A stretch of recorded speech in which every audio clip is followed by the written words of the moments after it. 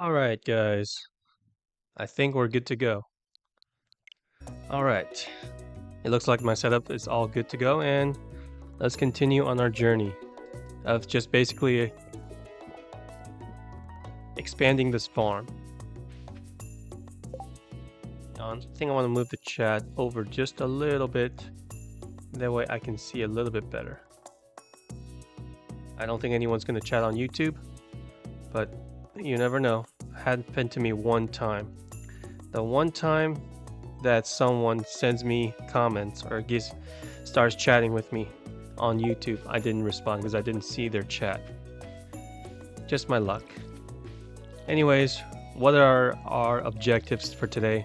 Well, nothing really. We already got 2 pigs, but they're just a little bit slow, so we're just gonna get more pigs. So until we get a barn full of pigs, I think we're not gonna do much though.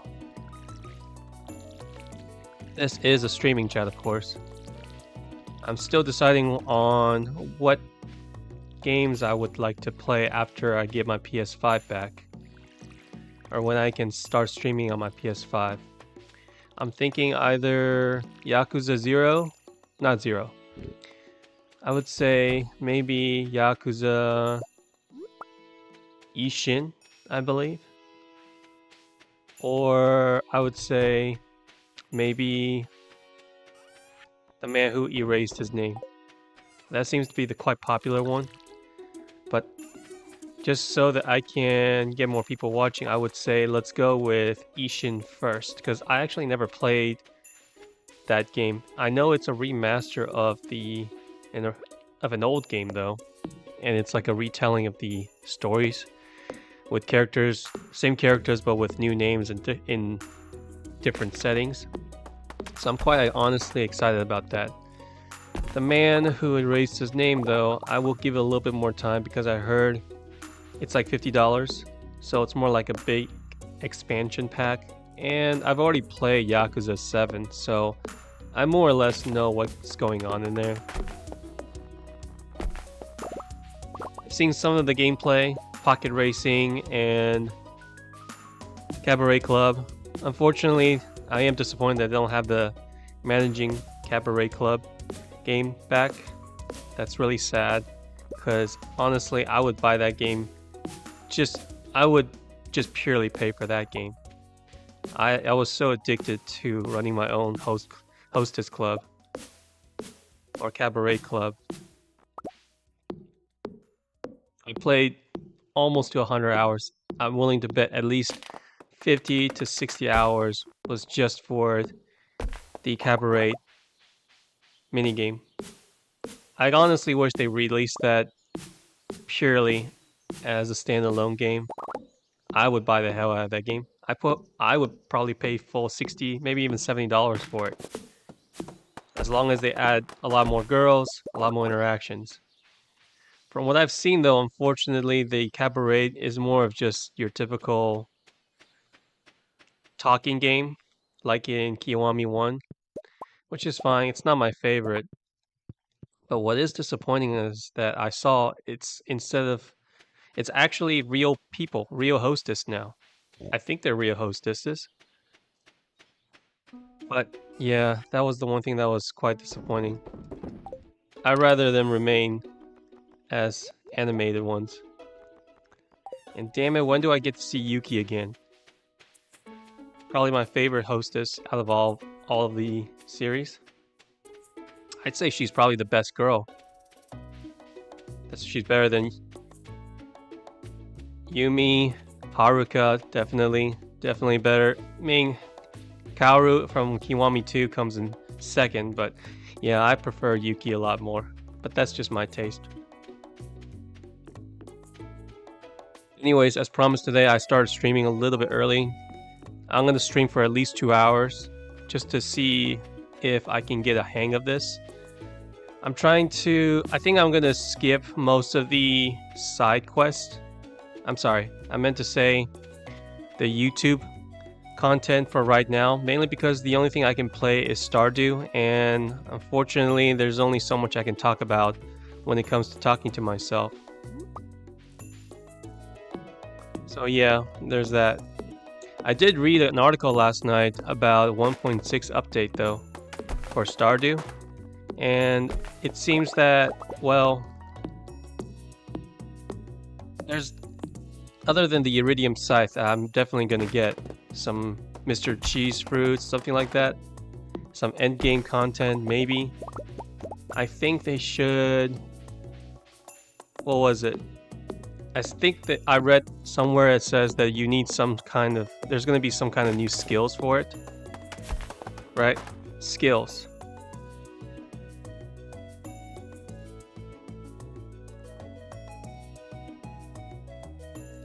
Some new skills for it.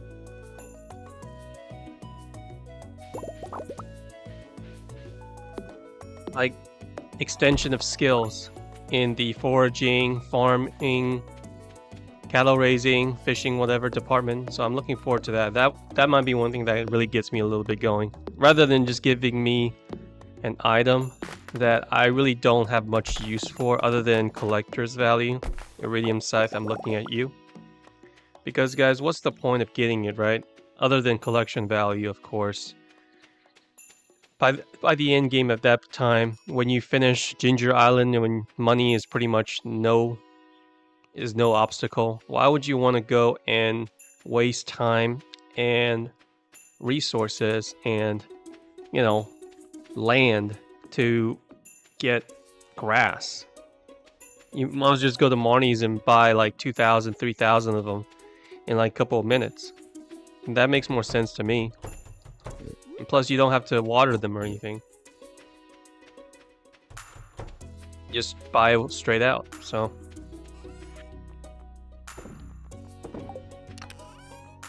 So right now, with whatever money I make, I would say just save it, and I'm gonna save it for another pig, which shouldn't take too long since we already got 2 full-grown pigs now.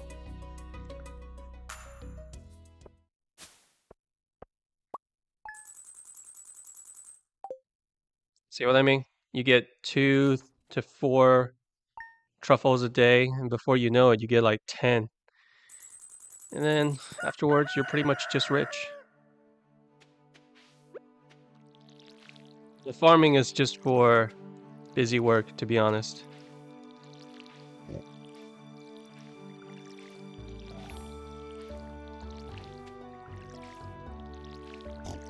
I actually can't believe that the pigs actually eat grass. That's a first though. But then again I heard pigs do eat everything.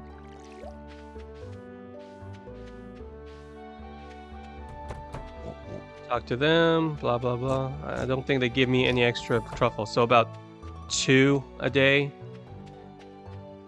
And then maybe 3 if I'm lucky. Nope, today's not that lucky. Regular mushrooms. So all in all, I'm just gonna keep foraging.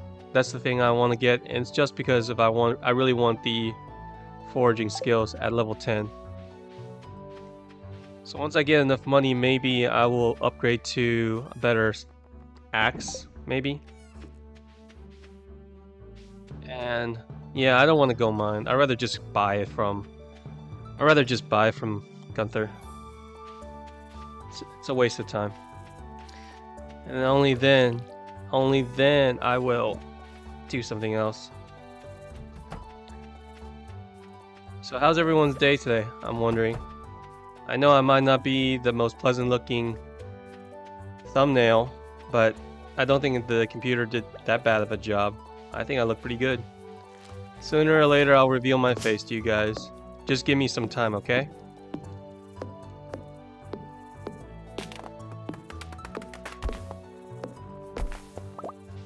The camera, my lights are coming in tomorrow, and as soon as I finish setting up, I should be good to go. Well, I need to get out of my shop first, so there's that. I had my training done yesterday.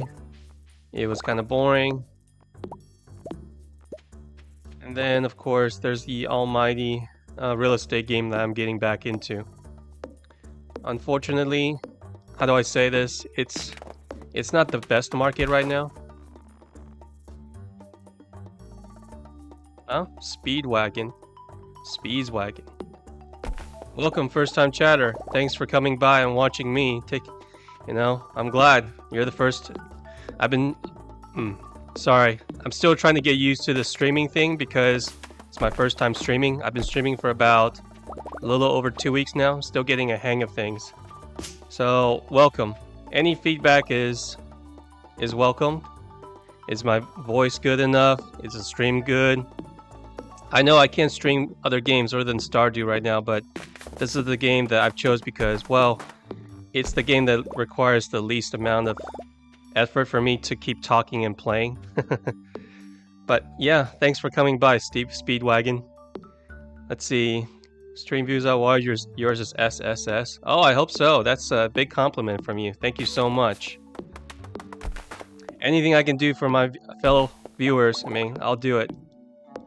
I got plenty of things to talk about. On my profile, I did say that I am an expert chatter.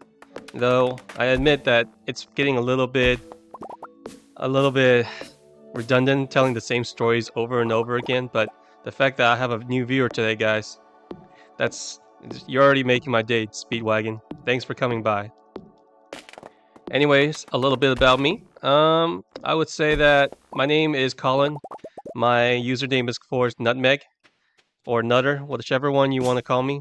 We'll let time decide whichever ones you guys want to use. I am actually streaming out of my own shop right now. I own my own restaurant, and unfortunately, bad news. The economy is kind of bad. The location is kind of bad. Not trying to make any excuses, but this will be my last month in my own shop.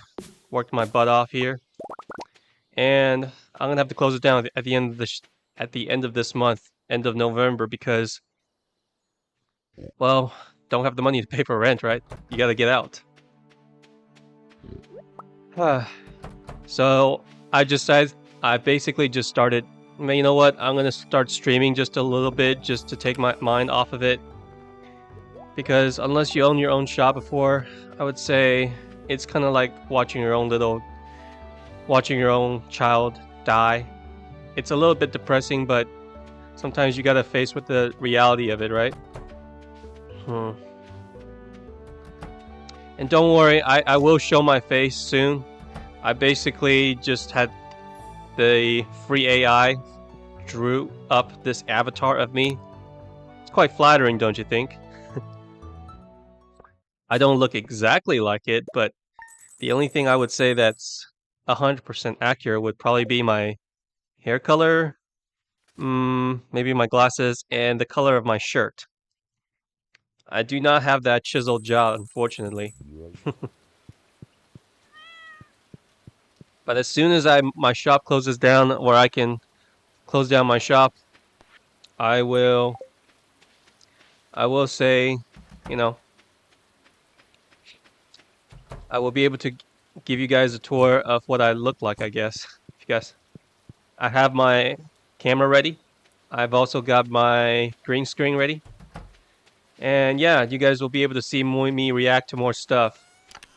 Lots of my friends say that I am somewhat funny when I try to be, but I am downright hilarious when I am not trying to be funny. In other words, they like my reaction. Thus, most of my friends like to take me to places, so I guess it's some kind of a joke to them that I keep them entertained. I'm more like the sauce that complements the steaks, you know? Excuse me, you'll have to excuse all of my food references because I am a restaurateur, of course. And again, I usually start streaming a bit later.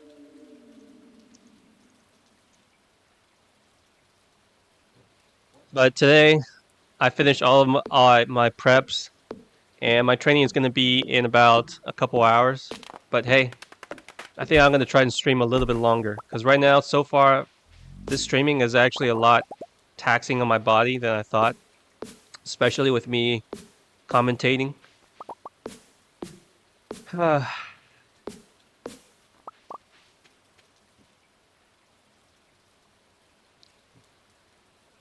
Good luck on future business, and your name sounds festive.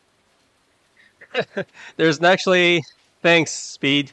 I mean, there's not much to say about the name other than the fact that I'm a cook and I work with a lot of ingredients, and nutmeg was just one of my favorite ingredients.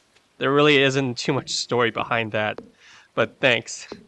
And of course, I wanted the name nutmeg, but obviously it was taken. So I just say, well, crap. What else can I name it? Nutter, Nutter, Nutter Megger. That's how the name comes. But I think I want to change it. Just I feel weird people calling me by a nickname or some of it, what of a like a name of an ingredient. So again, I'm not used to this streaming thing. I don't know much about the streaming community. For the longest time, I've avoided things like social media. The only thing I've done is really just watching YouTube videos, no Facebook, Instagram, and all that. So I might seem a little bit out of touch, right? But I think I'd rather just use my real name. I think it gives it a bit of a more authenticity, you know?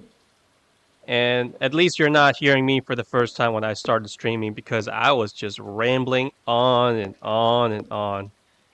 And I was all nervous. So, yeah, I'm glad you are enjoying it. The stream was also kind of bad at first because of the frame rates. And by the way, Speed, I actually did get this computer about maybe a little bit less than 2 weeks ago. Before that, I was actually streaming on my old laptop, which is, what was it? It was a Microsoft Surface, I believe, a Surface Pro 4 or maybe 3. I got it a long time ago. And I remember getting it, and I was so proud because back then I saw a show called Silicon Valley, and there was a scene where the guy made fun of a particular person saying that, oh man, she has a MacBook with only 2 gigs of RAM or something like that. And I thought, oh, 2 gigs of RAM. Okay, that means that it sucks. So I need to get at least double of it. So when I ran the specs of the Surface Pro, I thought, okay, this one has 4 gigs of RAM. So that means it's twice as powerful. So it's got to be good. Well, shit. When I streamed for the first time, I was basically playing Stardew. And by the way, I'm playing on a Switch, not through my computer. And I think I was playing at like 25 FPS with the stream lagging so much. And I said, is it my internet? What is it? What's wrong? It can't be my computer, right? So then I had to talk to one of my friends about it. It's like, hey, how do you stream like this? I mean, I don't think Stardew Valley is that taxing. So then he asked me, what am I streaming on? He told me that I was streaming on a brick. I didn't believe him because I paid almost $1,500 for it. Dig up the soil. Warm? Yeah, of course. Of course.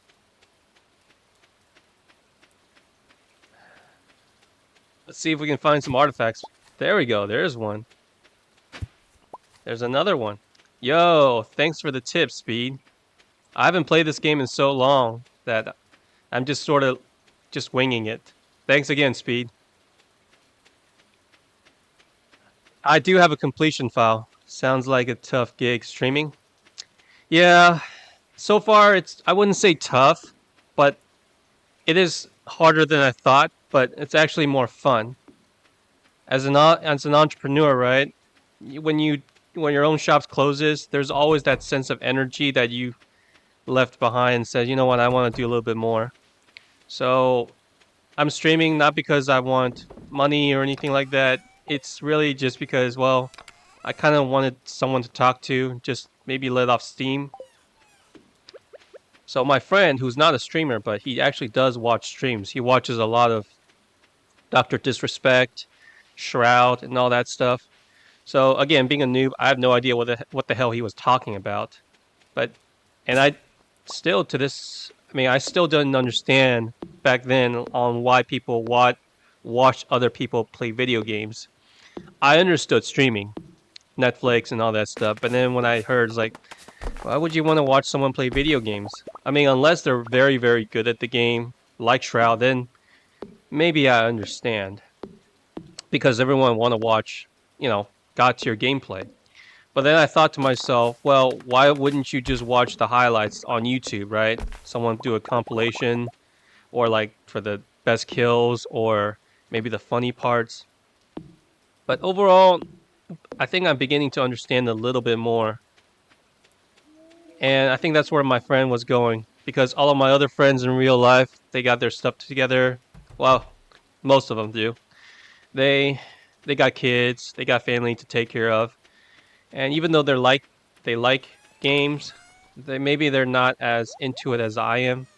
And I got myself away from games a bit because, well, of my, you know, because my if you want to do a restaurant, there's pretty much you got no free time. You got to clean, you got to open up, order food, accounting, you know, prep, cook, clean, all that stuff. You just don't have the time for it. So my time away from video games went away for a little bit. But now that with streaming and me leaving my shop behind and going back to my old job, which is real estate, I got a lot more free time now, and I'm discovering, you know what? I'm going to give this a shot. And instead of just playing video games, why not put myself out there and maybe turn this into, I don't know about business, but more of maybe just, I don't know, having someone coming. If I come back from home from work and I have someone to talk to, I think that's a very good feeling. I'm not gonna, I got friends in real life, but I don't call them every day. They got their stuff to do. But it reminds me of the old time when I was young, and my friends would probably bring their Xboxes to my place because I had a better TV. And of course, me going to their places and bringing my GameCube and play Smash Bros. Melee, of course. I guess I kind of miss that old sense of community or connection. So right now, after streaming for about 2 weeks, those old feelings are coming back, and it's nice.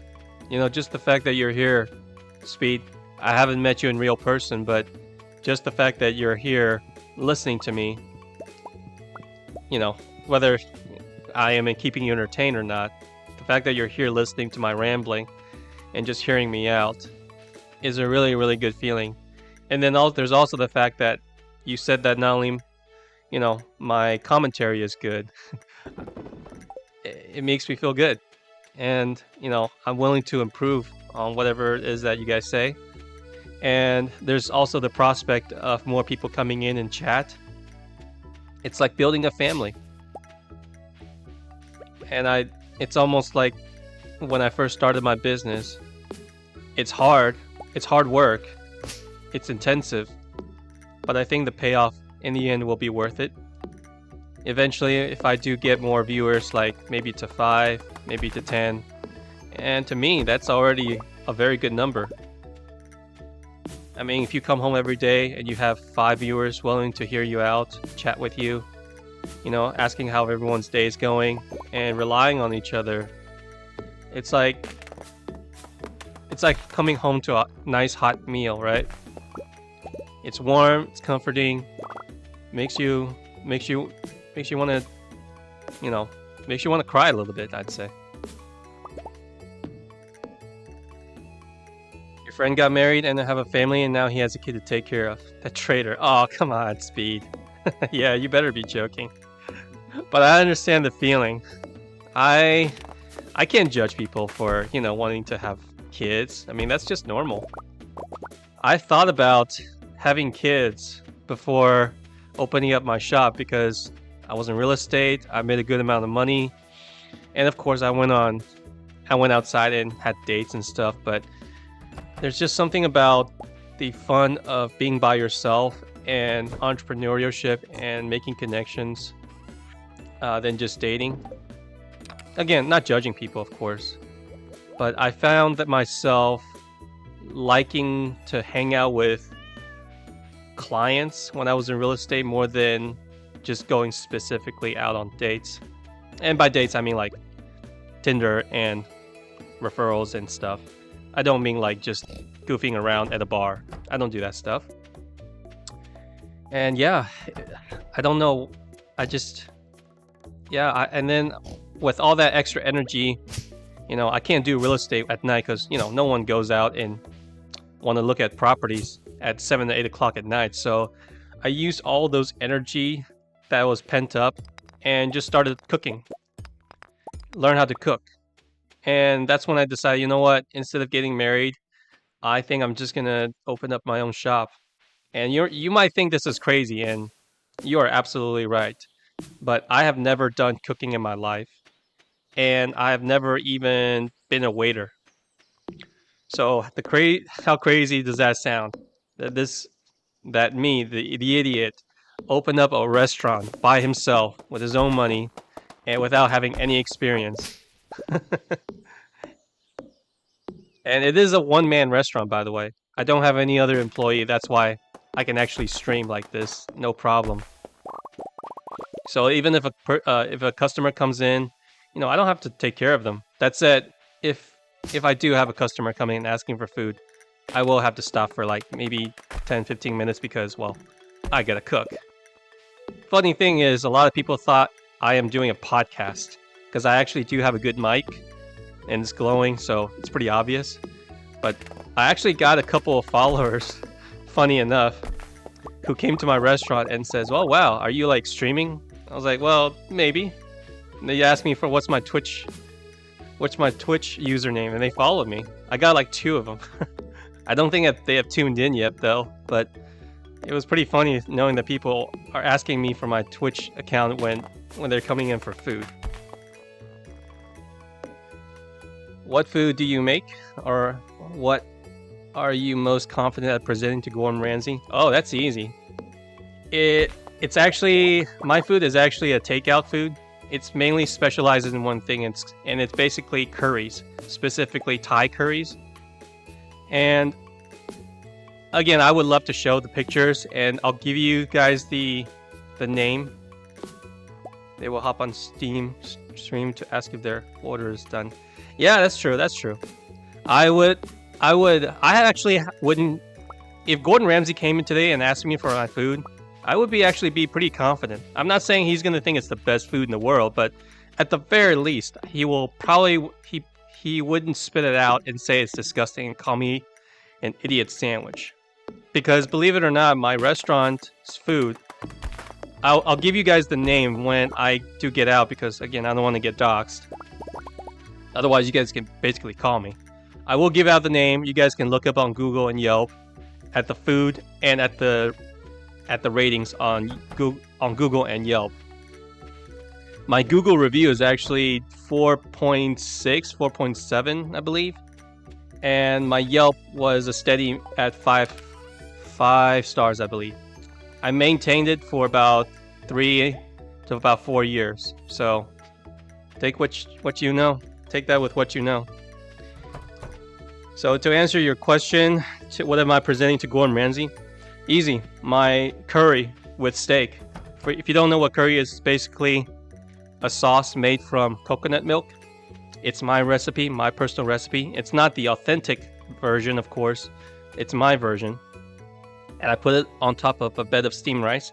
And then you just put some, garnished vegetables like carrots, some onions on there. And then you just choose, do you want it with chicken breast or fried chicken or sirloin steak? And yeah, that's pretty much it. Depending on what order you want to do, I would say it only takes me about 3 to maybe about 5 minutes to make per bowl. Really easy, very simple. And I sell it at a very reasonable price. But Gordon Ramsay wouldn't be mad at me because he'll think I'm an idiot for opening up a restaurant for not getting any experience though. And maybe yeah, that was pretty stupid. But overall, I basically just learned how to cook from YouTube. Just your typical your typical R&D, research and development, trial and error, whatever. So yeah, that's how I did. Is it closer to something like Indian, Japanese, or Thai curry? I love most curries. It's actually Thai curry. Yes, you got it correct. I have green curry, the red curry, and the yellow curry are my menu items. You've got it. Yours sounds good too. Yeah. I haven't had anyone said that the curry was bad. Unfortunately. But from what I've learned these past 4 years, unfortunately, even if you have good food at a very good price, because I sell for like $8 to $10, even with all this, inflation and stuff, because I want to give people affordable, good food. It's all about marketing and all about location. And unfortunately, this new location I found just doesn't work out because it's in the wrong location. It's in the back of an alley. The rent is a little bit on the higher side. And the city council is just a bag of dicks because it took me over a year to open up.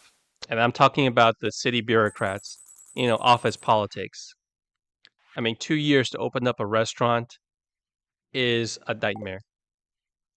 I was promised that it would open up in about 2 to 3 months, and it took me over a year because the parking space, they had to build this, they had to build that, going back and forth between the city, the health inspection, the city ordinance, fire inspection, all that stuff. So if I had to go back, I would pick a place. So I'll tell you this: if you ever do decide to open up a restaurant, make sure that the city is already like past it as a restaurant. So in other words, if you're trying to convert an existing unit, like for example, this unit that I took over was originally a barber shop, right? A barber shop. So there was no grease trap or anything else. You have to convert it into a food processing unit. Then the amount of paperwork and time and money you'll spend is not worth it. At least unless you are like a McDonald's and this is like a top of the line, prime location, then maybe you can do that. But other than that, if you're just selling regular foods like sandwiches and in my case curries, yeah, don't do it. It's just not worth it. Sorry. But enough about my complaining about the restaurant.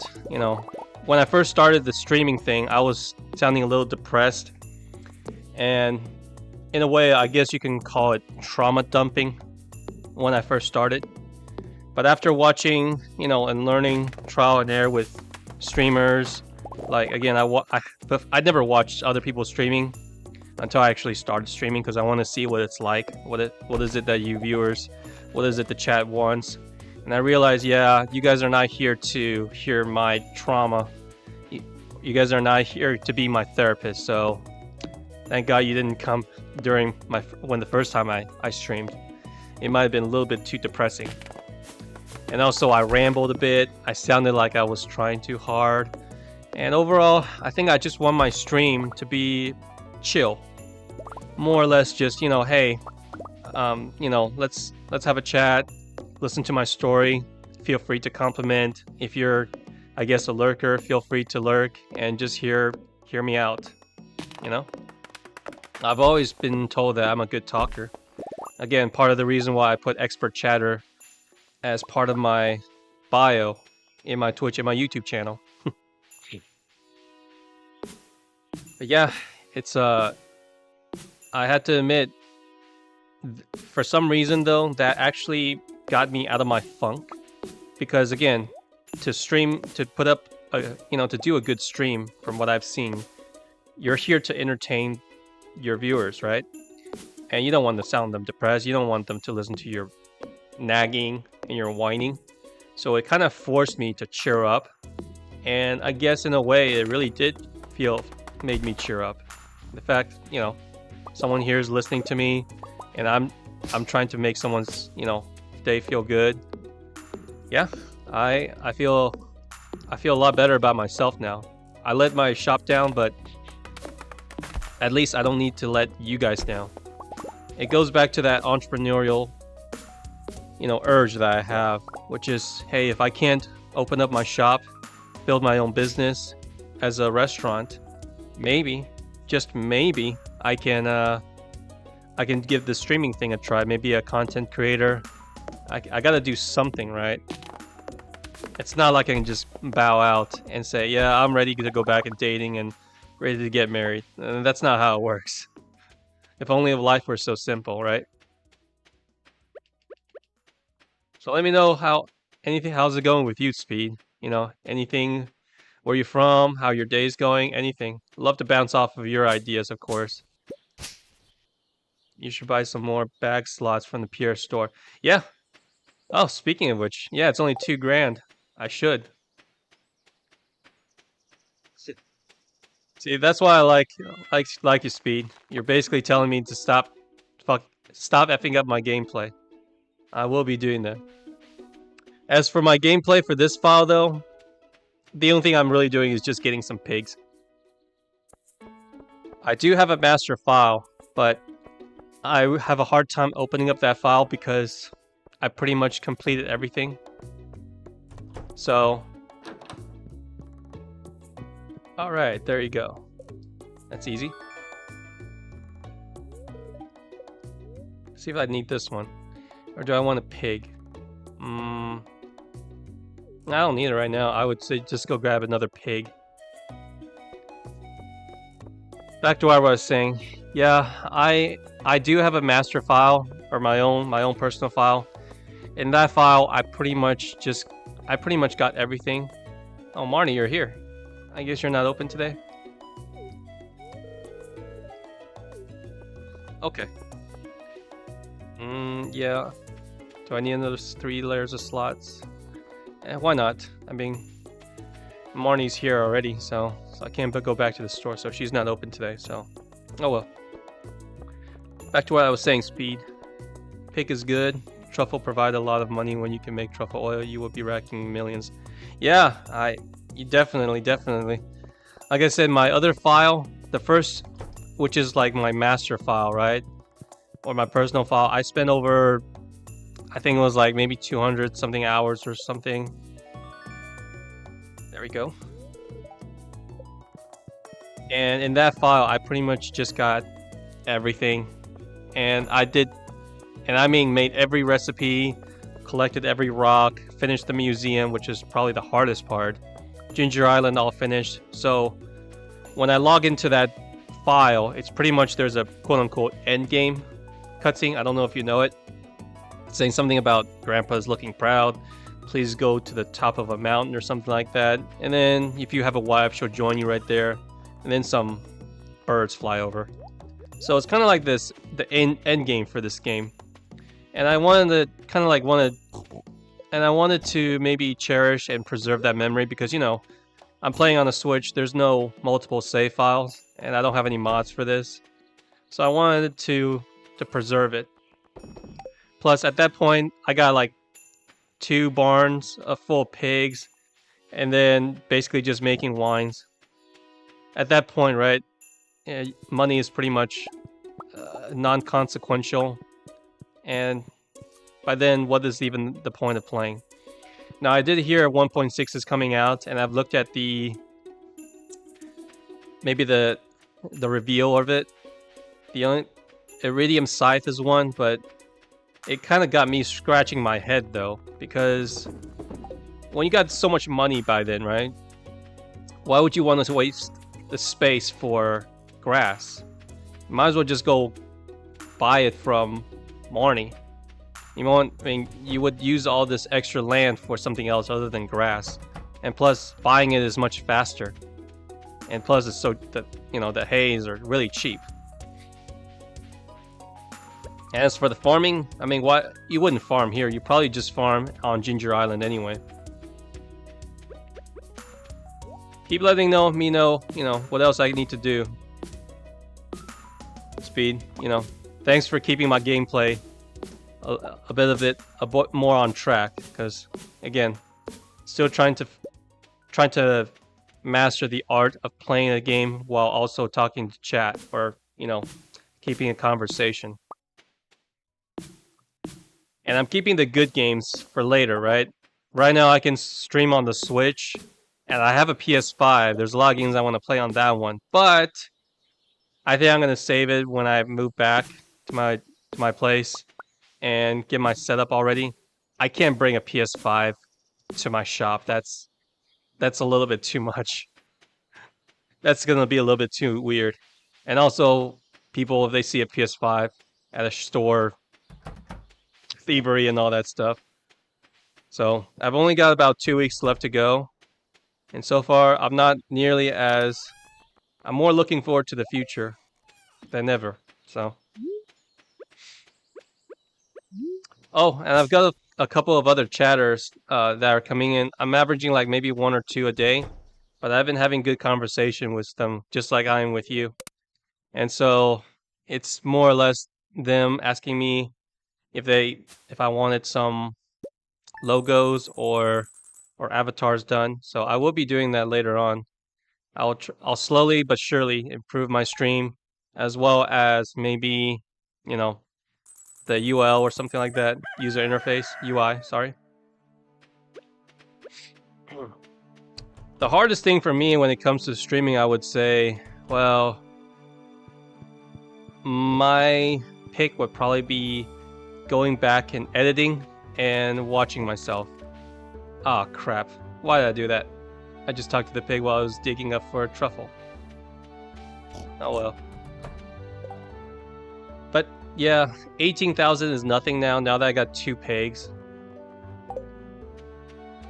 Maybe I can farm a little bit more, but does it really matter?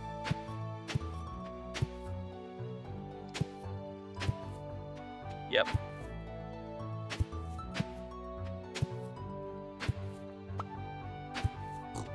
But I will be playing 1.6, no doubt. I love this game too much, though. And maybe once a week I'll play this game when I actually reveal my face. It's just that if I do reveal it, you guys maybe want me to play some other games that maybe are a little bit more reactionary. I've been told that people wanted me to play horror games, a genre that I was hoping that no one would bring up. Because it's not that I detest horror games, but I would say I'm a scaredy cat. I've been traumatized when I was little. I think the first one was when I saw Resident Evil 2. My friend played it for the first time.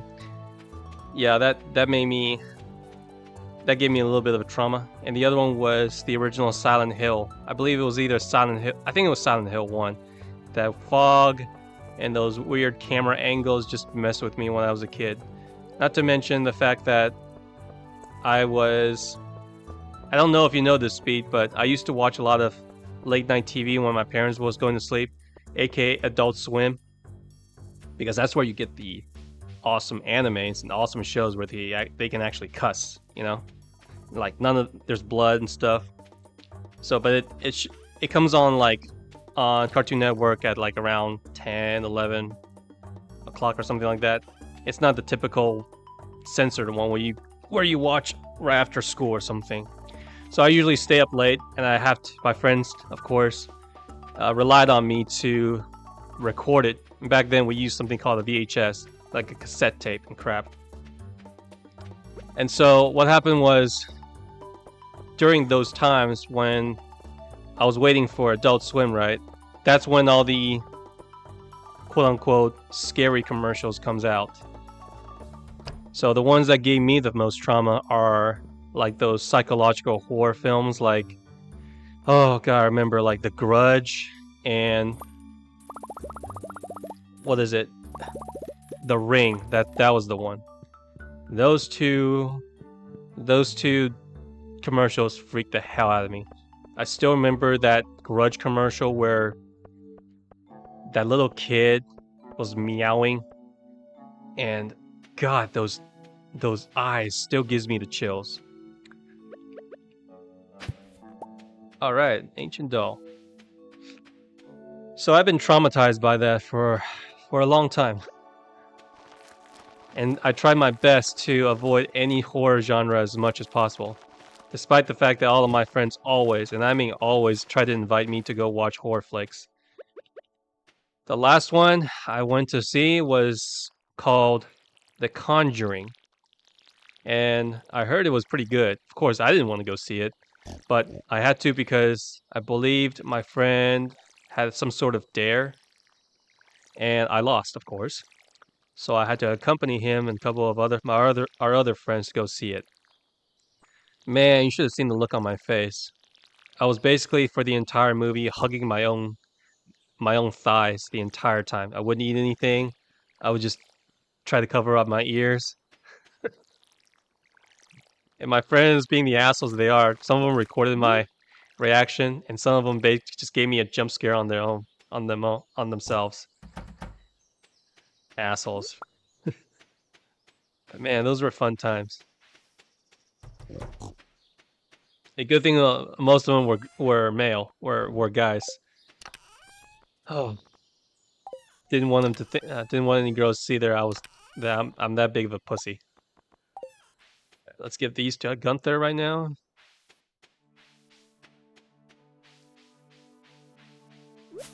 Yeah, I forgot how slow the game is. The gameplay in the beginning. He was maybe wondering, like, man, where's my horse? Where's the teleport rod, or where's my espresso coffee that I have? That way I can, walk faster and stuff. Makes you really appreciate how long this journey can be. So in my first year, though, I never really befriended anyone. For me, it was just about making money. And then, of course, after that, it's just, I want to marry Penny. Scary Movie parodies made all the horror bearable for me. That's true. Scary Movie 2, Scary Movie 3. I would say those actually made it a little bit easier, but still, come on. I still can't do it. Scary Movie 2 was actually my favorite. Because even though it made me scared, even because I'm a sucker for jump scares, right? And I'm a sucker for jump scares, and even even the cheesiest jump scare, like the most obvious one, was still gets me. The Coast Kid is hilarious in the Scary Movie. Yeah, that's true. That's true. I still remember in Scary Movie 3 when they made fun of the girl in the ring, and basically she came out and dumped the water in her ear on the floor, and this girl was basically beating the crap out of her, saying, "This bitch is just damaging all my floor. It's damaging all my floor," beating them up. That was funny. That was funny. But still, all those trailers, that I've saw every night, it still gives me the heebie-jeebies.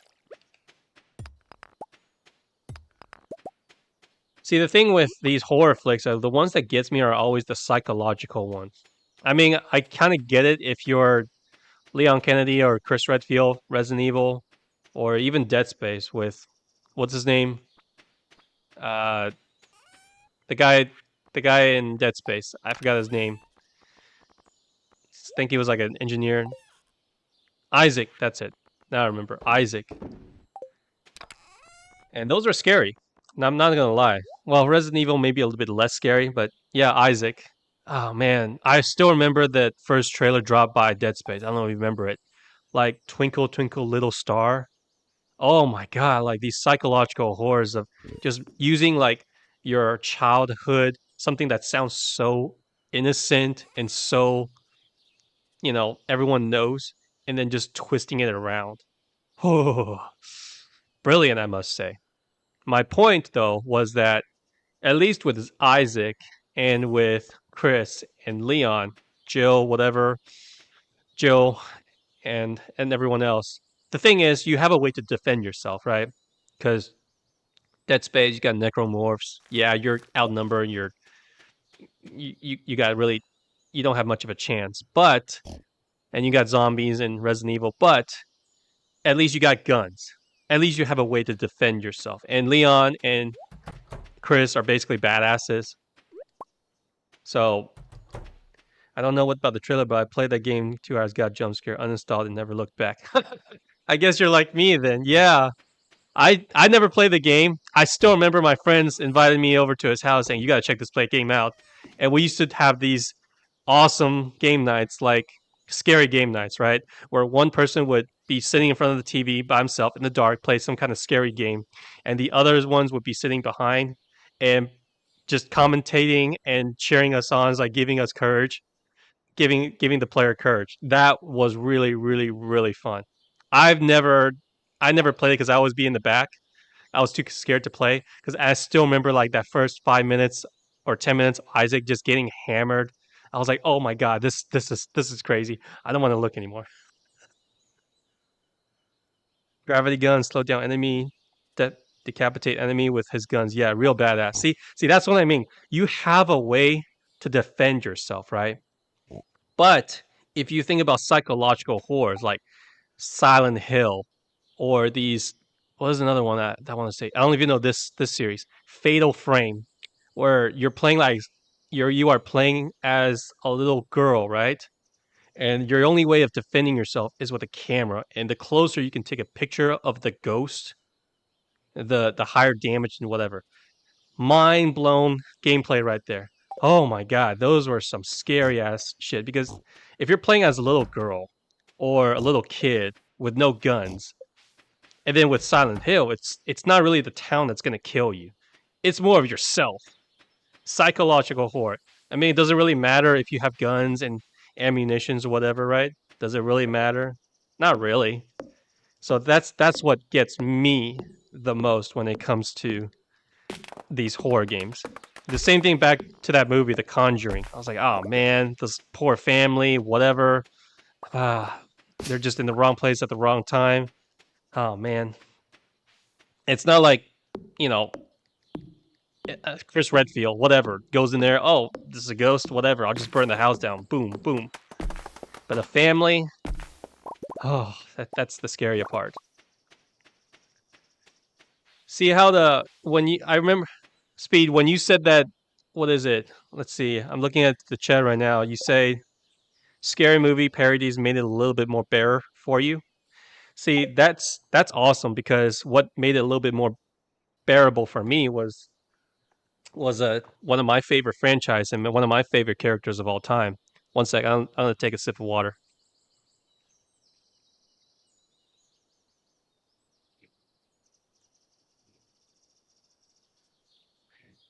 All right, I'm back. I was gonna say, all right. So what helped me with that was as what scary movie parody did for you. Dante from Devil May Cry did it for me because I remember watching. Like my friend told me to play Devil May Cry 3, right? Saying it was a very hard game. When I first got it, I didn't. I mean, I didn't realize it was a quote unquote survival horror game. Pizza time. Yep.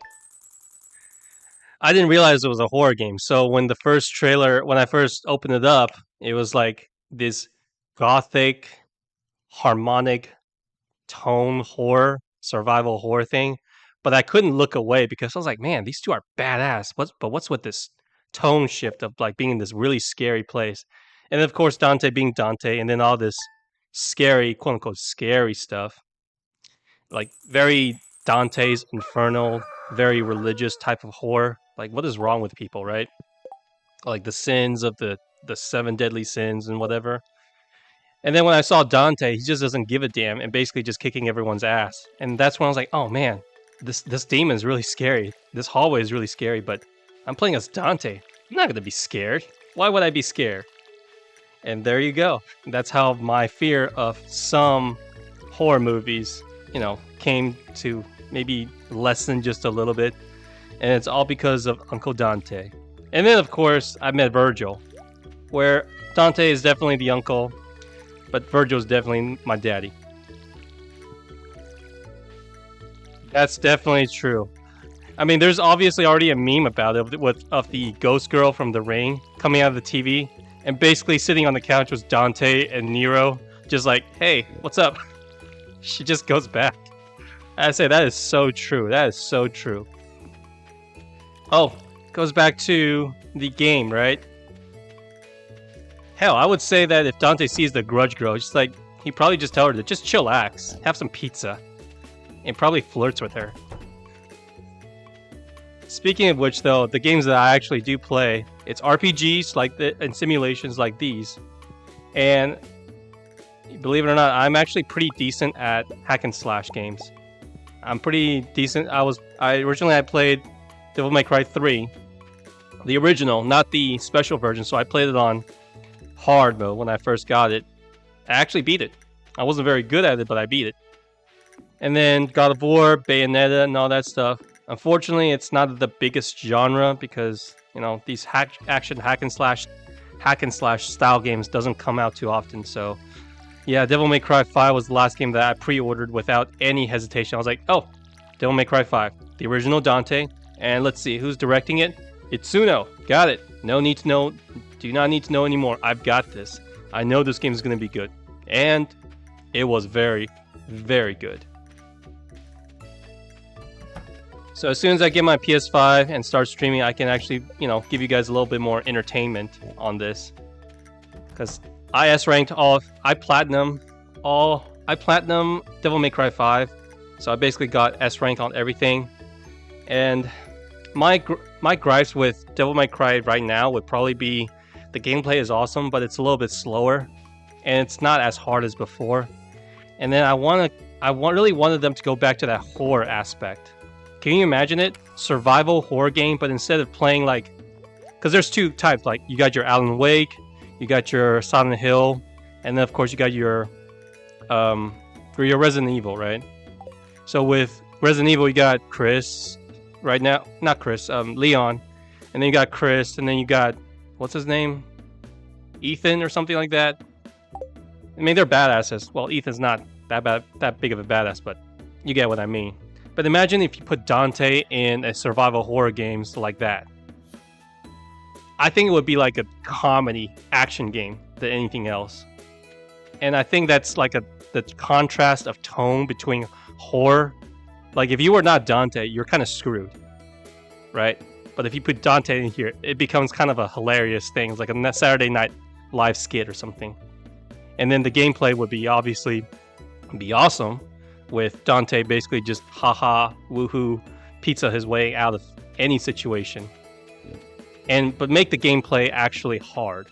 So if Dante gets hit, Dante gets hurt, or you didn't get through it, it's really on you, not really on Dante. I really wish they start making Devil May Cry 6. I really want that game back. But I heard that Devil May Cry 5 is like their probably their top 10, at least near the top 10 best-selling Capcom games. And if Capcom, they're on fire lately, and if they do not see the potential of being like the main thing, because what's their competition when it comes to hack and slash? God of War? God of War is not like God of War anymore. So if they can have just, capture that genre, they pretty much got a monopoly on it. You got Bayonetta, but I heard Bayo 3 wasn't all that good. There is some harder mode for DMC like Heaven or Hell or Dante Must Die. I like Heaven and Hell since you can one-shot me but can do one-shot you. Dante Must Die. Yeah, I actually beat Devil May Cry 3, 4, and 5 on Dante Must Die. Because once you get used to Dante Must Die, and this is speaking from my experience, right? I'm not like Donguri, which is like a super stylish player, a Japanese player that is super stylish. I mean, he makes Dante look like exactly like what Dante should be playing as. I'm not that good, but the game it's one of those games where if you play it long enough, you get better, and if you go back to play it on normal mode, it gets really, really boring. It's like playing Super Smash Bros. And then you're so good, but then you start going back and playing a level 1 or level 2 CPU. Like, why am I playing? This is so boring, right? Devil May Cry, the Dante Must Die mode in DMC 5, though, I did have a problem with it because they didn't really offer anything new. Other than this, you do more the enemies do more damage. And, what is it? They have, like, 4 times more health. Man, that freaking Angel Knight thing on Dante Must Die is like a. I don't think it's hard, but my God, it took forever to kill that guy. That said, though, if you have Dante, it's pretty much, it's pretty much a no-brainer. Everything is easy. And once I got Virgil, which is again my favorite character in the DMC, DMC series, I would say I have a crush on Virgil. Well, and Dante, but I prefer just a little bit more Virgil. I mean, Virgil pretty much just annihilates everything. You're basically playing on easy mode at that point, and you just kind of like, man, is this all you guys got? Please, can you make the enemies a little bit harder? See, the best enemy design, like hard difficulty, I would still say you have to go back and look at a series called Ninja Gaiden. I think it was Ninja Gaiden 2 or something like that. And the enemies were just absolutely ferocious. Absolutely, like, relentless, especially if you play on the higher difficulty. I mean, one of them attacks you, like, I forgot which one it was, but I think it was 2. Like, as soon as the cutscene ends, one guy attacks you, like, frame 10 or something like that. It just jumps right at you, and you start immediately. See, I want, like, the enemies in Devil May Cry to behave the same way. Make them not just, like, harder to kill and do more damage, but make them, like, faster, give them a little bit more moves, give them a little bit extra, numbers, not just, like, fodders. But I kind of understand, too, because, Devil May Cry is all about looking good. Well, if you're going to give me, like, a Dante Must Die mode, a must-die mode, then at least make it worth my while, right? Sounds like you like hack and slash, but harder. Yeah, I really, really do love hack and slash. I am absolutely terrible when it comes to shooters. I am horrendous. But yeah, hack and slash is definitely my cup of tea. And I love the hell out of it. So whenever a hack and slash game comes out, I always try to examine it as much as I can. Speaking of which, the last one that people told me to play for at hack and slash was Final Fantasy 16. I don't know if you played that one because it's kind of like a one of the directors for Devil May Cry 5 went on the team, and I can definitely see why. Because the combat, I wouldn't say exactly the same as a hack like your typical Devil May Cry, but it's got its reminiscence and stuff. Unfortunately, I thought the game was just okay. I think it was more of an action RPG rather than your typical hack and slash. Only finished Final Fantasy 15. Man, Speeds, I'm sorry. You have to go. I don't want to ruin your day, but if you like 15, I'm not going to judge you if you like it, but I did not like that game. Mainly because the combat was very, very boring. Because I played it when it first came out. Maybe they added a few other stuff, but I played the demo when it first released, and I say, this game is going to be really, really boring. Because I remember the main character Noctis, like, I don't know, there's no, like, timing a dodge.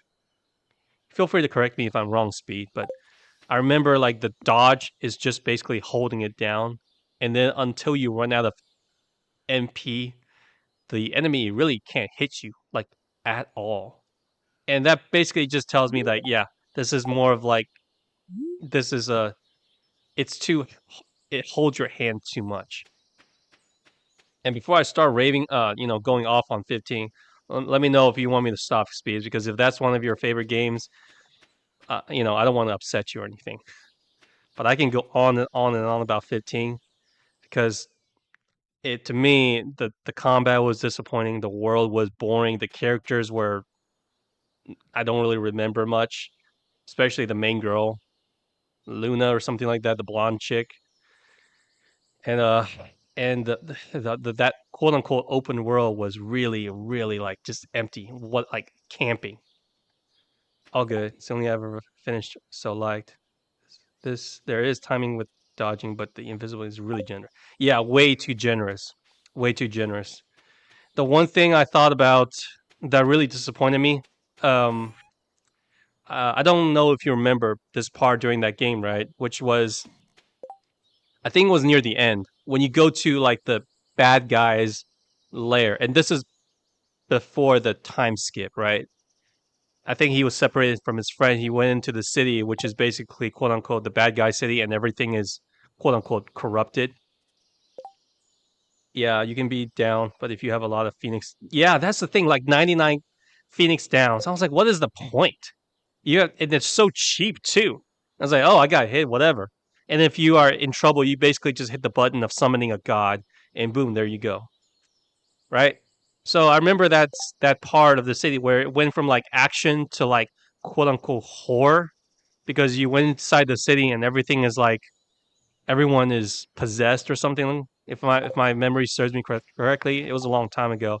But then I realized like, oh wait, I can just dodge my way through it. I mean, imagine if imagine if I play Leon or Chris or whatever, and all I have to do is just hold down a button, and then these enemies couldn't hit me because apparently Noctis is supposedly a god or something. The guy who was able to summon a god. So it took away all that horror aspect out of it. I was like, it's more of a chore than anything else. Yeah, yeah. I didn't think anyone died on those difficulty as well though. It's a shame because Final Fantasy was actually the series that got me into gaming hard. Because before Final Fantasy, it was what was it? It was Super Smash on the N64, and then you got your handheld, which is Pokemon. I played Yellow because obviously when I heard I can get Pikachu and Charizard and Blastoise and Venusaurs on the same team, then I was like, I'm gonna pick Yellow. And before that, like maybe you got your Mario's and stuff, but all those games though, it was never really a emotional investment because they really didn't have much of a story. But Final Fantasy was actually the first game that I played, or the first series that I played. I was like, oh man, is this telling a story or something? I know there are other games like pre Final Fantasy, like Chrono Trigger and all that stuff, but you gotta understand where I came from. I was not really rich, and so the only game that really, again, along with all those other games I said, I also played RuneScape, and then Roller Coaster Tycoon because it came in a cereal box. If you didn't know, it's basically like a theme card simulation game. I still love the hell out of the game though. And then you got your StarCraft and your Red Alerts. Again, none of these games really, pulled me in with storytelling because, there really is no story. But Final Fantasy, I remember, was the first one that really grabbed me. Unfortunately, it also didn't. It kind of got ruined for me. So I was actually just the story was like this, right? My first contact with Final Fantasy was not Final Fantasy 7 or 8 or even 6. It was actually with Final Fantasy 9, and I was actually just leaving my friend's house, and I think his brother or someone was playing Final Fantasy 9, and unfortunately, he was playing it was to the point at the end of the game, as in the final cutscene was playing. I don't want to ruin this for you, so I'm not going to talk too much about it, but it was basically like, when the final cutscene, quote unquote happy ending or something like that. And I saw it, I was like, whoa, are you watching like some kind of game movie or something? He's like, yeah, it's Final Fantasy 9. So it got spoiled for me, which is a real shame. It was supposed to be an emotional moment. If I finish Final Fantasy 4 and 4 after years, I would say that's my favorite. In terms of JRPG, I only finished 15 and I enjoyed my journey with the boys. It was chill. Yeah, I'm not gonna, dog you for it, of course. Anyone's willing to like whatever game you like. I think the characters are fine. I think it was more of a bro trip than anything else, right? I mean, I had more connections with the three guys than the quote unquote love interest. And so I thought when she quote unquote died, I thought, okay, I'm sad, but I can see that Noctis is sad, but what about me? Aren't you supposed to make me sad? And I think that's the main thing a lot of current storytelling, whether it's in games or movie, is missing, is that it's not about making the character sad. It's about making the audience feel sad or connect with the characters that you're seeing. So, I mean, I barely saw Luna, or the blonde chick from 15, and she was just like, I don't know, I remember the relationship, because I think she's a little bit older, and I think they connected like with writing diaries to each other. It's like, okay, is this some kind of Romeo Juliet, whatever? I mean, y'all got like cars and airships, and I was like, why the love notes and stuff? So, anyways, they couldn't see each other for a very long time, so it made me I didn't really believe the romance part, because that was just kind of unrealistic, kind of like Romeo and Juliet, where they meet each other for the first time, boom, they're lovers of the stars or something. Ugh. But anyways, yeah, the Bros though, that was pretty fun. I actually enjoyed it in the beginning, because when they pulled out the camping gear, which is the Coleman brand camping gear, I was like, oh my god, that's the same thing that my friends use. So I was like, oh man, that's so cool. And funny enough, I was always the cook. So I was the glasses. I forgot the guy's name. I was always the cook, because I didn't want them to mess up with the food prep and everything. So I was always the cook. A lot of 15 storytelling is discarded, and some of it you may need to read in some other media. And watch a spin-off and read movie. And there's also the other DLCs. Yeah, see, no. See, Speed, I actually did watch the movie. I did. I watched the movie, and I watched the 4 quote-unquote anime episodes before playing the game, because Square has been disappointing me so much before this one. I'm old enough to remember when it was called Final Fantasy Versus 13, when it first announced. I was like, man, this game looks awesome. This guy can summon swords and stuff. Looks badass. And then you wait like, what, 15 years or something? I kind of just was like, this game's never coming out. So when they actually announced it, I was like, and this is after my favorite Final Fantasy, by the way, is 10. Okay? I also enjoy my time with 12. It's not my favorite, but I enjoyed it. But Final Fantasy 13 was the first Final Fantasy I did not enjoy. I hated the story. I hated everyone in there. So I didn't finish that game. And then with all this other garbage coming out, I just thought, you know what? I'll give Square Enix one last chance. And as in, I'm gonna pre-order it, and I'm gonna watch the stories. I'm gonna watch the OAV. I'm gonna watch everything, because that's what they want me to do, right? Seems like this is the take you're gonna go with. Fine, I'll play your game. And during that movie, though, obviously Noctis was not part of it, but it was more of like another soldier. I think he died or something. I care for more about that guy than I did with Luna. So yeah, Ignis is the bro. See, he's like the only guy, because he was like quote unquote the mature one, and then the guy with the big ass sword, and then there's the guy with the gun, the blonde guy. I mean, they were cool, but Ignis is probably the character I like the most in the game, just because he's like the most wisest one, doesn't spout off anything. So yeah, what was I gonna say? I watched the movie, and after finishing all those stuff, I was like, oh man, this game is gonna be like really big if they had to fit all this stuff in an OAV or a movie. But none of the part in the game made any references to the movie, like at all. That's the thing, though. And after finishing the game, I realized, like, why wasn't this in the game? Why made a movie about it? Why didn't you put this in the game and turn it into a gameplay? That's what I was wondering. Like, shouldn't all this be inside the game instead of being in other media for me to consume? It added a few things, but it didn't. But I didn't think that it was right. I think it's just part of my main gripes with like people splitting stories into DLCs and saying you have to watch this if you want to you know, if you want to get, if you want to, what is it? If you want to, you know, get the whole story, you gotta watch this, you gotta watch that, and that just annoys me. I still remember a time when, you know, Final Fantasy comes out and everything you need is in there. That's what I prefer. Man, it was rough. So the movie did. I don't remember much of it at all. I didn't think it added too much of anything, but like the Empire attacks. So when you start playing the game, you kind of already know all this stuff. I was like, yeah, the Empire is going to betray you.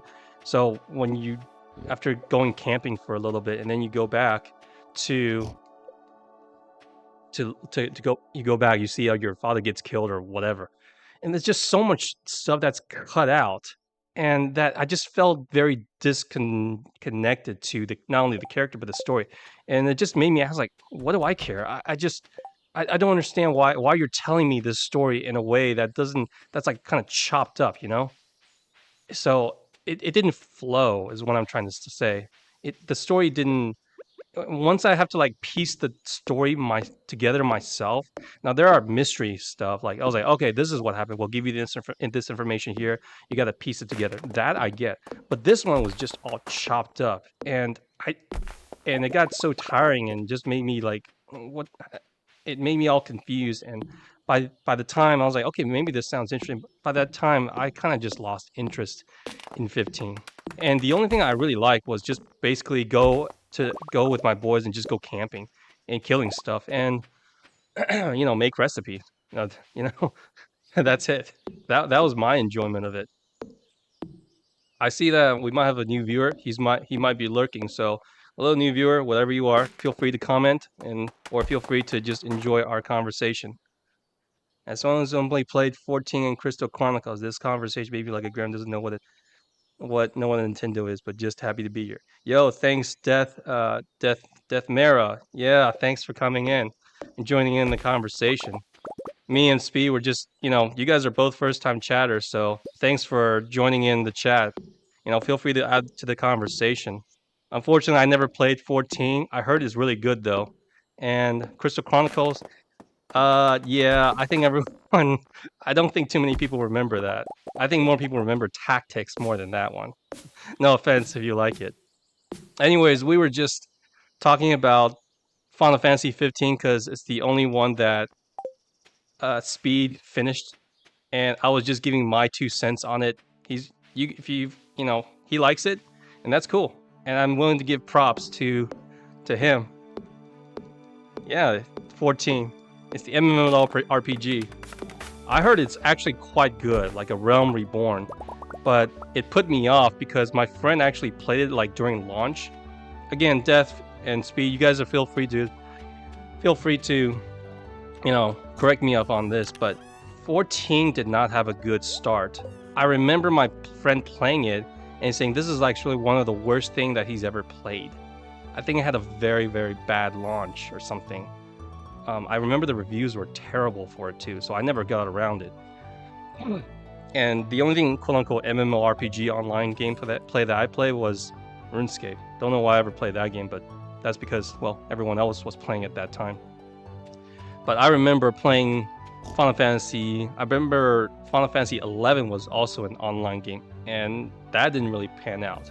So every time I got something like, you know, when I heard MMORPG, unless it's like World of Warcraft or whatever, I kind of stay away from it. No, its launch was abysmal. Yeah, they really did it, and now it's like holiday event in the game to remember.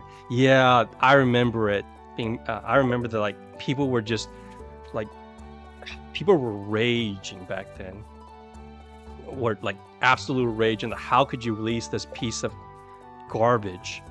And my friend was pissed too because I'd never seen him so mad before. At least that was before the time we had a big rage compilation of people on YouTube, but he was like on the verge of like breaking his keyboard and like crying because he was a big fan of it. And he paid a lot of money for it.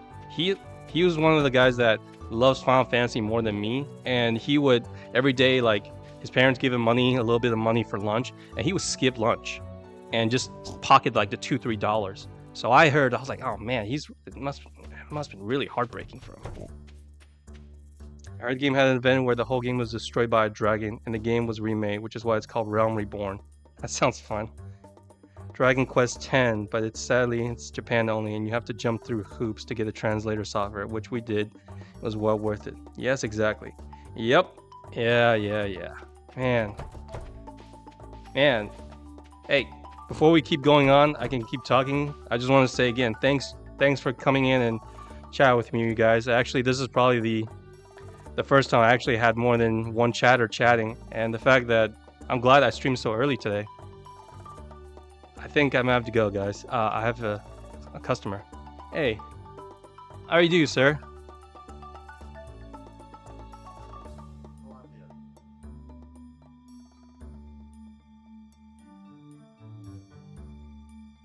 Welcome. What can I get for you, sir?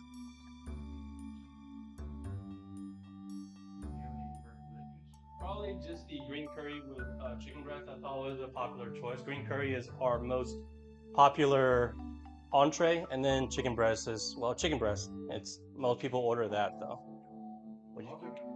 Okay. Green curry with chicken. $8.65.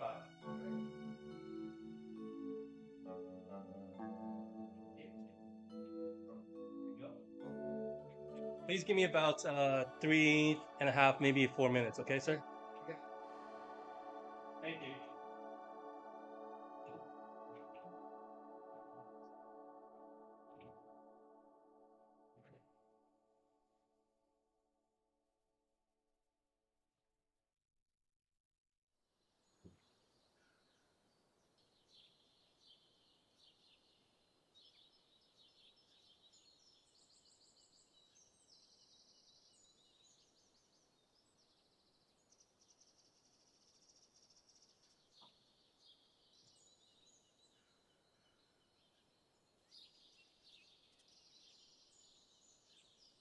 So we're here to go, sir. I'll just leave it here. To go? Okay, got it. Thank you.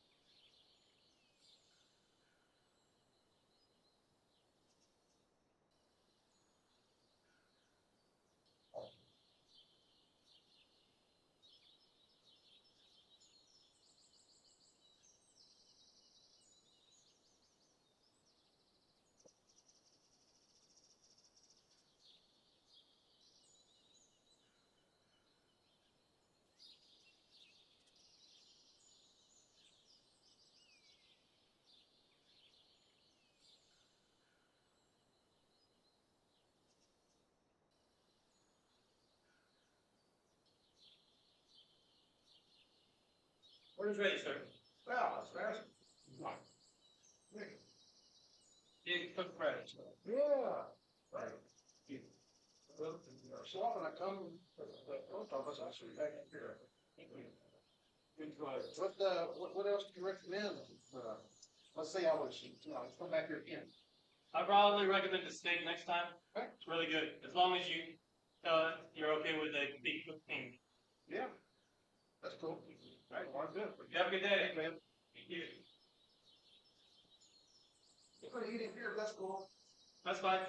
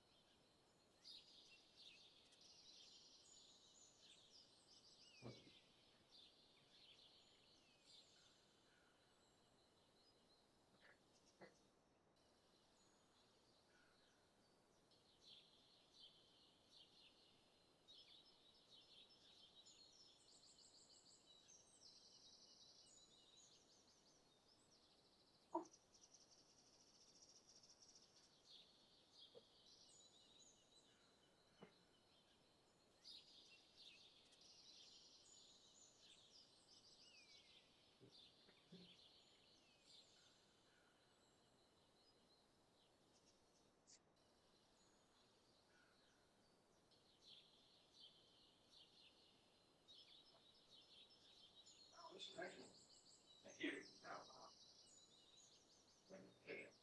A little bit different, but Yeah, good.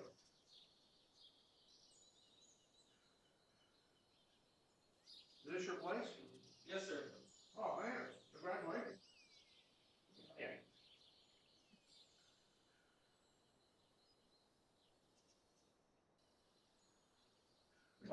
Joy and the pain of having your own business, huh? Yes, sir. Oh, man, yes.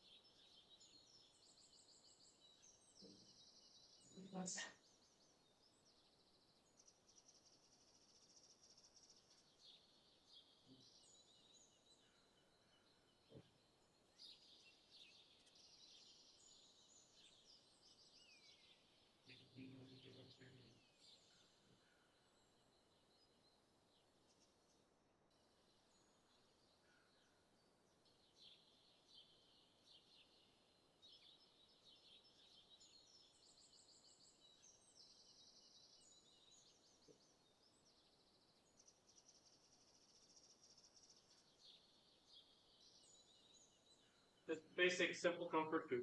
Yeah.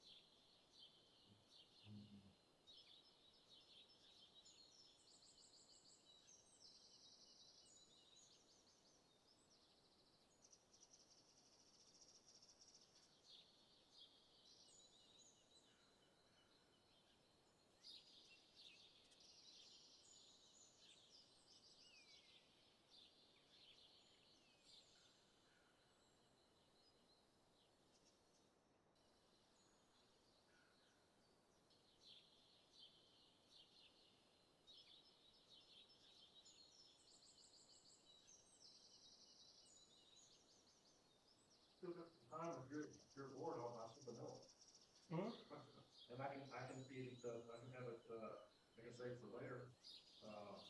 Think while I'm here, I could order another, You want another green curry, sir? whatever else. Uh, are you saying you want another meal, or do you? Well, then, was it spicy enough for you, or did you want something a little bit spicier? Take it up a notch. Then why don't we do the red with the steak? Then is that all right?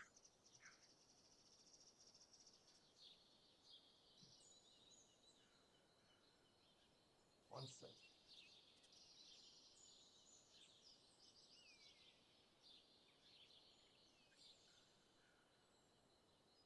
I guess just whatever's easier for you to do. Like, so you want the No worries.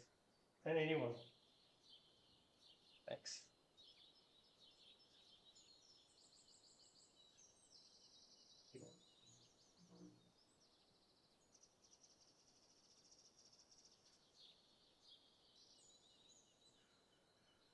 what you got going on here?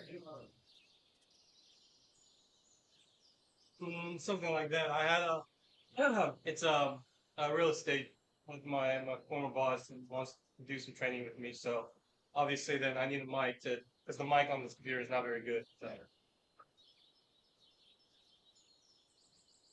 I'm a real estate attorney, so you ever have any questions? Thank you.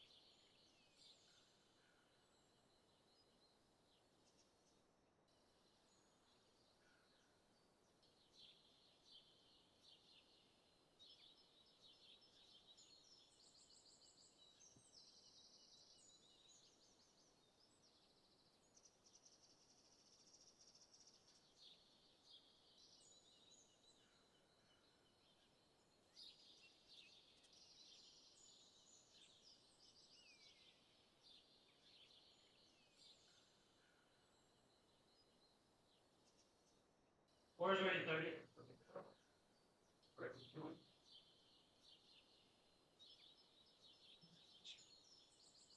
he never pops up, you need a question or something, how things go. Sounds good. He's never turning, you look like he's turning. I usually got four. Actually, you just say this bag, I'll use that same bag. You want to have a little bit of a, I mean, like a preview. Yep. Just to. All right. Oh my God. Oh man. All good? No. Now I know why you're doing this. Wow, excellent. You're gonna have another one? Are you eating here again? Yeah. It's for about 5 more minutes. I gotta tell. Gotcha. I just can't every time you were missing one.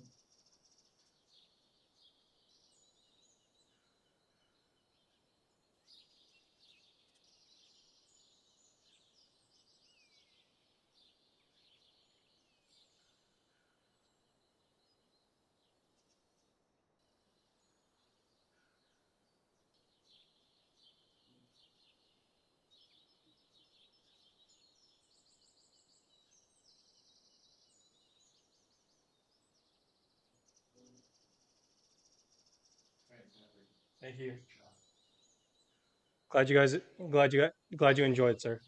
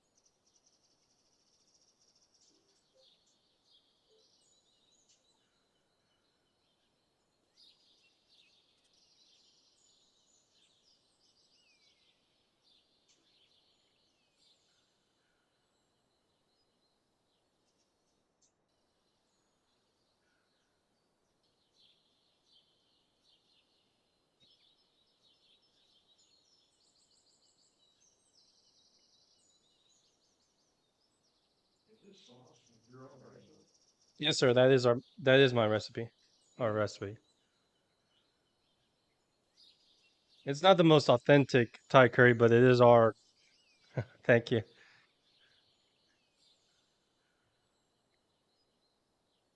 Thank you.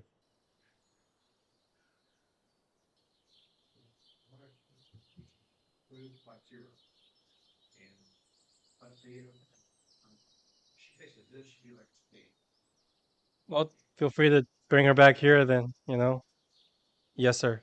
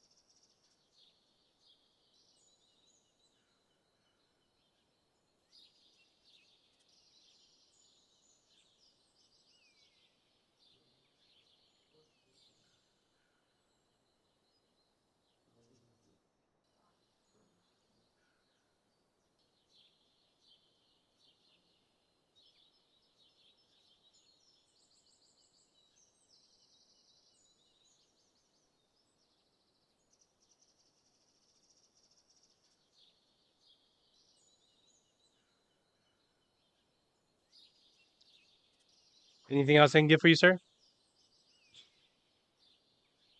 I don't know. It's Elliot, you got it. Oh, Elliot. Like you know how there's all you gotta get you out there.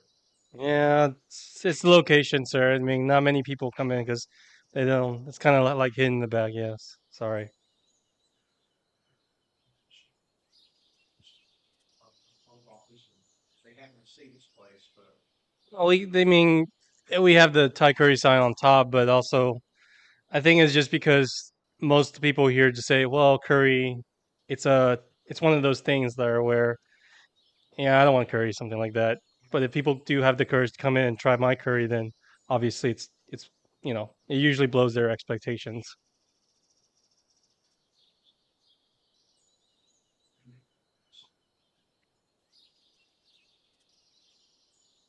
well, Well, we only specialize in curries, and so it's funny when people come in and ask me for something like a pad thai or fried rice or and I was like, I can't do those things. Sorry.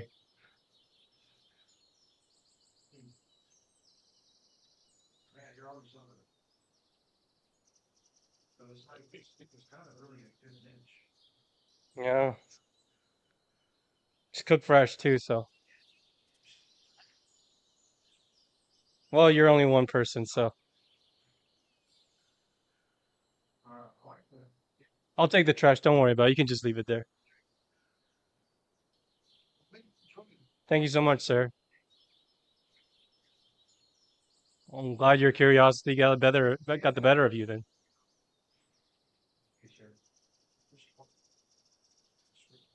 Thank you so much, sir. You have a good day, sir. Thanks. I'll be right back, guys. I gotta clean.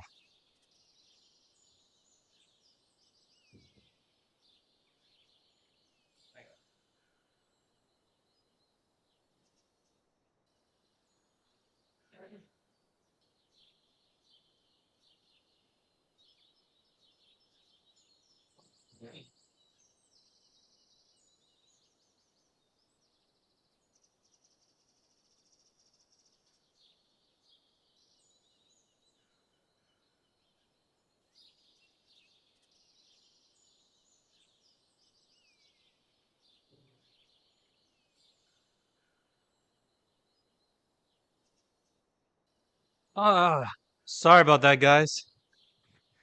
Oh, I'm back. I'm catching up on the conversations that I'm reading this. Sorry. Ah, this is fun. I didn't know streaming with people and with people, streaming could be so much fun. Even though it's a game that I played for so long and having people in the chat talking to both me and it just feels good. By the way, Death, if you're here, I am actually streaming inside my own shop, as in I'm in a restaurant. It's my own restaurant, and yeah, it's a bit of a long story. I've already told Speed about it, but let's get back to the conversation. The guy ordered two bowls, finished one, and he ate another one. So, guy's an attorney too. Gave me his card. That's funny. All right, Speed, you were asking.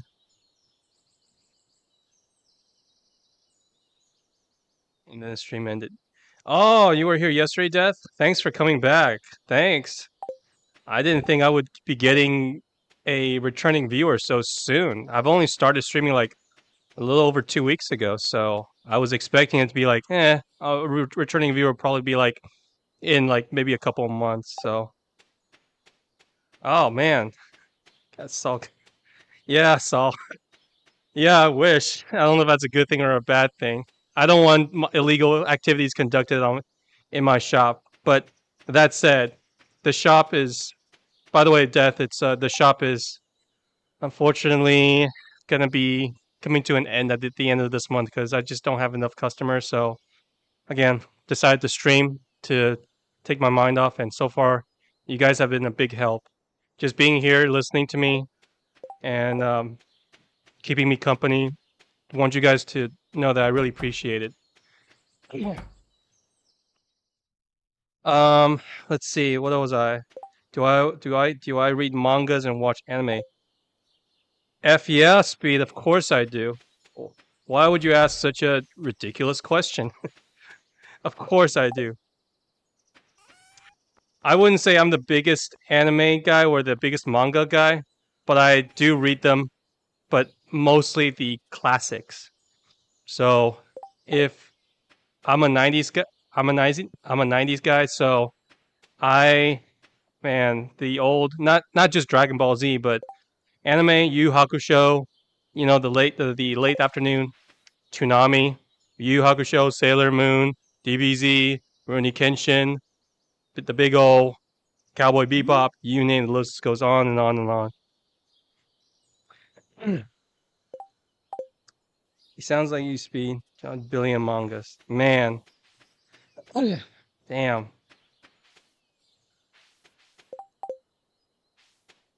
You should get into mangas, Death. It's actually really, really good. I did not get into manga at first, but I think my favorite manga, or rather my favorite series of all time. I don't know if you guys know this. I doubt it. Let me know if you guys can guess it.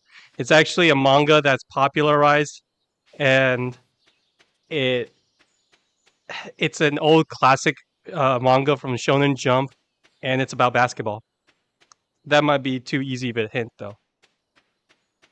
Speed, I think you might know it since you say you're a connoisseur of mangas. You got it. Too easy, right? Way too easy. And Death, that manga, that series is still my all-time favorite. Not much of a plot, but mainly just a guy learning how to play basketball and trying to win the nationals. And if you don't know, but the anime I watched when I was a kid, and it stopped right when they are supposed to get to a certain point. But the manga continued it because I think there was a disagreement with the author and the studio. They wanted to go this way. The author just said, "Yeah, I don't want to continue the anime anymore," so they stopped. But the anime actually continued, and I don't want to do any spoilers. And man, when I realized like, oh wait, there's actually continuation to this series, and I read it, and it blew my mind just how good it was because I read it at least once a year, and it doesn't fail to bring tears to my eyes. It's slam dunk. Well, slam don't go. Yep, you got it, Speed. I'm sure that Death, if your boyfriend reads manga, he'll probably know it because that manga changed like the culture of the of the East. Because back then, everyone in the East in Asia played soccer or baseball, and that's it. No one else played basketball. People never even really heard of basketball. When that series came out, like the entire landscape of not just like Japan, but China, Korea, Southeast Asia, and I mean everyone was going bonkers for it.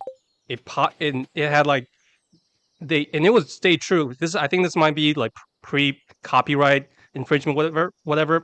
But the guy was like he would have like Jordan shoes in there, legit Jordan 5, Jordan 6s in there. I don't know if you can do that now because copyright. But back then, like was not Nike was not as big as it is now.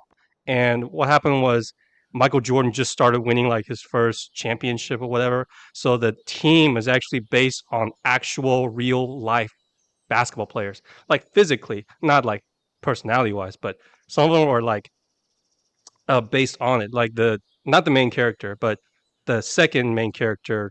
I'm sure Speed knows it. He's based off of Michael Jordan a bit, at least play style wise.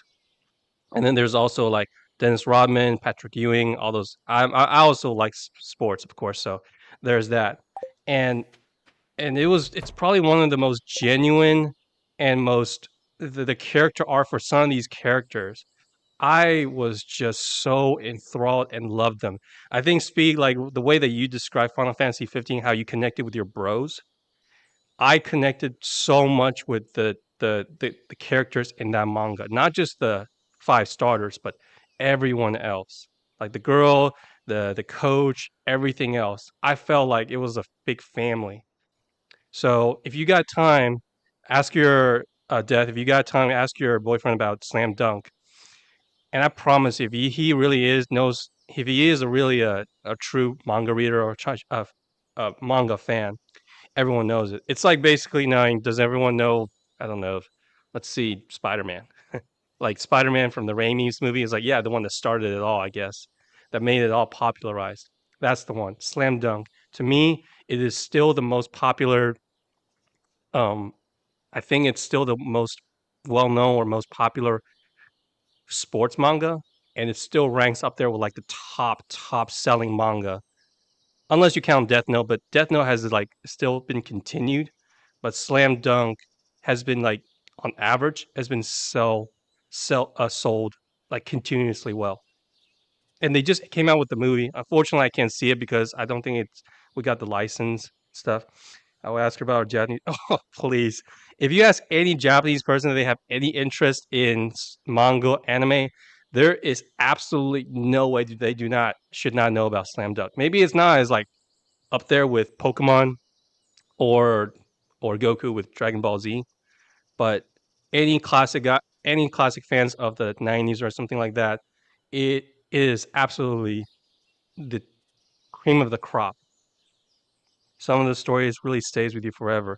Yeah, Full Metal Alchemist. I would put Slam Dunk again. This is just my favorite because I would put Slam Dunk. Not maybe not the anime because the anime has some issues because back then, but the manga, the storytelling, it it should be goes up there with the absolute best, like with Akira and maybe like you said, Full Metal Alchemist, Cowboy Bebop, it should be lined up there with the very, very best. I can't say for the going back and look at it, I can't say exactly the same for the anime because anime has a little bit of issues pacing wise.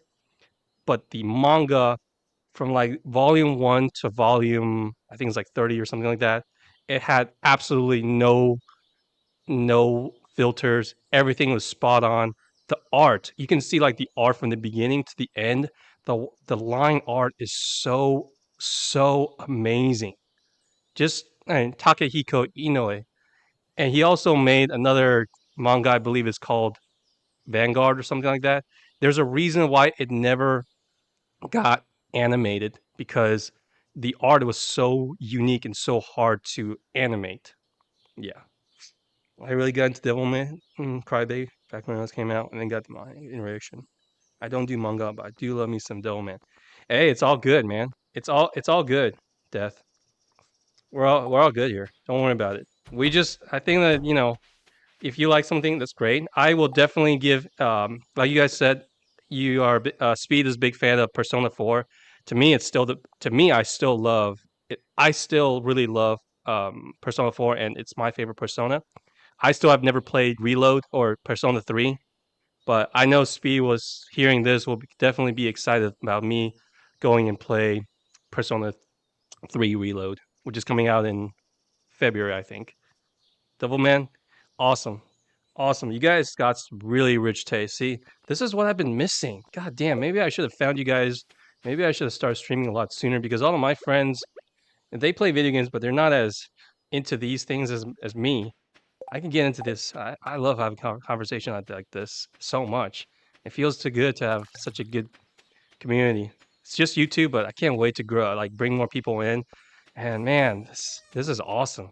And I will be putting Octopath and of course Persona 3 Reload on my playlist. So again, Speed, I'll definitely need your help getting through it. And Death, if you just do decide to play Persona 4, let me know. I'll definitely watch. I play that game so many goddamn times, and I think one of the things that hooks you immediately would probably be the music. There's a reason I have it as my background music in my restaurant. Half of it is Persona 5, half of it is 4. I still haven't done 3 because well, I didn't want to spoil anything though. What am I doing playing this? Oh yeah, I'm going to sleep.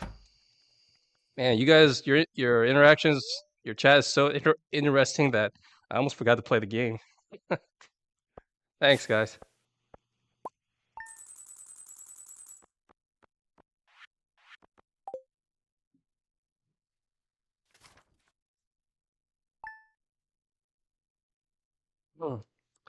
Oh yeah. Speed, I want to ask you.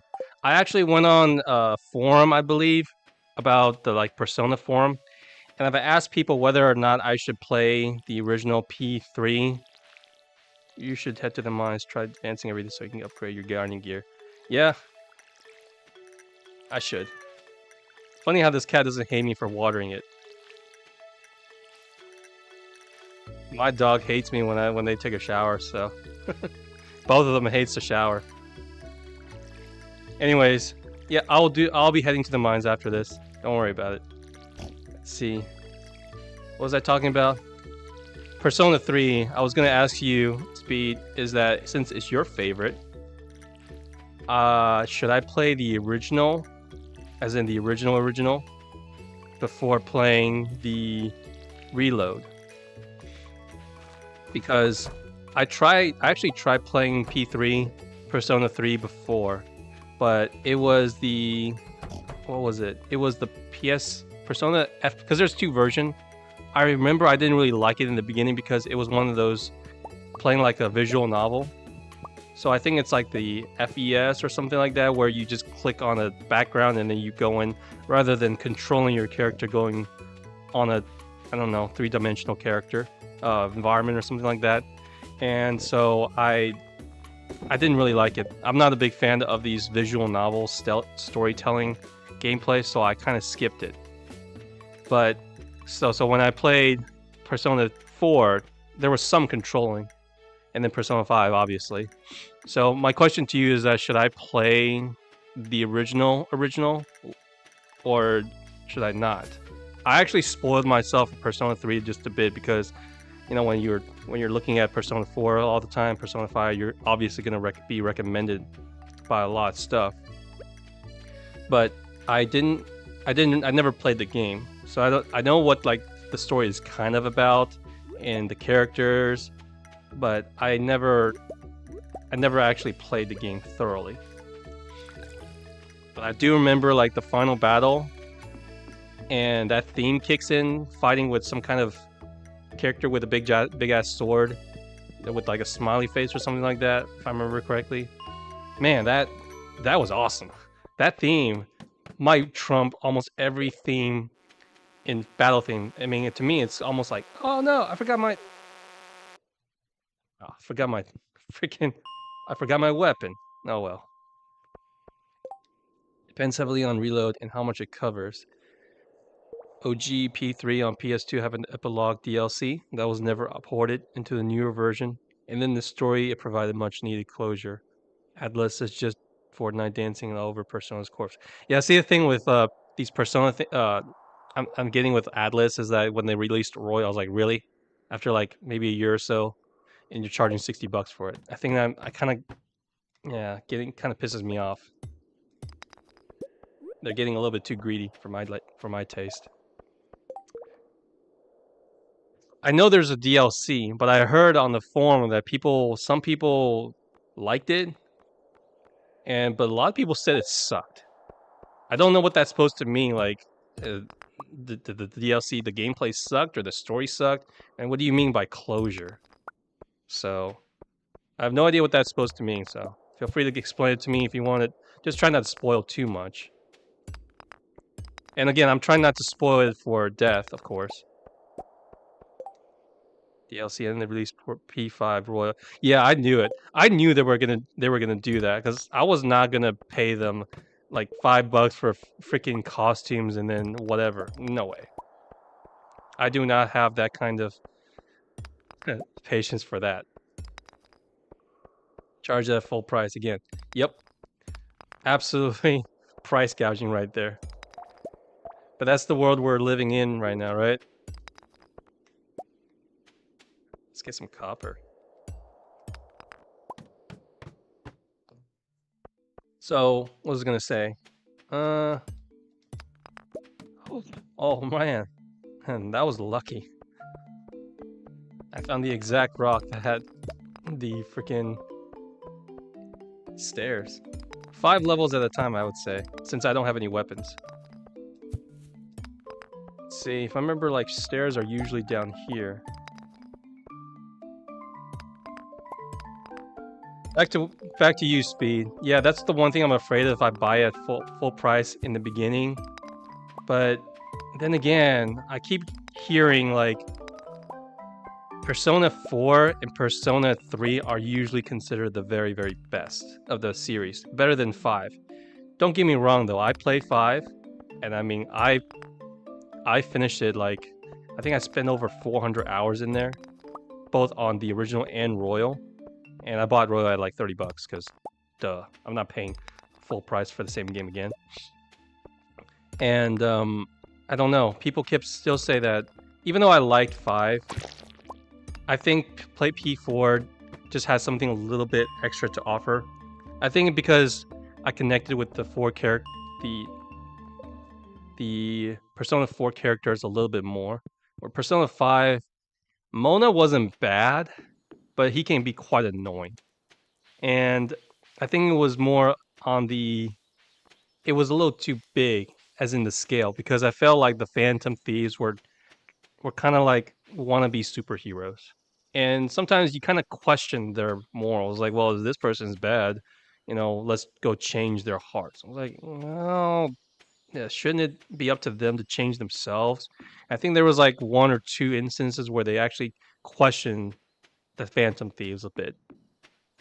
So my point was like, at least in 4, it was mainly just about a whatchamacallit, a you know, a mystery. Where if you don't solve it in time, a person, appears, whatever, you get the idea. But in 5, it was the first one was about getting expelled. Okay, that's bad. But then it wraps all the way up to a politician. Then I'm just like, well, it's a little bit too much just for these kids to understand, I think. So that's my 2 cents when it comes to it. And then, but 3, maybe that's like, I think 3 might be just a little bit more on just in between them, not too big but not too small. So that's why when I asked asked the forum about it, a good amount just told me to wait, because I think that if I'm gonna play, I'm gonna be playing the one that doesn't have that's gonna have the DLC. But then they said, like, I don't know, it's just, how do I say this? Better graphics, I guess. Maybe the better gameplay. At least from the forum, they tell me the gameplay seems to be a lot improved. Where I remember play Persona 4, the environment that you go into is a little bit like, it's just kind of the same. Where P5, to me, it varies a lot, but to me, in my opinion, it's a little bit too long. P3, the story is more serious and dark. It does look like it. DLC for 3 gives you context into what happened after the final boss, so it is heavy spoiler. They re-released the game on the PSP called Portable, and that didn't have the DLC. But they added a whole new route where you play as a female protag instead, and that was cute. But where's my DLC, Atlas? Yeah, that's the thing though. And by the way, Death, I heard that. Sorry, we couldn't fit the rest of the story in. The coding for girl took too much room. Yeah, I heard the P3 does not have the female protagonist. Oh, that's a shame. That is a shame. But if they ever do a remake of Persona 4, which I think is still perfect, you think that they might turn you into a Yuki, a Chad into whatever the opposite of a Chad is, Narukami Chad Narukami. That might be something. So we can actually romance Kanji or Yosuke. Oh man, that's gonna be funny because you can technically romance Kanji already. It just didn't give you that route. Kanji was probably my favorite guy. I always have him in. I would not put it past him to charge you a full price game as a female pro deck and reload, and then extra DLC for the prologue epilogue. Yeah, you're right, Speed. But you know what? They're probably also right in the fact that I will be paying for it. What are they gonna call it? Persona 3 Reload, reload, reload it again, reload again. And guess what? they know their fans better than me, so I am a fan, but not a hardcore fan. So, and guess what? It's all about money, right? And would you pay for it? Probably, probably. And would you say most people would pay for it? Yeah, most likely. Most likely they will. It's all in the fact that trying to give them support. You know, this is the day and age, and I was like, see how much money we can make, so we can like maybe make a Persona 6 or maybe a remake of Persona 4. I don't know what they're gonna call Persona 4 remake. I would say so. There's Golden, which is a port. So I don't know, Persona 4 Diamond, Platinum. Who knows? By the way, Speed. Excuse not Speed. I was gonna say Death. I will be showing my real face as soon as I move out of the restaurant. I know this avatar will have to do right now, but I say it's pretty flattering considering it's free and an AI drew it. So it's got my glasses correct, and it's got the hair. It's got the color of my hair and my shirt correct. Not sure about the chiseled jaw and the beautiful smile, but sometimes I wish I do look like that. Persona 5 is eating good. So many spin-offs and extra story. The only time you see P3 is PS4 P4 spin-off. Yeah, I agree. I agree. I think they're just milking P5 for way too long that I think I kind of lost interest in that series, but that's just me.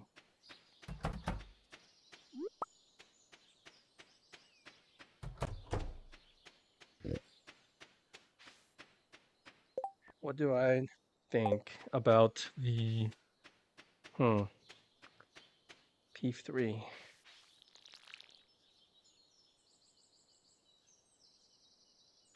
Well, Speed, I mean, so far from all the quote unquote trailers that I'm seeing, I don't think they cut anything out, at least compared to what you said, other than the female pro tag and the the epilogue, I think it was called, or rather just gonna put it as a DLC. So if that's the case, should I play the original over the remake? I would say, well, I would say probably just wait. If I'm gonna go in as a first time experience, then why not go with the newest version and then go back to the older version? Because if I play the older version right now, I have Persona 4 on my on my Switch right now actually. So, but I still haven't gotten the 3 because again, I think it was the FES or something it's called where it's like like the visual novel style, and I still didn't like that. They released a teaser with P3 project for dancing game with no mention of the P3 at all, since all the dancing games is a different universe. Yeah, it's a spinoff. It's just like how much money can we make? I mean, it's Japan. It's one of those where they just license it out, license their their game out, you know, their IP, and then they usually like it's with a dancing game or board game or with I would say most likely usually a slot machine, like those pachinko machines it was called. Yeah, I say newer versions should be better to attract new viewers. Yeah, I'm sorry, there are Persona 4 dancing games like we're talking about just dance. I think, well, Death, I think it's like one of those rhythm games. It's kind of like, I wouldn't call it Guitar Hero because you don't play an actual guitar, but more like just click X square circle as the rhythm goes. At least that's from what I hear. No different from those karaoke games that you hear.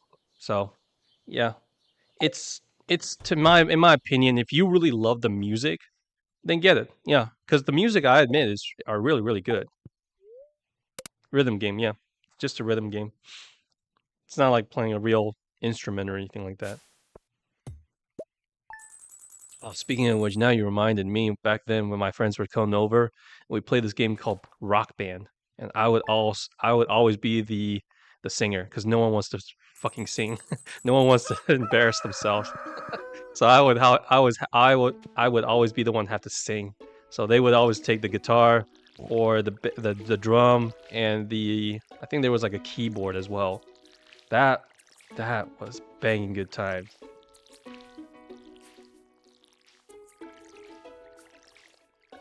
But yeah, Dev, you should definitely go check out the Persona series, I would say. If not, at least check out their soundtrack. So the one thing that always attracts me to video games has always been soundtracks. It's the reason that I actually got into Final Fantasy X in the first place. I.e., Speed, 10 is still my favorite despite all of its quote unquote issues. But the Xanarkin theme, like the main theme song, I still listen to it to this day. It's like when you first see a game trailer, for me it's like Mass Effect, the Yakuza series, there's always that certain rhythm or piece of music that plays that you just like that just hooks you in. Same thing with Persona 5 because I mean this well, not Persona 5, I meant Persona 4. When I heard that main theme song, it's like, oh, I need to get this game because it just hooks me in. Hey, Speed, you're not the only one. Everyone knows about the laugh, okay? It's like the biggest meme of that game. That's true. I know exactly what you're talking about, but yet so many people take it out of context. That's I'm just gonna say about that. All the criticism about that game are valid. I understand it completely, and I fully agree with it. It is the first time the Final Fantasy actually did voice acting, and they had no directions, period. But that laughing scene was actually a good scene, okay? It is actually a good scene. It's not because it's a bad voice acting, and I will defend it to my death. Just saying. All right, Death, I'm gonna look at what you said. I have a video game on Spotify. This is basically what I'm looking for.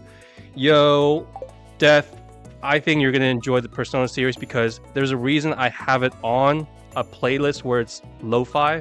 When you are studying, when you are just chilling or trying to take a nap or just eating. The Persona 5, the help me out, Speed. You know the cafe song, and then the song. I mean, God, just so many chill songs that are perfect for studying and relaxing and reading. You just need to get it. There's a reason I always buy these. Yes, Beneath the Mask. Beneath the Mask. I have it on my as my restaurant background music as well. And guess what? People have actually one either noticed it because like, oh, you play Persona 5, you played Persona 5 music right here. That's awesome. You're awesome. And we started a conversation. Or I have people who's like, man, this is actually a really nice song when they're just eating in my restaurant. It's like, what is this song? It's really cool. Can I get the name of it? Yeah. So that's how good these games are. Or at least the soundtracks. Have you been watching Distance World concert? Went to the New World, which is smaller version, and it was amazing. And they paid something from 14. I was straight up sobbing. Oh man. Thing is, I've never been to the Distance World. I really want to though, because where I live, they actually came here a few times, but again, I run a restaurant. I can't leave. I have never been to a con or anything like that. When you open a restaurant, you're kind of stuck here. So trust me, I would love to go. Before I was in a restaurant, I was in real estate. I wanted to go to some of these places like TwitchCon, VidCon, and of course Distance World. And then you got the Kingdom Hearts music as well. I wanted to go so bad, but unfortunately my real life friends, they got kids and they're more like Saturday night, let's go to the bar or we can take a trip to Vegas or something like that, which is fine. It's just I was like, I can't geek out as much.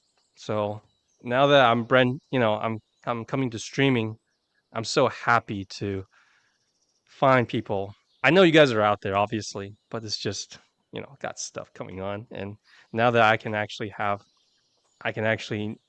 go and making new friends. Oh, it's such a good feeling. Dearly beloved, raise your hand, and I'm raising mine. If first time you played Kingdom Hearts 1 back on the PS2, and you basically just you're not even opening the menu, you just want to stare at that menu for such a long time. It's so peaceful. Yoko Shinomura, the composer, she is an absolute genius. And then before you know it, the menu stopped because it's playing a trailer, if I remember correctly.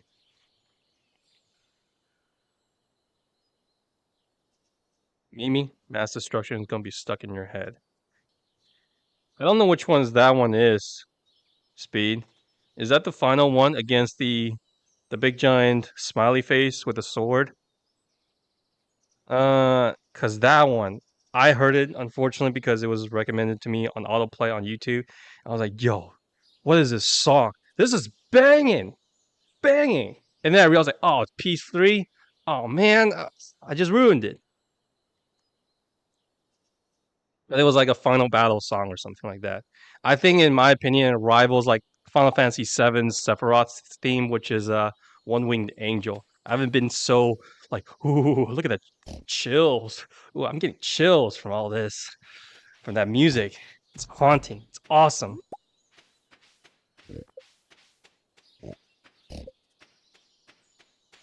Persona 3. So I can't wait. And what do you mean, Speed, when you say the music for P3 is very memey? Is that supposed to be good or bad? I'm not too sure. Mimi? Is this supposed to be like a ha ha ha thing?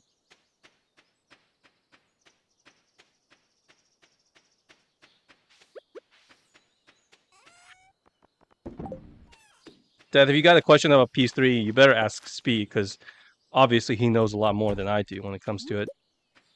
I'm probably a little bit more knowledgeable on it than you, Death, but you know, it's not much since I kind of know just by accidental spoilers.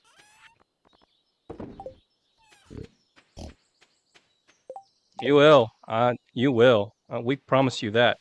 Just hold back the tears a little bit because when you finish the game, I think you guys know what I'm talking about. Like when you finish a good game and when the good time is over, when when you finish the final battle and then you're basically going through the end credit, like about to say goodbye to your friends. It's the same thing with Persona 5 and of course with Persona 4. It's like, oh man, I don't want to leave. I can't believe this game is about to end. I don't want to leave. I don't want to leave. And then when it ends, it's like there's that gaping hole in your heart. It's like, oh man, I'm never gonna have this feeling again. That to me is the essence of a good game. Something that unfortunately I can't say too many new games coming out made me feel. That's just a fact. It's the battle music in the game, so you'll hear baby. Oh, that's the one. Yeah, yeah, yeah, yeah. Ah, that's the one. Now that you gave me the lyrics, I was like baby, baby, baby, baby, baby. Oh man, if that thing plays for that long, oh man. By the way, death is basically random encounters. You know, when you go into the battle screen, and then there's the specific music playing when you're playing RPGs. I'm sure you know about that. So there's the song that for Persona 3 is like baby, baby, baby, baby, baby, yeah. 3 House saying goodbye to all the friends. That game got me through some tough stuff. Yo, yo, I think I'm blessed today to have you two coming in here and having a chat with me of all these games that I love. I finished I that thing 3 Houses is this game that is the last true, well, maybe not. Maybe the last RPG, turn-based RPG that I remember that I had a lot of fun with. I spent almost 300 hours on it. Loved playing that. I'm not sure about you, Speed, if you're a fan of the Fire Emblem series. But my gripes with 3 Houses that I don't know, Death, how many Fire Emblem you played, but 3 Houses was a little bit easier. It was a little bit on the easier side. It was a little bit too easy. If you ever played Awakening, oh god damn, that game was rough. I got arrogant after playing 3 Houses, like, man, this game is easy. So I went back and played. I went and bought myself Awakening, and I just went on like, give me like the hard difficulty. Oh, I got my ass whipped by the computer.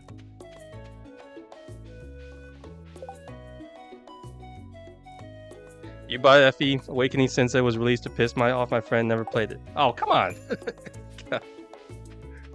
Why'd you go ahead and do that? Probably got a story about it. I don't see how buying a game just to piss your friend off. How does that work?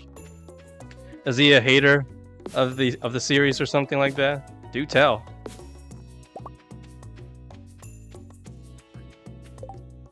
Three Houses was definitely easier. I enjoyed it primarily for the story and character reasons. Yep, that was the best thing. I remember beating my head against Awakening and Face. Yeah, those were rough. Oh. I had to actually tone it down to like easy mode, and I felt really bad about doing it too, because that just tells me that that I suck. That I sucked at the game. No offense if you played it on easy though. But I turned it back on to normal, and it still gave me a good challenge. I still haven't finished it though, because it takes a while. I mean, it takes a lot mental capacity. So at least with like Three Houses, you got that turning back time like for a couple of turns or something. I don't know. I don't remember having that for Awakening though, because once you made your move, whew, that's it, done.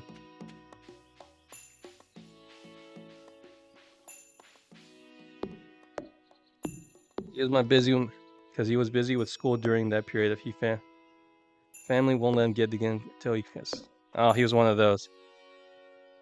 It's that picture of the game. Oh, what a troll! You're one. I can tell. If we met in real life, you'd be like one of my asshole friends. Just to troll me. Hey, those. And guess what? Those guys make the best kind of friends. Where you can troll them, and they take it as, they take it on the chin. And if it's a good troll, it's awesome. Mess with each other all the time. I think that's what friends are for, right? See,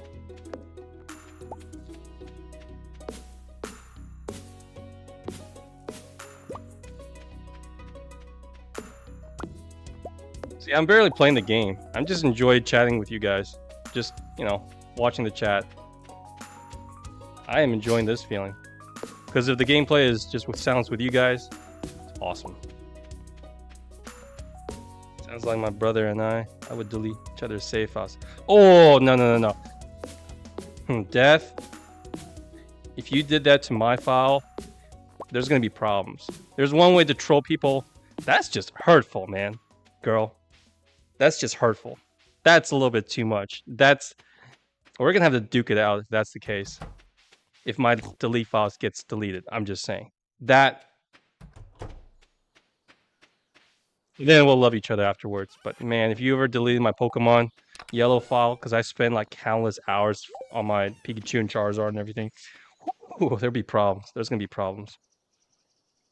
Good, you are reformed. There's good trolls, and that's just sinful right there. Stricken down by the Almighty, upstairs. If you did that.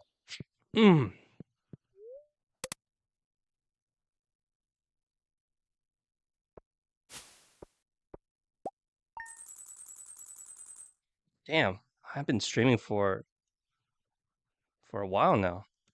Just letting you know, guys, I usually only stream for 2 hours. But now I've been streaming for maybe 3 or 4, maybe like, so 2.5. It's not too bad. Yet I don't feel tired at all. It's fun having you guys around.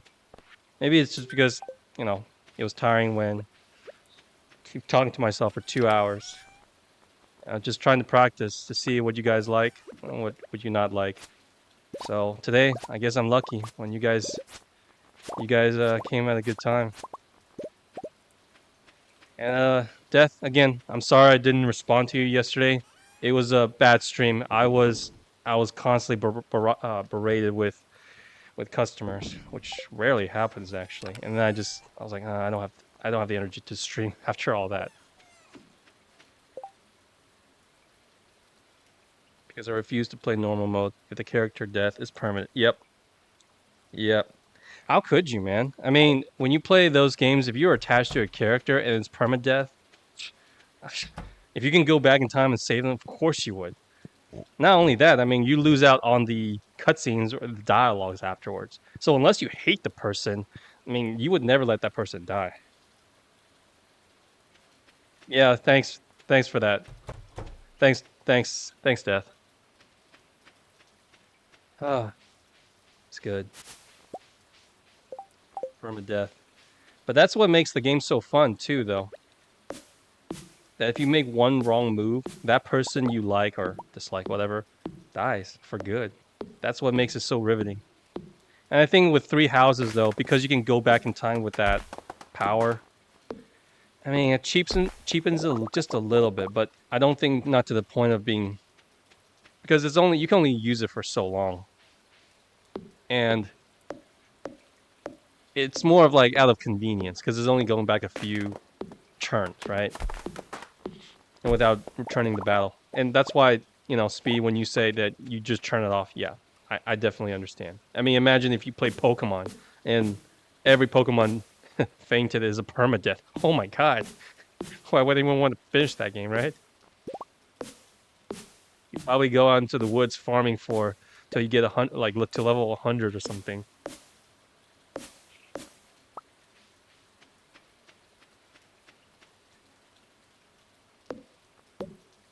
Yeah. Ooh. Yeah, I really want to entertain you guys more with like other games, but unfortunately, where I am right now, I tried playing Fall Guys, and I think it just wasn't very good. I think it's just the system. Again, I'm playing on the Switch. The system has issues, and it's just too old of a system to stream these battle royale kind of games. Fortunately, so I think I'm gonna mostly do these RPGs, single player games for you guys. If I start playing multiplayer, I don't know. I don't want to start arguing on Fortnite with some kids on you know, whose whose mother sucks more or something like that. Ugh. I don't know if that's gonna be entertaining for you guys. Oh, I want that geodes. It's a 606 system now. Yeah, I got it after a year when it first came out. Loved it, and believe me, this is a good system, but the processing power of this game is just not very good. So the only games I play on here are like Devil May Cry 3, because it's the only game that has the style switching system, Mario Kart, Smash, and all that stuff. So these games are not too um too hard on the system. But let me give you an example. But if I play like these, if I play City Skylines, there's a certain point that when my population goes up to a certain point, it just starts to lag. And then the other one was Civ 6. I really like this game, but oh my god, the wait time, the lag for this game on the Switch is horrendous. I don't even know why they released it, to be honest. So that's why if you see the games for this one, of course, you got Zelda, Three Houses, and then a bunch of farming games, and then you got Advance Wars and Smash. Old games like Bayonetta and Final Fantasy 10-2. I tried Rocket League and the Fall Guys, and it just doesn't work. And then you got the OG, of course, Persona 4 Golden, and of course Final Fantasy 9, Final Fantasy 12. Again, these are PS2 games, whatever. So it's not too hard on the system. But everything else, like shooter wise, ugh, it's it's way too taxing on the system. Yeah, I got the watermelon game. Actually, I used the Suika game to make my first YouTube shorts, and to be honest, I actually got like 6,000 views, and that was my first time doing any sort of videos. Not only when it comes to streaming, I had no experience when it comes to photo editing, like Photoshop and video editing. So since I'm going back to my old job, I got to learn some of these stuff. Yeah, Civ 6 is definitely not it. Yep. So it's mostly like, again, so many farming simulations. I wanted to play that new Harvest Moon game, but I heard it's got some technical issues. And the one thing I can't stand when it comes to gaming are lags and bugs. I mean, there's few that I can tolerate, but if it's like laggy, like every 5-10 minutes, it just gets on my nerve. It just kills the excitement for the game. It's like, why would you release this? Speed, don't say that. I mean, I am terrible when it comes to strategy games. You could probably beat me. I mean, you're the one who's guiding me through Stardew, right? Let's see. Get to the mines, right? Actually, let me get a pig first. It's Plague Inc. Yeah, really. That's basically saying that your strategy game is basically what is that, Candy Crush? Not much of a flex right there, buddy.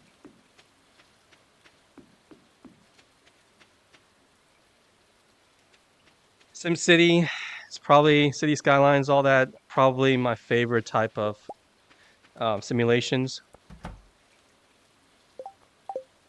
All right, let's get another pig. Pig, pig, pig, pig, pig. For my first year, yeah, whatever. Don't care about the name. For my first year, the only thing I got was pig. Once I get like a full bar of pig, then that's when I can stop making money and just start doing something else. I'll show you guys my quote unquote perfect file later whenever 1.6 comes out.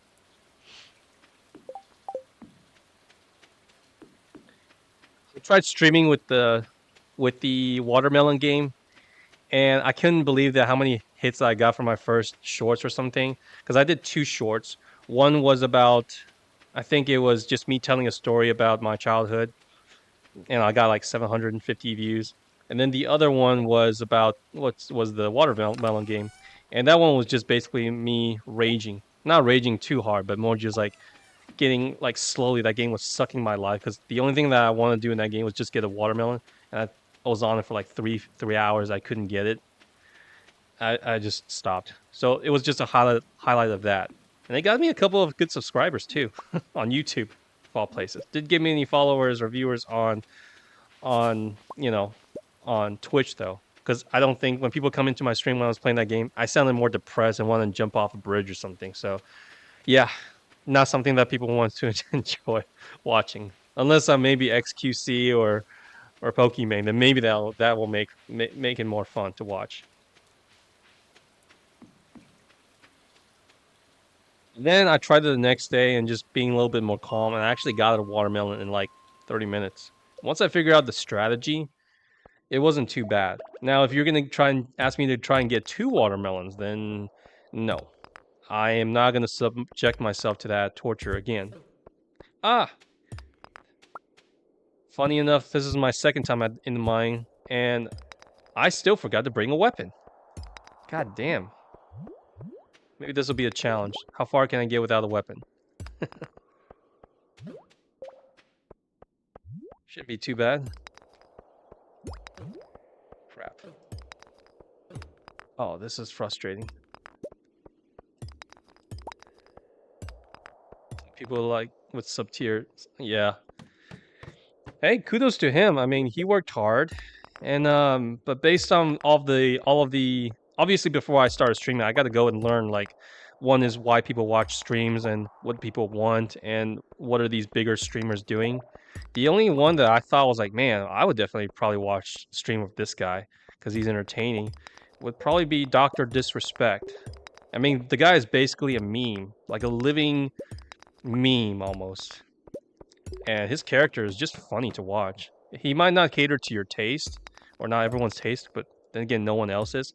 But at least he's way more interesting, say, you know, XQC, which, again, I don't want to talk crap about the other guys. I mean, he's got his fan. Good on him. But Doc is just making me... Oh, this is bad. Okay. Maybe I can...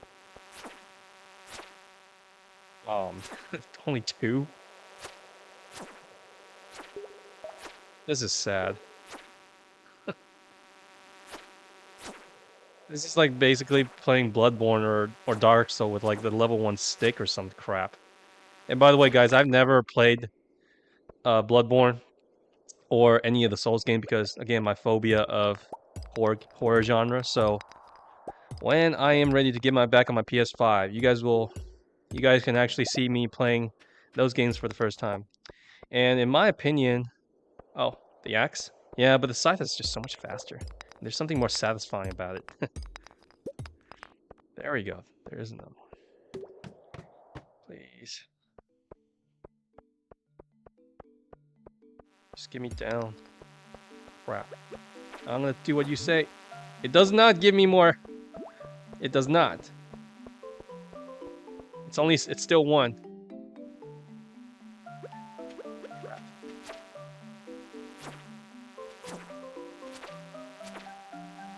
Ah! Oh my god, this is so... As I was saying, I never played any of the Souls games, because I remember seeing the... Yo, lucky right there. I got one more stairs. These guys aren't too bad, just bugs. Let's see, do I have enough stamina? I do. Nope. Right. I never played any of the Souls games, because I remember watching the first... Oh, crap. Oh, crap. The first Demon Souls game. That trailer freaked me out, so of course I never played it.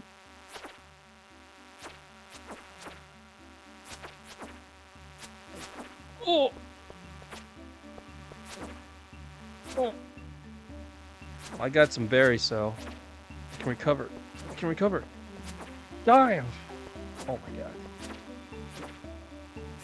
That said, though, I'm looking forward to, you know, expand my taste, because there's a reason why everyone is saying that those games are some of the best. Hey, Speed, I'm just saying that. You know what? Go ahead and call me a pussy if you like. Yeah, I am even the cheesiest jump scare from a movie, even if I do see it coming. Oh yes, there we go, level 20. And now I got a weapon. Awesome. Well, that wasn't too bad. Not as frustrating as I thought. I want to fish, but don't have my rod. All right, that's enough for the mines right now. Well, Speed, I mean, Demon Souls, those games, you know, I remember the old trailer coming out, and I remember, yeah, it was like very, I mean, if you remember the trailer for Demon Souls for the first one, right? It was very, like, it wasn't like horror, like, it wasn't like zombies or psychological horror. It was more like you were in a very depressing land, you know? I reached swarm of parasites in Halo and finished it. Yeah, see that part. That I remember that part. I remember that mission. I remember that mission. That freaked me the hell out too when I first played Halo. Though I did finish it though, because obviously I actually had a friend. Because you know when back then when you can do a split screen with Halo, that's awesome. So what I was saying, yeah, I was of course I was a little scared, but going back now though, I think there's a community of people really wanting people to watch people playing these Souls games or Sekiro or Bloodborne. NPC and try to shoot it to save the NPC, but the soldier died anyway and tried to kill me, and that was really disturbing. Yeah. I mean, horrors comes in all different sorts of genre, right? So that one for me, the Souls game more the horror really comes in the form of like depraved, wicked, like what the hell? I'll do it tomorrow then. Where instead of the psychological horror or the zombie gore, blood and gore, you know, things. So I would say that I would say maybe back to lost my train of thought. As I was saying, I think there's a big audience of people wanting to see others playing Souls games for the first time because it's quote unquote hard. I actually watched some of the gameplay. I think Sekiro might be the hardest, but when I saw Bloodborne, I thought it doesn't look too bad. The horror will get me, but hopefully when I play it, I'll get used to it. And same thing with Elden Ring. Elden Ring. Now, Elden Ring wasn't scary, of course, but I didn't think it was quote unquote that hard, at least gameplay wise. But maybe that's just me being an arrogant, being an arrogant guy. Because again, I do play Devil May Cry 3, and I beat it on on Dante Must Die mode. So, you know, it shouldn't be too bad for me. But we'll see. It might make a good video, of course. Or fast paced. You would like that more. Yeah, see though, it's fast paced, but Sekiro didn't do with pairing, and I am horrible at it. See, that both are good with me, because like I said, if you play Devil May Cry 3 or Devil May Cry in general, my favorite style to use is actually Royal Guard.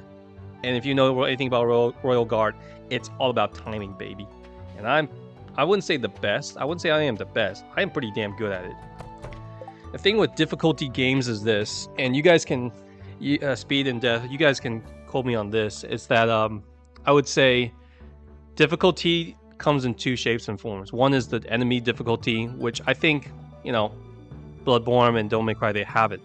But the other difficulty really is more with the character. So for example, if you were to play Dante or any sort of fighting game character, you have to learn their moves, right? And your brain sees that the enemy is coming or coming with an attack and you want to avoid it. But there's that, you know, there's that hiatus, there's that pausing movement of what you're trying to do with the character you have. So from what I've seen in Bloodborne, it's basically, you know, sidestep, a roll, and I think there might be a block in there. I think this is the same with all the Souls games. So to me, it's relatively simple to learn.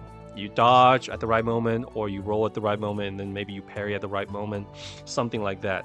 Where even if it's faster paced, I didn't think it was that fast. Because to me, it's more of an action RPG than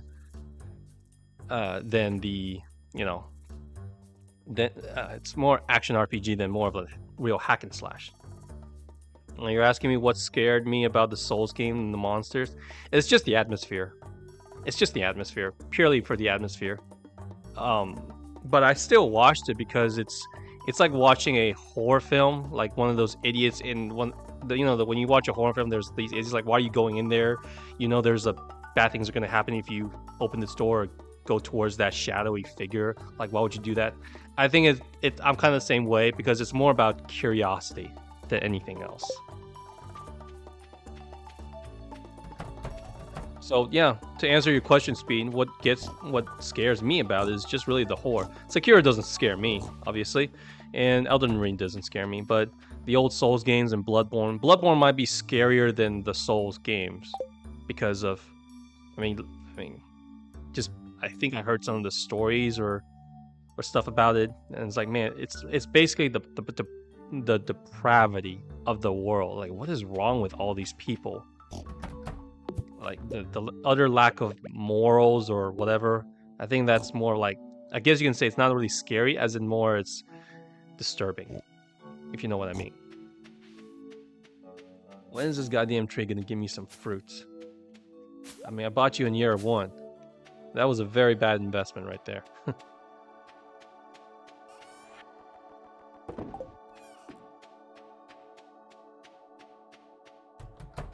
All right, and then get some mushrooms, and then, you know, disturbing makes sense. I think I know what you mean. The not rightness of the world. Yeah, I mean, it's like, what is that game called with Clementine as the main character? I think it's like a story game. Not The Last of Us. I forgot what it's called. It's a Telltale game. I played it so long ago. Can you guys help me out here? Clementine is the main character. It's a little girl, or Walking Dead. That's right, Walking Dead. Yeah, I mean, if you look at it from that point of view, then it's more like, who's really the Walking Dead here? Is it the zombies or the survivors, right? And then, of course, the one that disturbed me was the first Walking Dead, which you played as, I don't remember the name, but Clementine was obviously the second main character. But the moral depravity of people living in that world, and then the one that got me, like, I was like, oh my god, it was the second episode where it started out all happy and ray and sunshine.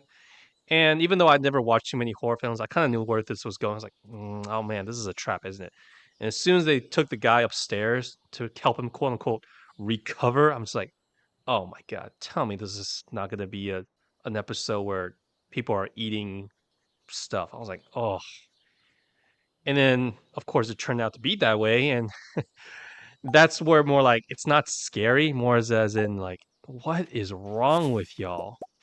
And the fact that they just act like this is natural is just so damn disturbing. The utter lack of humanity, the lack of you know, like what makes them human in the first place? They're basically just savages at that point. Lee, that's the name. Yep. Yeah. It's guy's name is Lee. And I got quite emotional about that ending because, you know, I really love their relationship. But I didn't play the rest because I think the story with those two should have just ended there, and then the fate of Clementine should be left up to debate. I'm just like, it's too good of an ending. Why ruin it with a sequel? And then from the reviews I read, it's mixed. So even if you do play Clementine as the main character, because there's a reason why they both of them it broke you. Sorry, Speed. Yeah, it almost broke me, but it got me quite emotional. And because you got to play off one another, right? If you're just gonna go solo, you have to have a certain contrast. And Lee is basically the contrast of Clementine because he's, from what I remember, he's a convict, and he's basically coming into this world of trying to protect the world of innocence, basically a child. And that's the contrast of it, the polar opposite of each other. They're like really plays off well. Here, because I'm in the restaurant business, I'll give you an example. Like, if you ever made maybe a dessert, right? You obviously put some sugar in there because it's sweet. But the real connoisseurs are basically telling you put a little bit of a pinch of salt in there. Salt and sugar, obviously polar opposites, but the salt enhances the sugar a lot.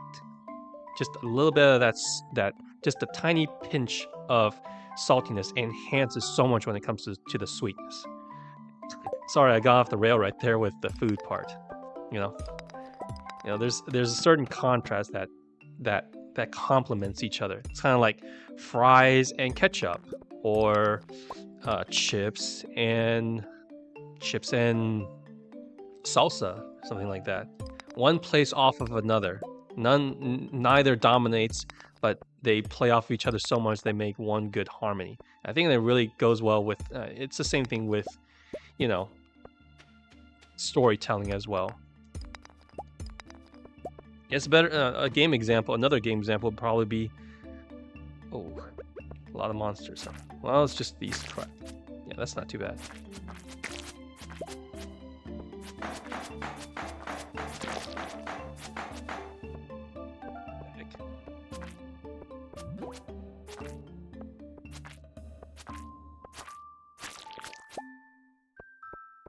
That was my first game ever. A game called Alice Madness Returns. Still love it now, and I am perfectly fine with it. But that stuff will give you nightmares. Yeah, I heard of that game. It's like a kind of a play on Alice in Wonderland, right? With horror elements and psychological elements. I heard of that game. Never played it though. I'll check it out. Give you 9 if you find atmosphere and psychological game disturbing. Freak, don't want to play Halo and Dead Space. Yeah. See, that's the thing. I don't get it, Speed. Because when I played horror games back for me, it was only because I lost a bet or I was just trying to hang out with my friends. It sounds like you're trying to do it because you got a you got a sadistic taste for horror to disturb yourself or something.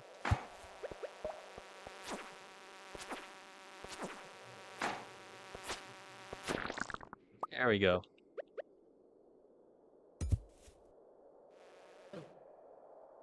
Ah.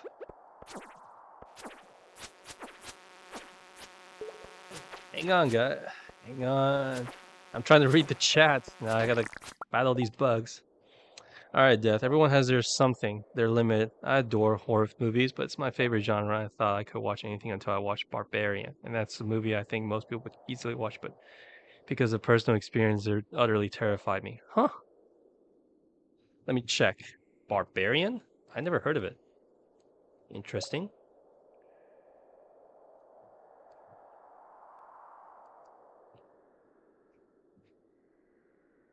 Is it the 2022 horror genre? Is that it? Wow, it's got that Sam Raimi kind of, huh. It's a horror solo director. Okay. The plot sees a woman find out that the rental home she's reserved has been accidentally double booked by a man, not knowing of a dark secret dwelling within. Ah, I see. I have an idea where this could be going. Like you meet someone who's nice, kind of like got that the Shining effect, I would say. Right. I didn't check the reviews or anything back then. I usually game cover and think, holy shit, that's cool. Just buy with my savings.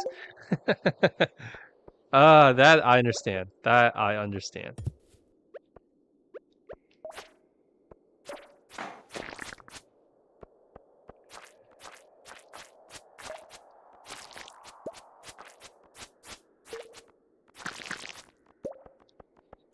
Yeah, I can definitely understand why that that would freak you out. Purchasing rental strategy. Not the only one then. I would sometimes not eat my lunch or just eat half of it so that I can save a little bit for the games. Those were fun days. Oh my god, there's a lot of bugs here. Thank god they're not doing that much damage.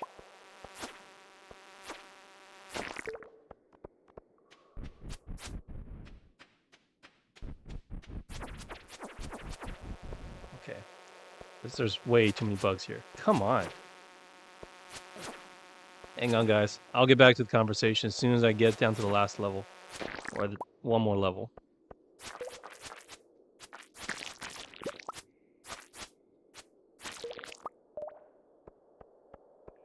Certainly gross, but I think it's... I am a badass in this game. Really. I'll give that game a shout, but... Oh! Another enemy? Really? My horror games has always been those creepy Japanese or Asian type of horrors.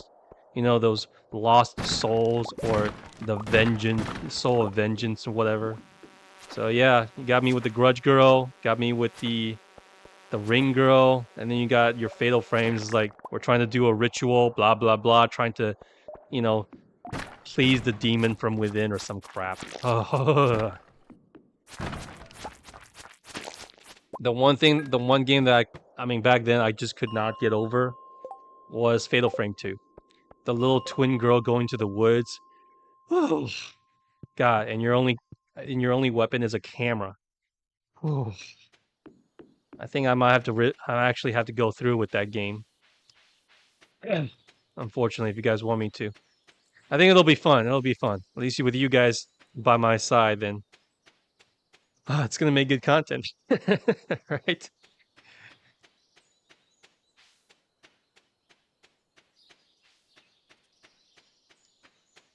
Yeah. I'll keep you company. Thanks. I might have to get more people in the chat so that I need a little bit more encouragement.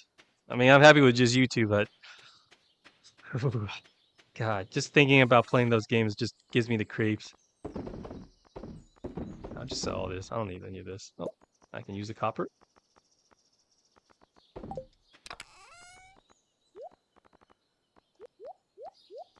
So thanks, Death.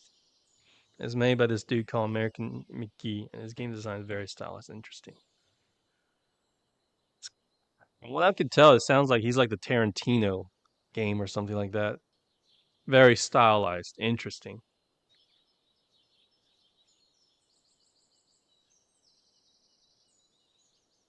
Mm.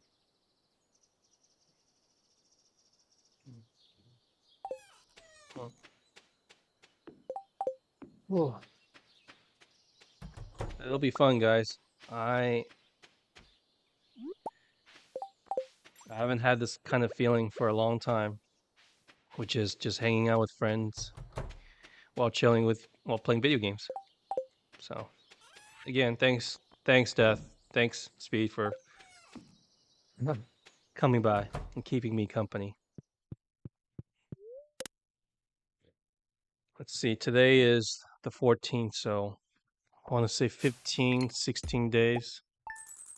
before closing out and saying goodbye. I'd say. Yeah. It'll be a sad day. Yeah, but I'm looking forward to it, the future. At least I'd say though. I do want to ask you two something. I've been asking a couple of my chatters. You know that if I'm going since I'm going back to my old job, right, which is doing real estate, and real estate requires me to go out into the field and and usually in the morning. I obviously during the daytime is what I mean. I can't stream during like times like this. Do you guys prefer I want to stream every day because I want to come back to work and talk with you guys every day. Do you guys prefer like late night or more like just 7 o'clock, 8 o'clock around there? That's what I want to know. Because I don't know if I can stream every single day for like 4 or 5 hours. Maybe on occasional days I can when I don't have any clients. But on a nightly basis, I want to come and talk with you guys. Do you guys prefer 7 o'clock, 8 o'clock, or do you guys usually prefer like the 10 o'clock, 11 o'clock? Because based on what I'm seeing, if I have to watch streams, most people prefer like around 9 or 10 o'clock, because that's when the bigger streamers comes in. Like one of the no, I know Dr. Disrespect, he streams in the morning though, on YouTube no less. But say Moist Critical, XQC, they usually stream at like night. So just want to know what your opinion is, and if that's gonna be a bother to you guys, if I'm gonna start streaming around 7 o'clock, maybe 8 o'clock or something like that, and maybe I can only do an hour and a half. So if I'm gonna play something like Bloodborne or some other games, it's gonna be like a part 30-hour session, maybe like 1 month to finish a game. But if I'm good at the game, maybe I can finish it within a week, of course. But maybe 6 days a week. Yeah. Just give me your opinion on that, of course. Let me know what you guys think.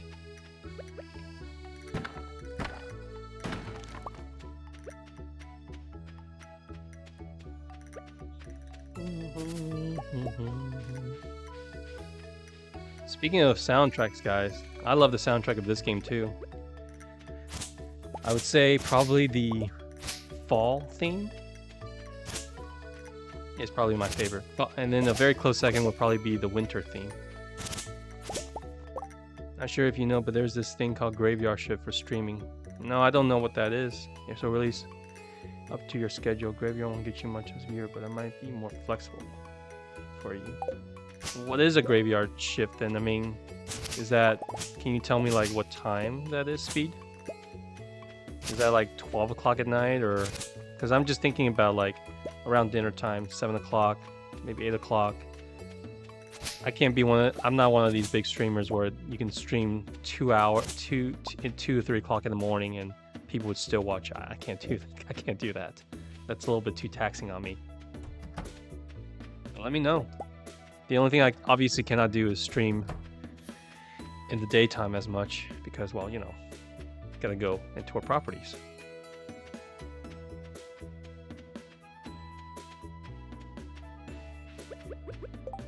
Let's see, my foraging skills still a long way, so I think LA time when all the big streamers start streaming. When they stop, that's the graveyard shift. And when do they? That's when all the start streaming. That's when they stop. That's the graveyard shift. So yeah. So you're telling me that I should probably, because if you stream when they start streaming, no one will watch new streamer. That's true. So that's part of the reason that I think that I'm gonna stream around 7 o'clock, 8 o'clock. I think it's like a pregame to their stream, because from what I can tell, they usually start streaming around 9 o'clock or something like that, 10 o'clock. I know Critical streams around 9, but then again, he streams on YouTube and whatever. And again, the community for streaming on Twitch is a lot different from YouTube, I believe. Again, feel free to correct me if I'm wrong. I'm still new to this. So yeah. Let me know what you think, Death, if you're still there,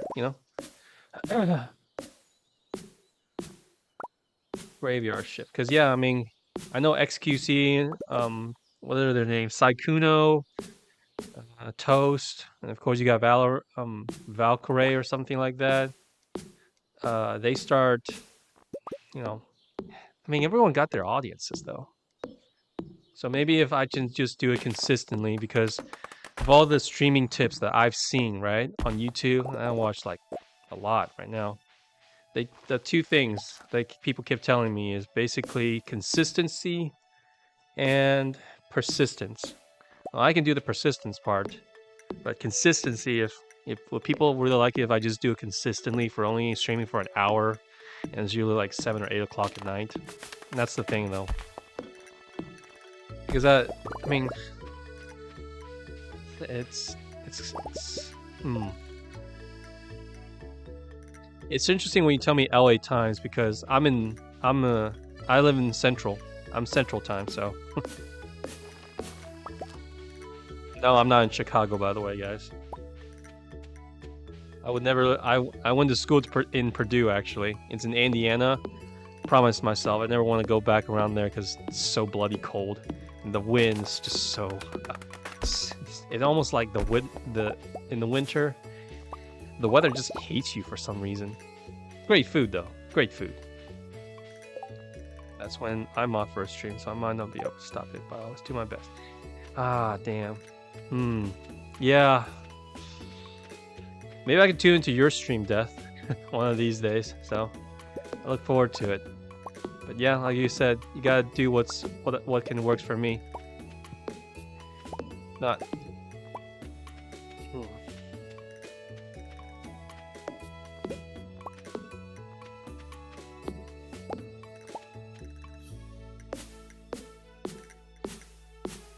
Working on more forage, and then I think I have enough money to at least upgrade my axe though, so as you wish.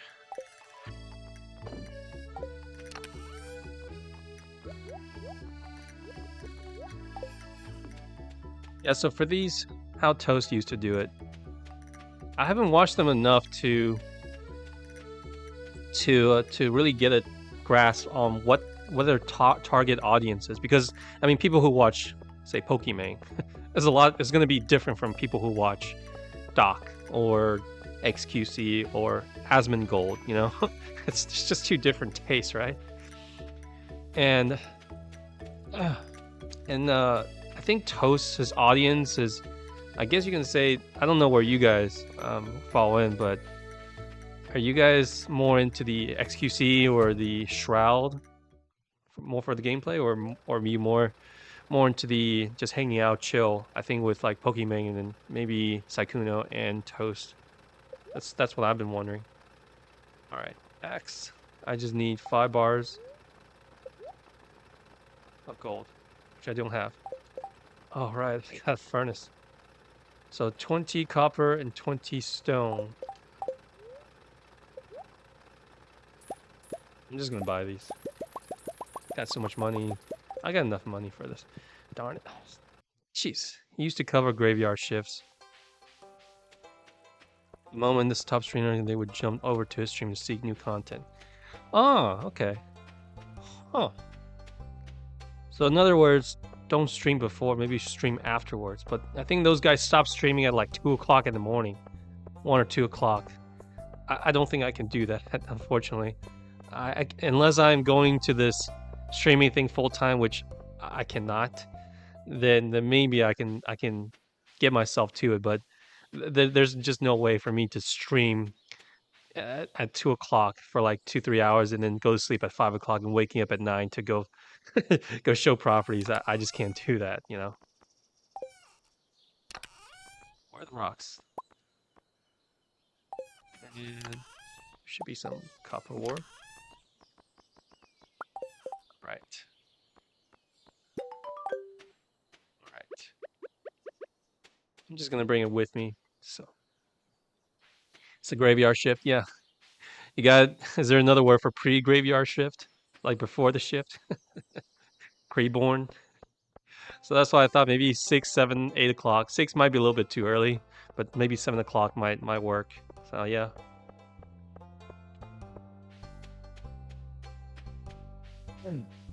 But damn, now I think about it, people watch XQC and those guys for like 4 or 5 hours and then you hop onto another streamer to watch another 2-3 hours. That's mightily impressive.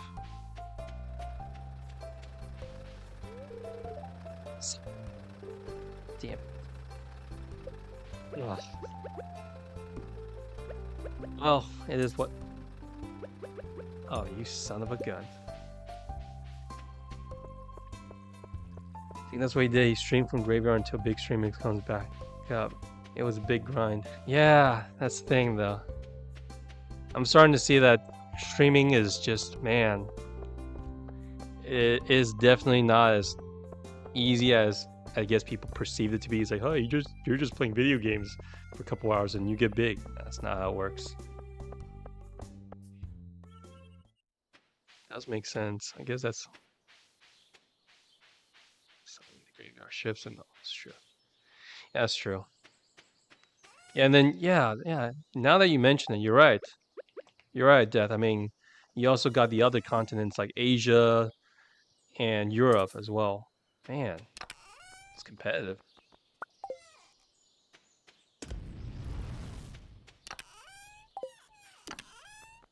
There's the coal. I was wondering, did I sell all my coal? Huh. But that was like back then when maybe it wasn't as saturated as it is now. I mean, people got there were a lot of new coming people when I believe the pandemic started, right?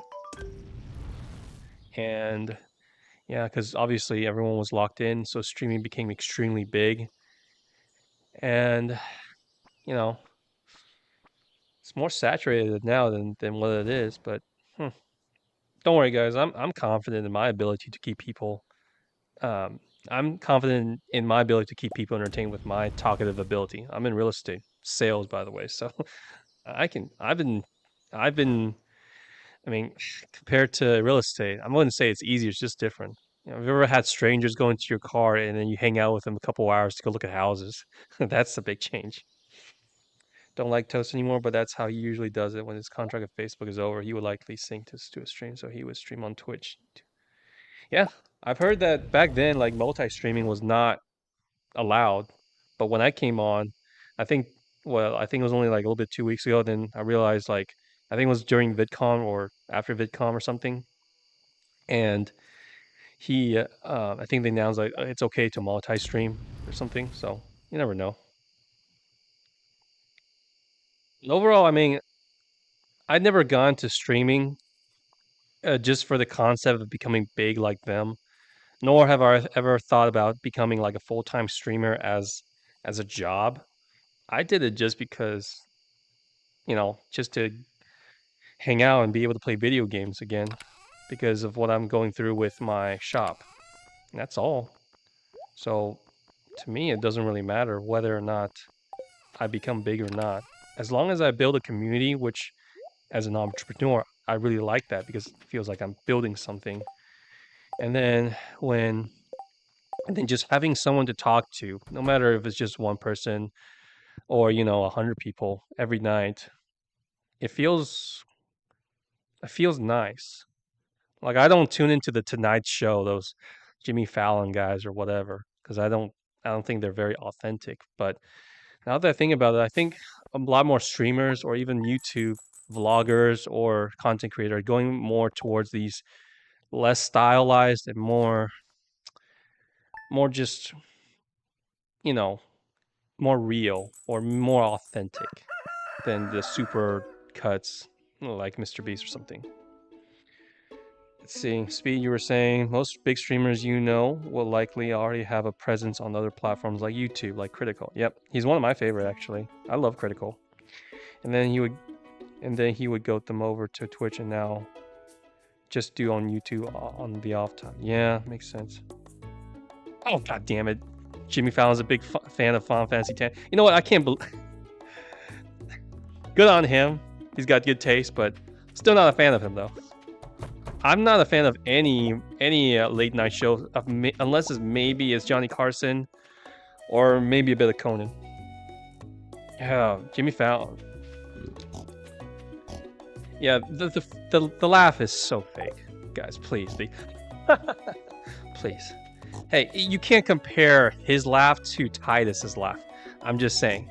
Because one is genuinely has a reason to laugh, fake laugh. The other one is genuinely just trying to get a rise or just trying to keep a show going. They're both fake laughs. He doesn't play games. Oh, thanks for you played me like a riddle. Thanks, K-Speed. I was taking you seriously. God damn it.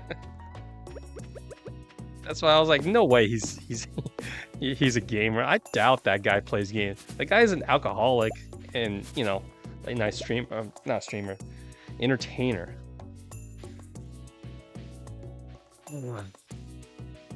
One of these days I might revisit Final Fantasy X.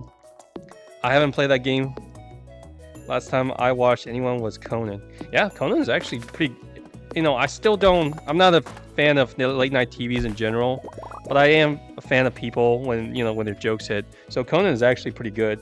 And then of course Johnny Carson, but that was way back then.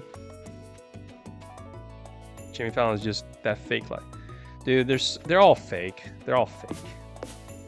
They're all fake. Just ignore them.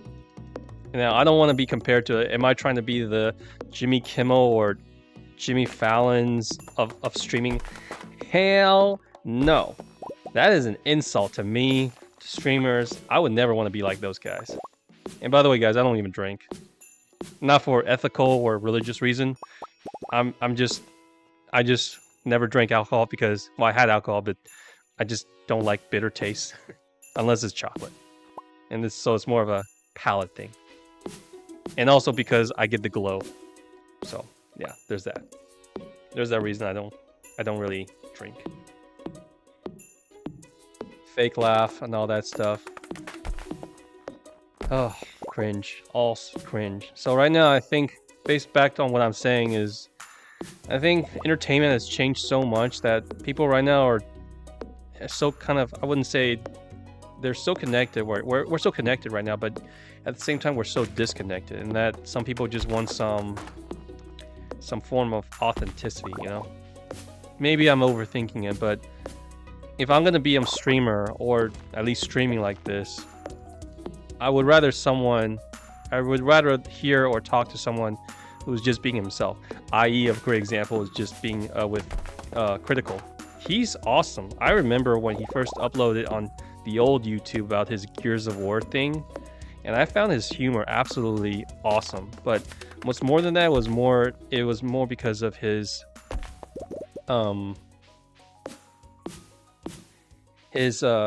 authenticity, you know, just being a genuinely funny guy. Doesn't care if you like him or not. Make fun of him all you want. And that's what people want. It makes sense. Yeah, Death Rama. And I'll try to be more authentic too once I get my camera up.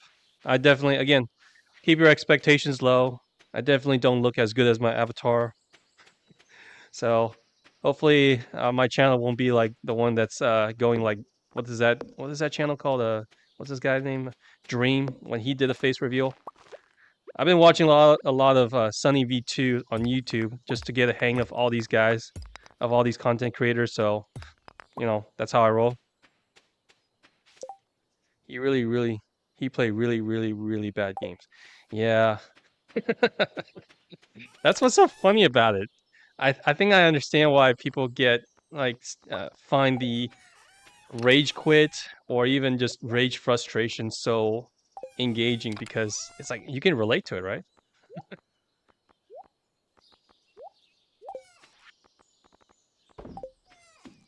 All right. So another week for more truffles. I wonder if these guys drop more truffles once, you know, once they get more hearts, because I remember my old file, they drop like they find at least 4 or 5 truffles a day, but maybe that's just the heart thing. Oh well.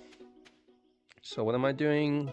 Yeah, I'm gonna go upgrade my axe so I can upgrade my foraging ability. So I need the axe and I need some rocks, I believe. Coal, and might as well just take everything with me. They give more truffle and quality more truffle with more hearts. They will give you more truffle regard.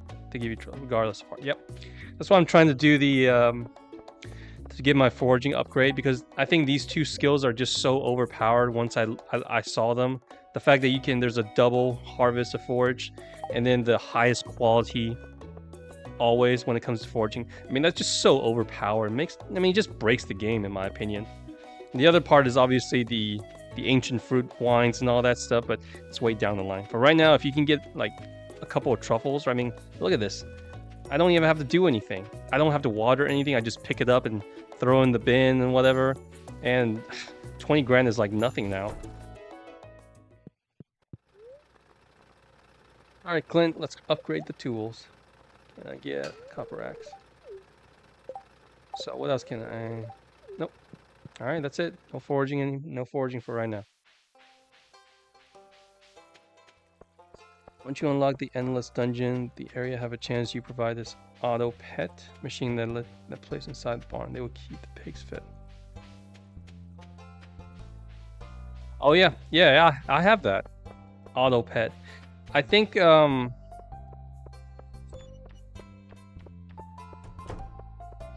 truffle oil market already. Yeah, by the way, again, I own a restaurant, so I understand completely just how broken. I mean, if you can forage the truffle market, oh boy, oh man, you are gonna be a billionaire, no problem. You know how much they pay for this stuff?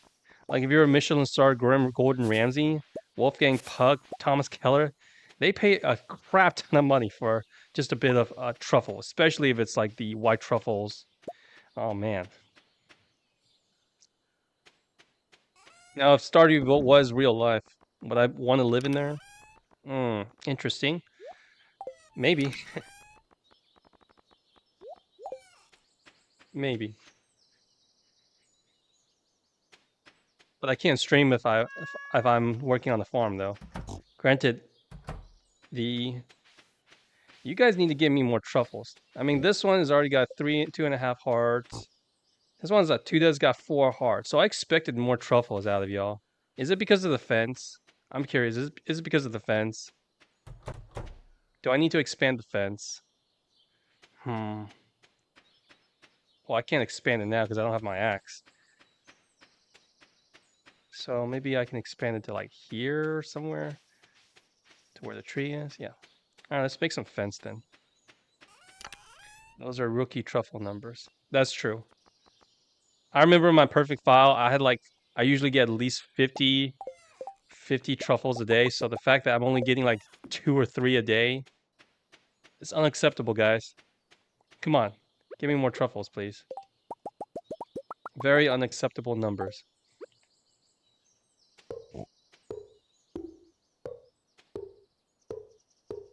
By the way, guys, if you guys like watching Stardew Valley, I highly recommend a YouTuber that I love watching when it comes to playing Stardew, right?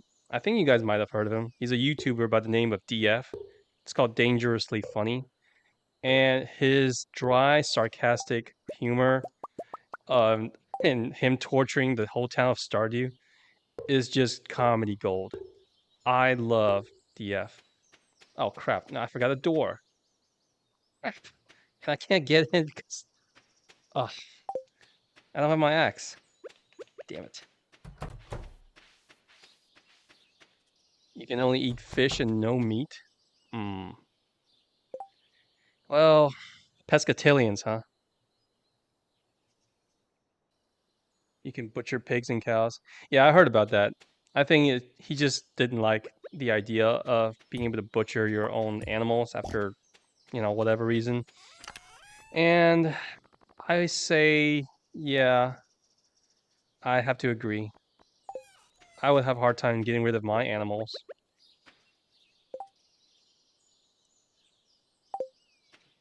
Let's see. Is he still doing Stardew? He sometimes is, but I think he got as much as he could out of it. I think he made so much Stardew that he was beginning to get sick of it. I mean, how many divorces can he make, right? Can he make? So unless like there's a giant mod or something, 1.6 comes out, then maybe we'll see something. He did come back when 1.5 came out, of course. But he's playing other games because the last one I've seen his video was obviously playing City Skyline 2, and of course with his sense of humor, he made like a big giant poop city because that's just him. He modded the heck out of that game. Yeah, I'm pretty sure he's like the godfather of this game, other than maybe Concerned Ape. I'm almost sure he he knows this game inside out almost as well as Concerned Ape. I mean, can you blame him? I used him for guides at first when it comes to Stardew, but then afterwards I just found his sense of humor utterly hilarious and I couldn't stop watching. Well, that's just well, that was stupid. I just built. Oh, that's stupid. See, this is how good I am at games, guys. When it comes to this, walled myself off. Stupid. The only mod that I really want to see would be that tractor mod. God damn, you know how easy forging and would be if I had that damn tractor mod?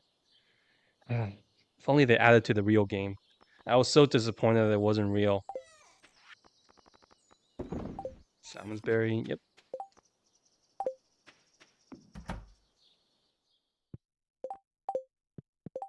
Let's see, 18. I need a little bit more money.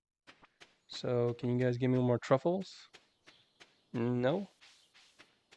You know what? I take that back. Maybe we should have let Concerned Ape butcher, let that mod end up turning you guys into bacon or something. Damn it.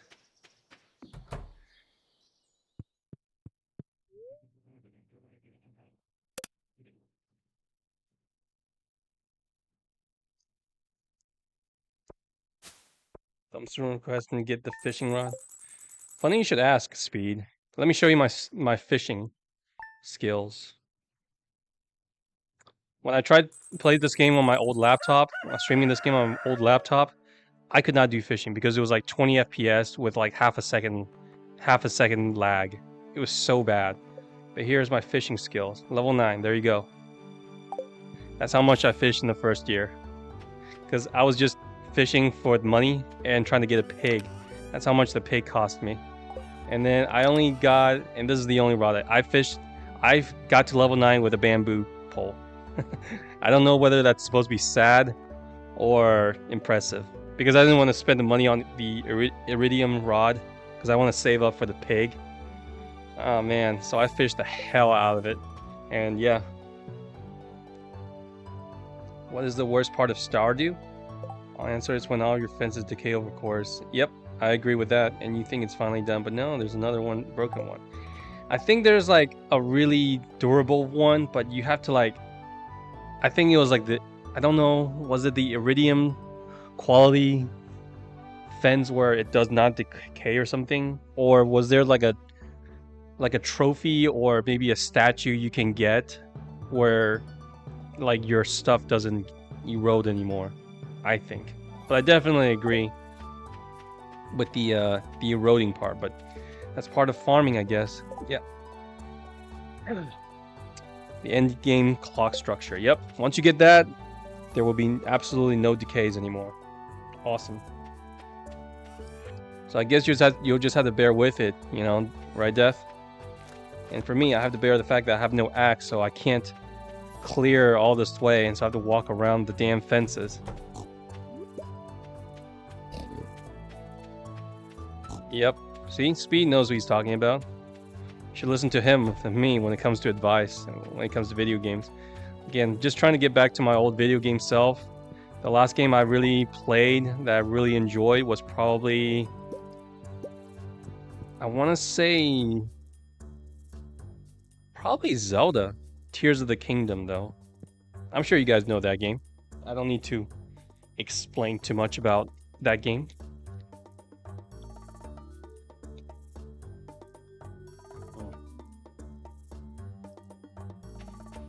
That was, I didn't, there's a reason on my save, like if you see my, whoops, not this. If you see my all of my softwares on here, I don't have Zelda Breath of the Wild on here, but I do have Tears of the Kingdom, and that's because I actually enjoyed playing Tears of the Kingdom, and I did not really enjoy my time with Breath of the Wild. I don't know if that's gonna start a, if that's gonna start a war with y'all, but bring it on. I can criticize that game too. Yeah, trying to decorate your farm, year one, 2 is hell. Yeah, I don't see the point of doing that in your year 1 and 2 because you're still trying to unlock all the recipes. You're still kind of maybe tight on money, so might as well just just get as much out of it as possible. Build up your farm, which is getting the Junimo or the Joja Mart. Get that out of the way first, and then there's that. Back to what I was saying with Tears of the Kingdom and Breath of the Wild, and my reason is quite simple. I don't know why, if you guys play Zelda or not. I'm sure you guys do. At least you guys probably know what it is. But what's the reason people what is the reason people find Zelda addicting? I always want to ask people that, and then think carefully. So when I do ask people that, let's go get my axe first. When I ask people that, they always say the gameplay, which is great, and I agree. But what is the gameplay of Zelda? You never play the speed? Oh man, I think you'll be in it for a treat. Zelda, look, admittedly, I admit Zelda is a great franchise. It is really, really a good franchise. Let me know if you played it, Death. But it's really about just puzzle solving. It's action, adventure. I mean, the combat is very simple. So what I'm trying to get at is the dungeons, solving the dungeons. You're still working on it? God damn it. The dungeons are what makes the... Oh man, you two have never played Zelda game. Man. Alright. Then let me enlighten you both, I should say. Allow me. Sit down, Padawans. No, just kidding. I'm not an OG Zelda fan, but one of my favorite games of all time, up there with Final Fantasy X, all that stuff, is the Zelda Twilight Princess. From what I can tell, the story, the nostalgia, the puzzle solving, and exploration, all of it are very valid. But the one thing that I'm telling you that main people play is the puzzle solving, as in the dungeons. I promise you, no one would ever say that I play Zelda just purely for the combat. It's like, if I play Devil May Cry, would I play for exploration? No, I would not. And if I would say, hey, I'll take Stardew for example. If I play Stardew, do I play it for the combat? No, it's just part of it. The combat, but the main thing, the main meat of the gameplay is the dungeon. Yeah, halfway. The main meat of any Zelda is the dungeon, and I'm gonna try and explain this to you guys simply as possible. Is that I didn't really enjoy Breath of the Wild as much as I did with Tears of the Kingdom or in other games because, well, the dungeons were not all that interesting. This concept can be said about the current meta of Zelda games. And it's that right now, Zelda is being pushed towards more exploration, and the puzzle solving part, while still there, is not as intrinsic, not as in depth, because you are given way too much freedom, if that makes sense. So unless you guys maybe play it, maybe you kind of understand, because back then I still remember playing Majora's Mask and my favorite again, Twilight Princess. The dungeons took me like a good amount of hours because they were actually pretty difficult, and what made it difficult was really the limitations that you are put that Link was under. Because when you go into, say, the Fire Temple or the Water Dungeon or something like that, you have to, when you first go in there, you obviously don't have the tools that you need to get through the entire dungeon. So when you first go in there, you are limited by what you have, and it's the first part of the dungeon is basically getting a particular item in that dungeon. So, for example, like there's a sun, like a sand dungeon or something, you have to get that particular item stored in there. And once you get it, then the dungeon most likely like shifts. And that's where you can unlock, oh, now I can go here. Originally, I cannot go here. And then the dungeon becomes really fun that way. Where the dungeons in the current Zelda, because it's so open world and so much freedom, it doesn't really challenge you critically as much. I think a lot of older Zelda fans would agree with me on that. Newer games seem to take a lot of Dark Souls, more detail on combat, weapon durability, and stamina. See, that's the thing. I didn't like I still, to this day, I still don't like the weapon durability thing for Zelda. I just didn't like it because to me, it's really about what is it? It's work, you know. It's just collecting and then maintaining, which for a game like Stardew makes sense. It appeals to your OCDs or whatever. But for a game like action, adventure, exploration, all that stuff, it makes it, for me personally, I didn't really enjoy it as much because I was like, oh, I can't beat this enemy, not because I'm not skilled, but because my weapon broke. It just gets kind of frustrating for me.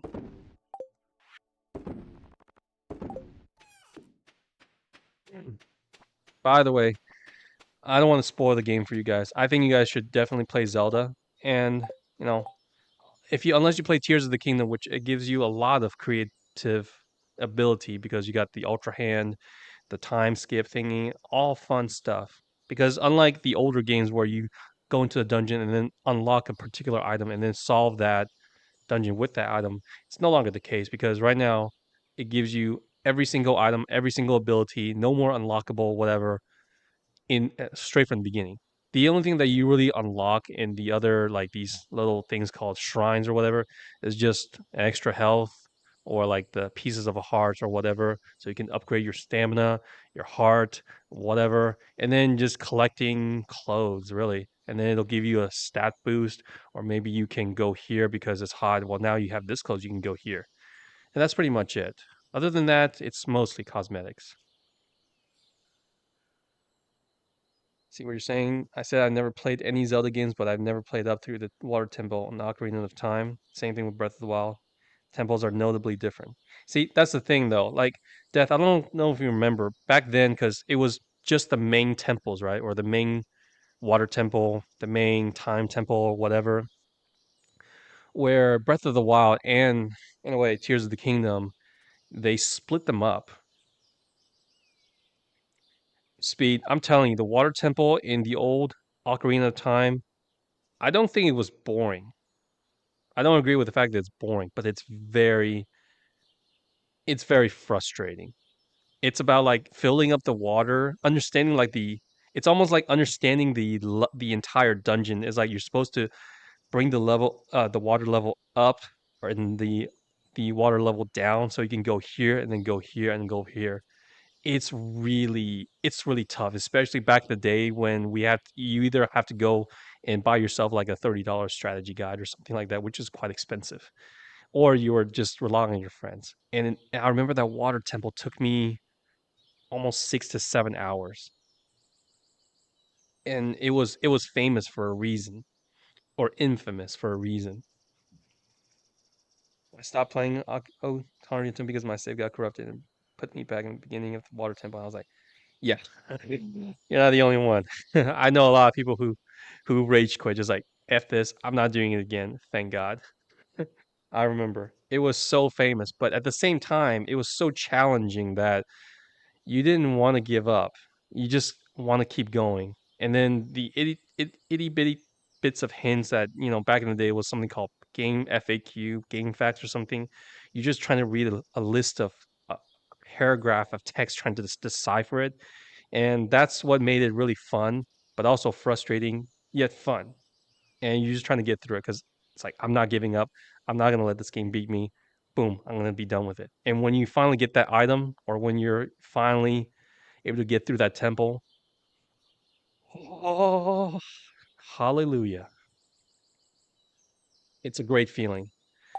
So back to my point of being the current Zelda, right? What they did was something I didn't really like because it's like they took a very intricate puzzle and then they like how do I say it? Like they put like one little puzzle into these multitude of shrines. Like if you guys play the game, it's more like the shrine itself is like if this shrine was a little bit more detail, has more layer, but instead Nintendo took those layers and then put them out there into the world. So it's like this shrine is only like, oh, just put this on here, and then the other shrine was like, oh, you just need to do this and then to get that. So they took like a very intricate shrine and then they they deconstructed it and put it out into the open world for you to find. So as I was playing, I was like, man, I'm having fun with these smaller shrines than with the bigger shrines.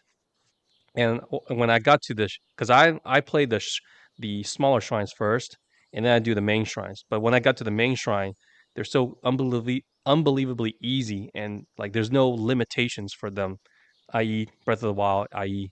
Tears of the Kingdom. That I didn't feel any sort of accomplishment when playing that dungeon. So by the time I finished the dungeon, I was like, well, the combat is like kind of it is whatever. It's Zelda. It's fine. It's cool, but they put way too much emphasis on the exploration and the creativity part rather than just the dungeon part. That's just my 2 cents on it. Sorry for the big long rant, of course. Still don't have my axe. So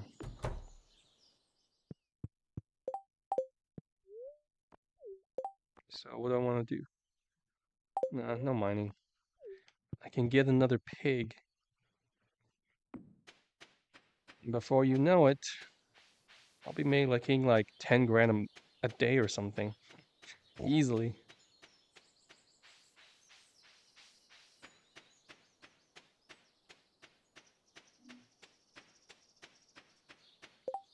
See, Death, you're saying you know a few people whose first Zelda games are Breath of the Wild or Tears of the Kingdom, and I think to them that the game is all about exploration and collection. True.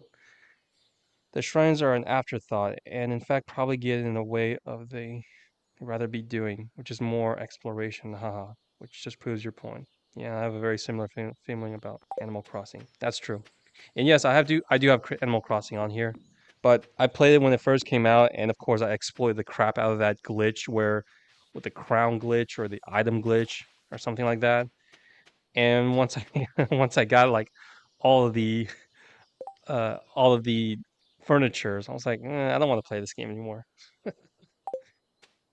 But that's not a knock on Animal Crossing. I still don't think it's a good game, but that was more about me exploiting the game. And then when I went back and it got patched, I was like, maybe I don't want to do this anymore. Because as you know, Animal Crossing is very, very grindy.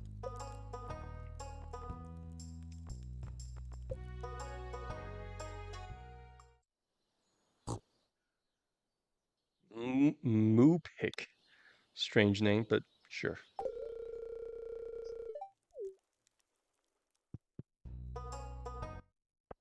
I'm surprised though. I mean, how come Speed? I'm just wondering how come you haven't played Final Fantasy, the older Final Fantasy though. That's you started. You say you started with finished 15. Yeah, you didn't have the incentive to go play maybe 16. Maybe I understand a little bit if you didn't want to go back to the OG 7 or 6, which is a little bit more pixelated, a little bit more dated. But I thought you would probably, if you liked 15 so much, I'm surprised you didn't pick up maybe FF7 remake or Kingdom Hearts 3. Both games I did not. I unfortunately I didn't really enjoy either. Again, Death, let me know if you played those games and if you enjoy them. Great. Let me know your thoughts.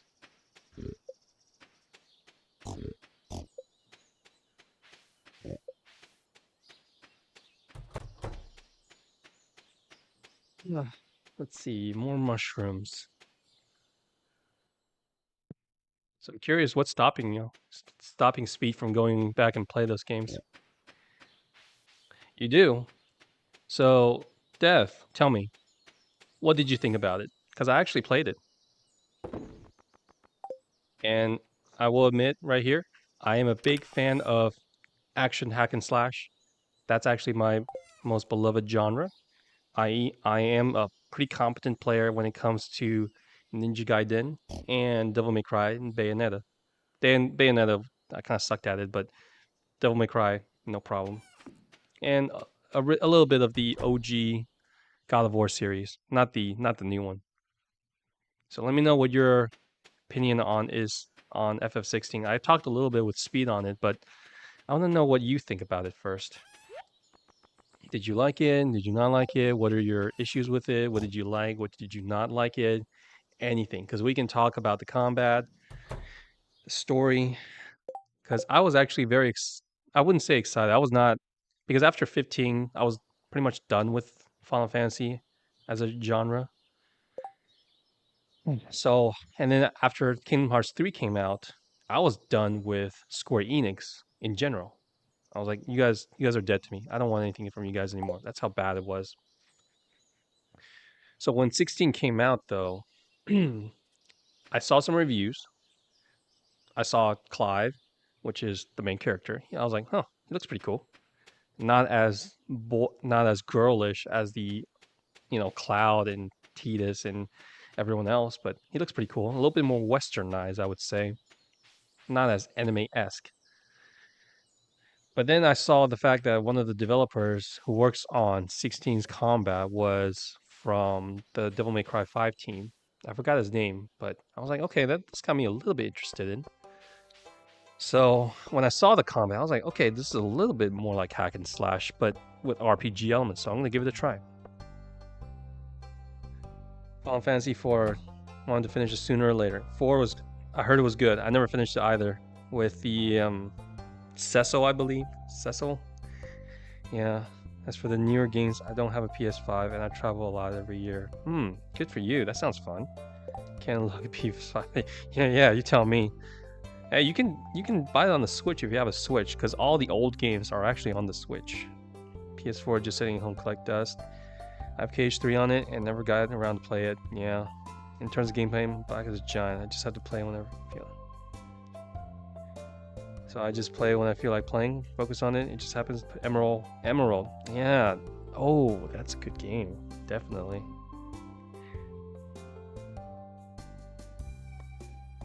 Didn't play it, Death? Okay. Okay. Theme of Love. Great song. Great song. Beautiful song. Can't talk crap about. I think 4 is one of the most underrated Final Fantasies. I picked it. 10 is my favorite. Afterwards, it was a toss up between. It's really 6, and then third place will probably be a toss up between 9 and 4. I enjoyed all these over Final Fantasy 7 and Final Fantasy 8, which a lot of people seems to gush over. Death, you don't have much opinion about. You just watched it. The combat actually looks pretty fun. Well, it depends. If you watched it, I agree. It probably does look fun. But as someone who loves playing action hack and slash and really about the physics and all that stuff, it gets a little bit tiring because it's more. It's unless I show it to you, I'm gonna have a hard time explaining because I would say if you ever, I'm gonna use a game that my issues with the story. It felt so juvenile, insulting. Even I agree. The story was, I think it was trying to be dark, yet the cheesiness comes in and be like, what the heck? I think it was trying to be all edgy or maybe dark a little bit. We're trying to be a little bit more like Game of Thrones bit.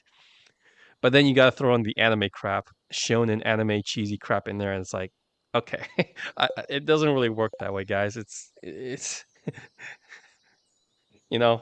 not a match. It's not a marriage made in heaven or anything. So I understand.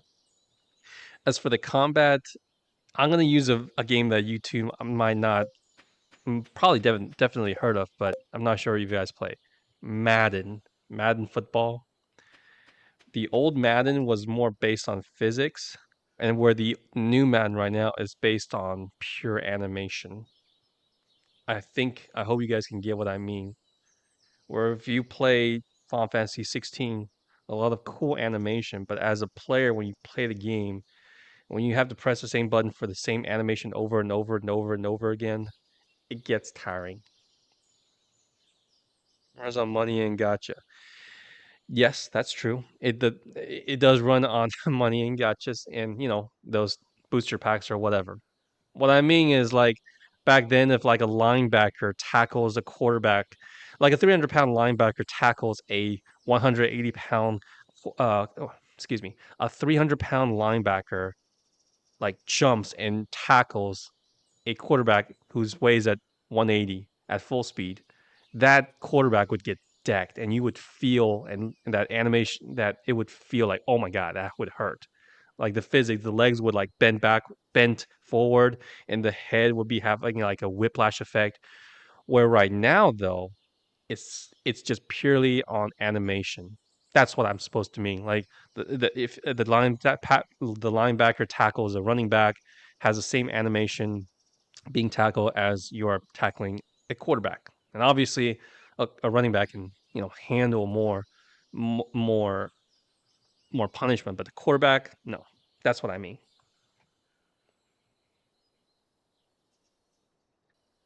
Yeah, I made a strict rule for myself that I will never ever, and I mean ever, buy any game made by EA. I kind of want to play the old Sims game or even some part of the new Sims game, but I made a promise to myself that I will never, ever, ever support that disgusting company. I hate that company with a passion. Sadly, right now though, it's unfortunate because there's more companies that are joining them, i.e., Ubisoft, and Activision is pretty close. They're getting pretty close. And the fact that they just got bought out by Microsoft says everything you need to know about them. It's crap.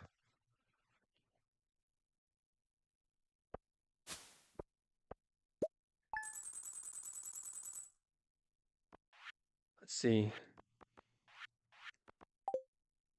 It's funny too because the last game I bought from them was actually SimCity. And then when they did something with that, like what is it called? Origin Online, so you have to be online all the time to play that game. It was just straight up insulting. I returned the game and says, "F this. I don't want to see this piece of crap ever again." Mm. Plays Fate Order, Grand Order. I'm fine with Gacha, but usually you have Gacha in the game. New man, you have whatever works for you, man. Whatever works for you, Speed.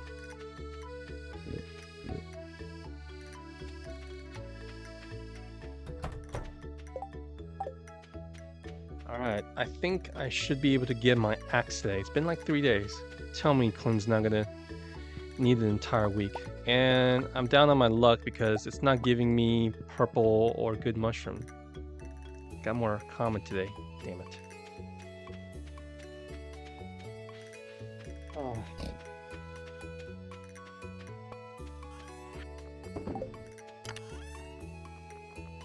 Birthday cake. I forgot about that. Let's sell it. Let's sell it. Cat. There's your water. And boom, there you go.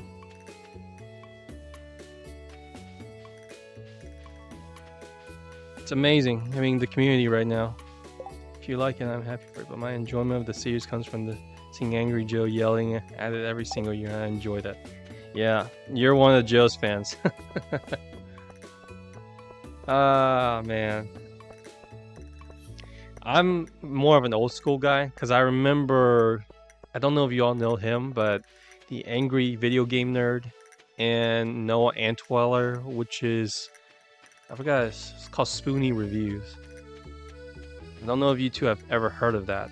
Spoonie, he's kind of an ass, but he was the one that made making fun of Final Fantasy games sound appealing. Because I remember him playing Final Fantasy VIII and playing Final Fantasy X, and he despises that game. And even though it's my favorite game, or one of my favorite games, I was, I was I was having the time of my life because he was edgy and he was funny, and telling that Titus looking like a Meg Ryan look-alike. That's funny. We don't talk about Spoonie. That was yeah. Yeah, I heard he went down the rabbit hole. It was pretty bad. But I will admit, when he first uploaded, when he like uploaded some of those Phantasmagoria videos, that was hilarious. He was like one of the OG, anime, or not anime, one of the OG video game movie critique that was just fun and edgy. Because back then, I remember reviewing movies and games was like always IGN or GameSpots or something. It's kind of dull. No one was really making fun of things. So that was pretty fun. That was a good time back then. Phantasmagoria. It's like point and clicking game. Yeah, believe it or not, he played like he plays games to, well, how do I say that? He doesn't play to hate on them, but he plays bad games and he plays games that are overly loved and he hates.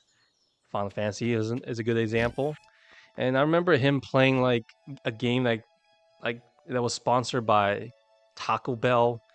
I think it was what's his freaking face? I forgot.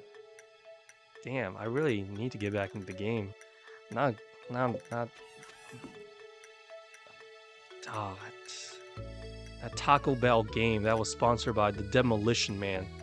Sylvester Stallone, that's it. God damn. I was like, man.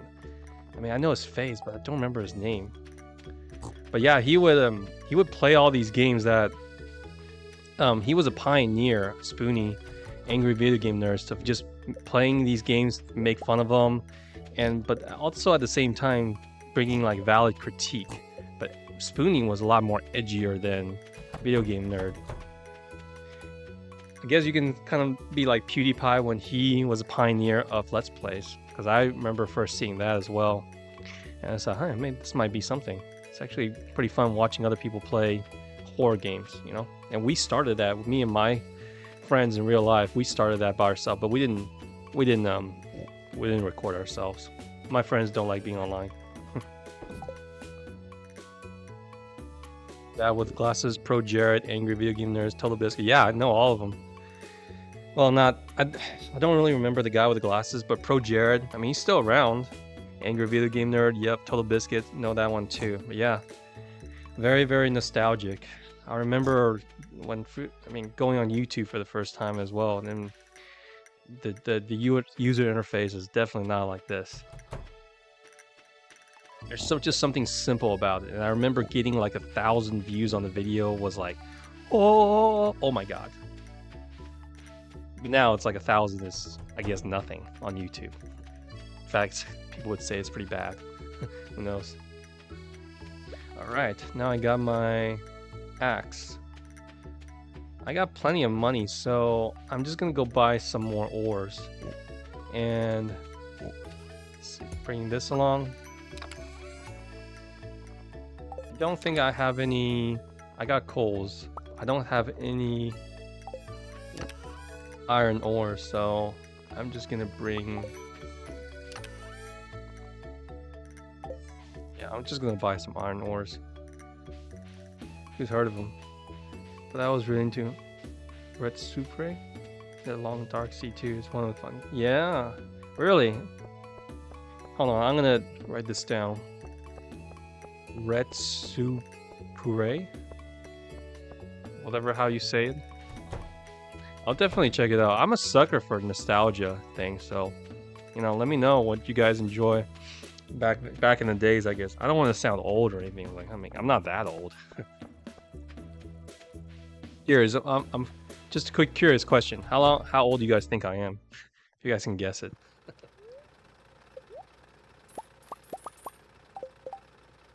Alright, Clint. Don't mind the furnace I'm gonna put in here. Whoops.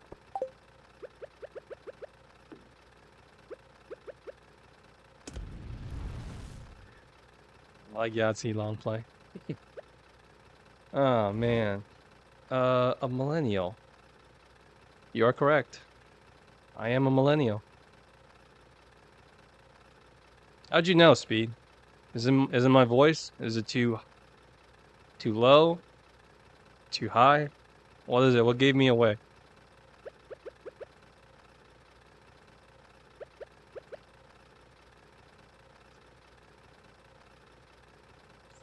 Oh man.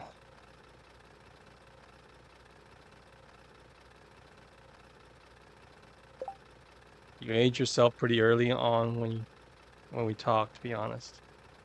I did? Was I sounding too low?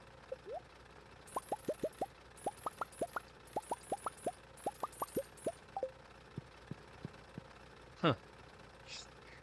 I guess we're all in the same age, since considering the fact that we all have some kind of nostalgia for these old pop cultures. Yeah, it's nice. It's really nice.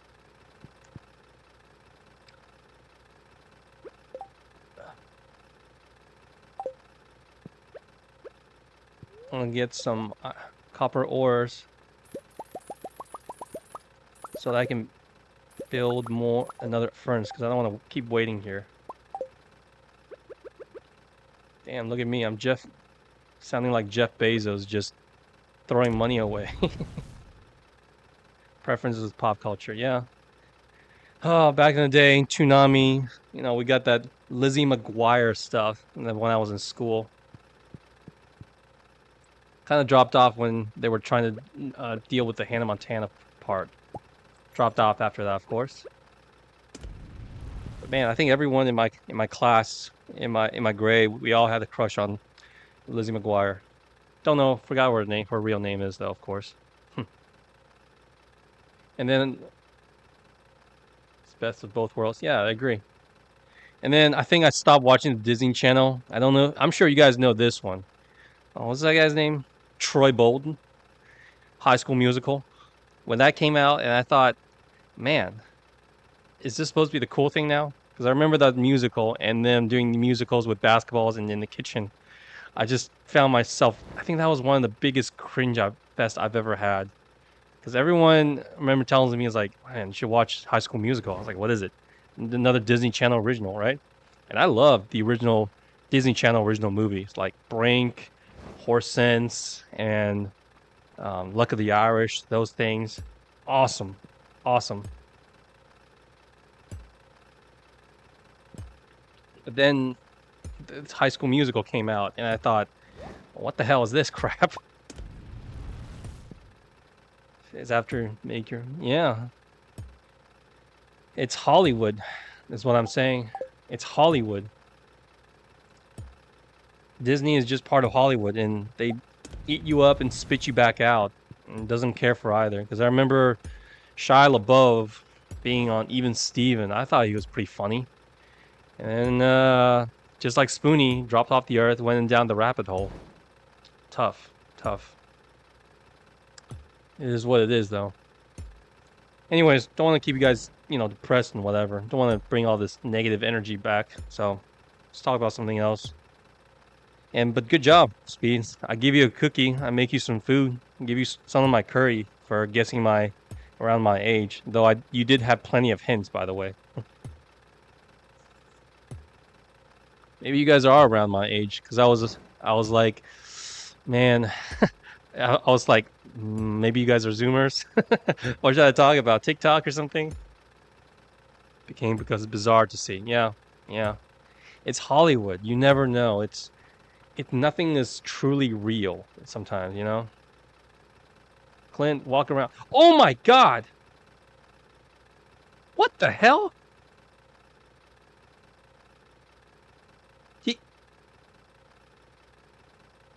What the hell? Clint! Holy crap! He just killed my furnace!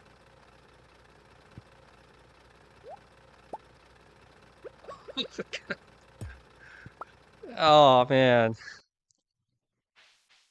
My man. Oh, that hurts. If only I stood in the way just a little bit longer.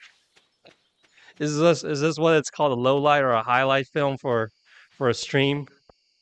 Shit. Damn it. That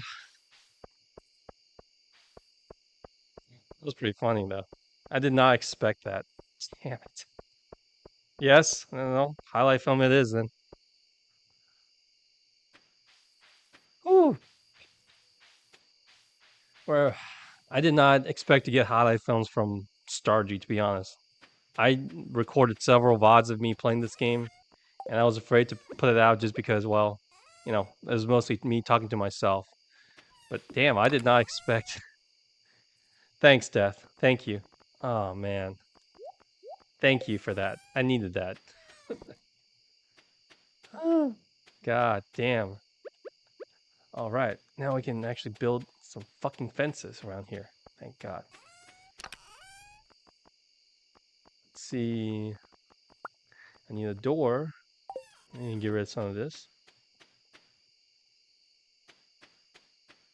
High School Musical 2. All right, there was a sequel. Of course there was a sequel. Of course there was a sequel. Why wouldn't it? I don't. Sometimes I just don't understand how some of these things became popular.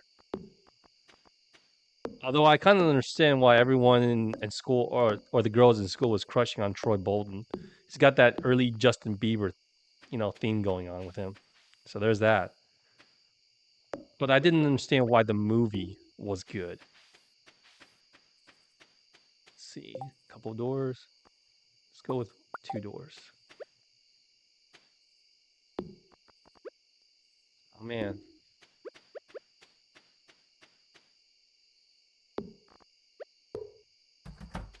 There we go. Hopefully there's more grass growing, and then if the bigger field, maybe they'll find more truffles or something. The one song called I Don't Dance, and then they start dancing and they were playing baseball. So the lyrics goes, hey, batter, batter, hey, batter, batter, swing. Get it? Because yeah, it was a major cringe for me. I mean, even South Park made fun of it. It was so cringe. And I just thought to myself, is it cringe? Or is it just because I'm getting old and I see how stupid kids are? Or I used to be. Because I was like, even if this came out when I was around, I was a couple years younger, I don't think I would have liked this. Or is it just me?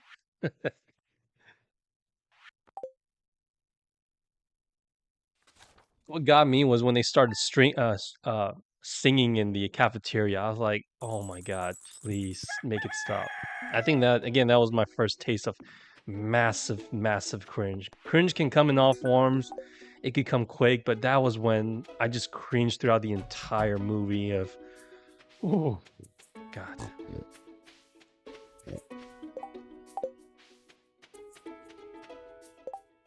Oh, X amount of years with 0 High School Musical knowledge, and I would thank you not to break the streak for me. Yeah, please don't. It was a big hit for my sister. Sorry, I'm sorry about that then. Don't break the streak, please. I think we don't need to know more about that. To this day, I still don't want to know anything about High School Musical. But knowing what's going on right now with the entertainment world, maybe it was like a foreshadow of what's to come, right? I mean, if I want to see cringe stuff, I'd probably just go watch a Marvel movie. I think after Endgame, unfortunately, everything was just kind of bad. B movie? Are you talking about Disney or an actual movie, Speed? Just curious.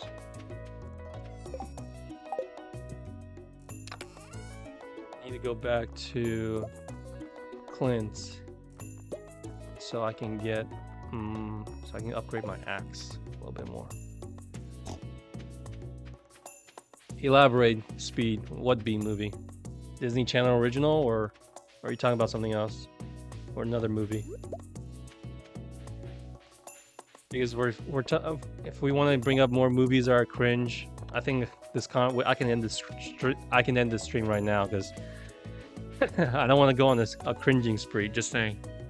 But it is my fault because I was the one who brought up High School Musical, right? I don't know how the conversation got there. Jeez, let's just end it at that.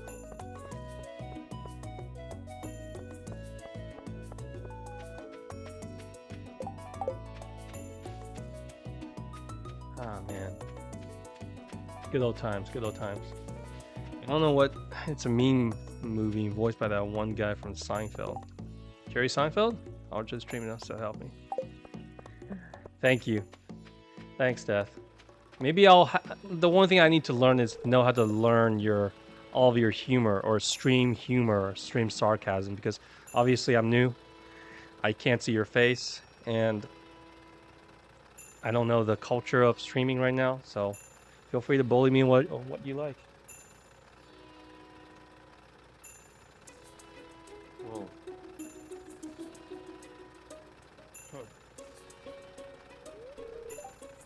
Clint, open your freaking door, and you better not. I swear to God, if you walk through my furnace again, I'm gonna kill you. Ah, damn it, Clint, you stole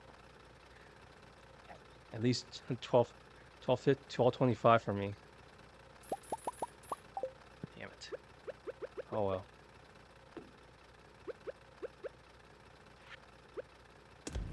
Alright, a little bit more.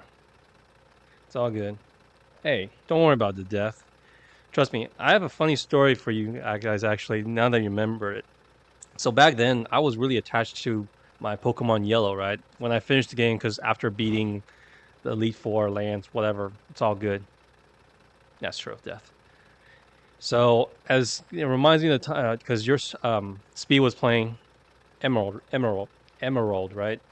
So it got to me that how back then, or even right now, I am pretty gullible. I'm not gonna give you my address, or I'm not that gullible, but my friends kept me believing that there was another endgame for Pokemon Yellow after you beating the Elite Four. So they were telling me that I actually had to go catch like all the Pokemon. That's when you unlock it. And then afterwards, the real challenger was actually Professor Oak. And then he'll meet you at like at the Elite Four endgame. We had to beat it again. And then but I have to be careful because apparently they made some BS story about his Pokemon are like a level 150 and you can only get to level 100, so you got to stock up. And if he beats you, your file is your file gets deleted. Now it sounds really, really stupid now that I'm talking about it out loud, of course, because I was an idiot. But I actually believed them and worked my ass off in collecting all the Pokemon. And just when I thought, I was like, okay, I beat the Elite Four, I got everything. And I even invited my friends over, right? And asked them, hey, check it out. I'm about to go help me. If you guys can help me out, because you guys know what you're doing. You guys read all the forums. And here's me caught all the Pokemon. And I just finished Elite Four. Where does Professor Oak show up? Whatever. They showed up. And he's like, no, you got to beat them again. You got to beat them 3 times. So I did it 3 times. And then they said, no, now you have to go to a specific place at a specific time. And I did. And then all of a sudden, before I realized, like, you guys are fucking... I looked up and I looked at them. They're just smiling from ear to ear, like... And I just said, you guys are fucking with me, aren't you? And that's when just hell broke loose. Like, oh my God, I can't believe you spent like that much time believing us. It was so obvious. Oh God, that was a big troll right there. And I felt like a big giant dunce. Like, and then after, like, as soon as they laughed, I realized, like, man, it was so obvious. Why did I believe it? And I couldn't even get mad at them because I would probably do the same thing, to be honest. And they're still my friends, by the way. They're still my friends. We're still all good friends.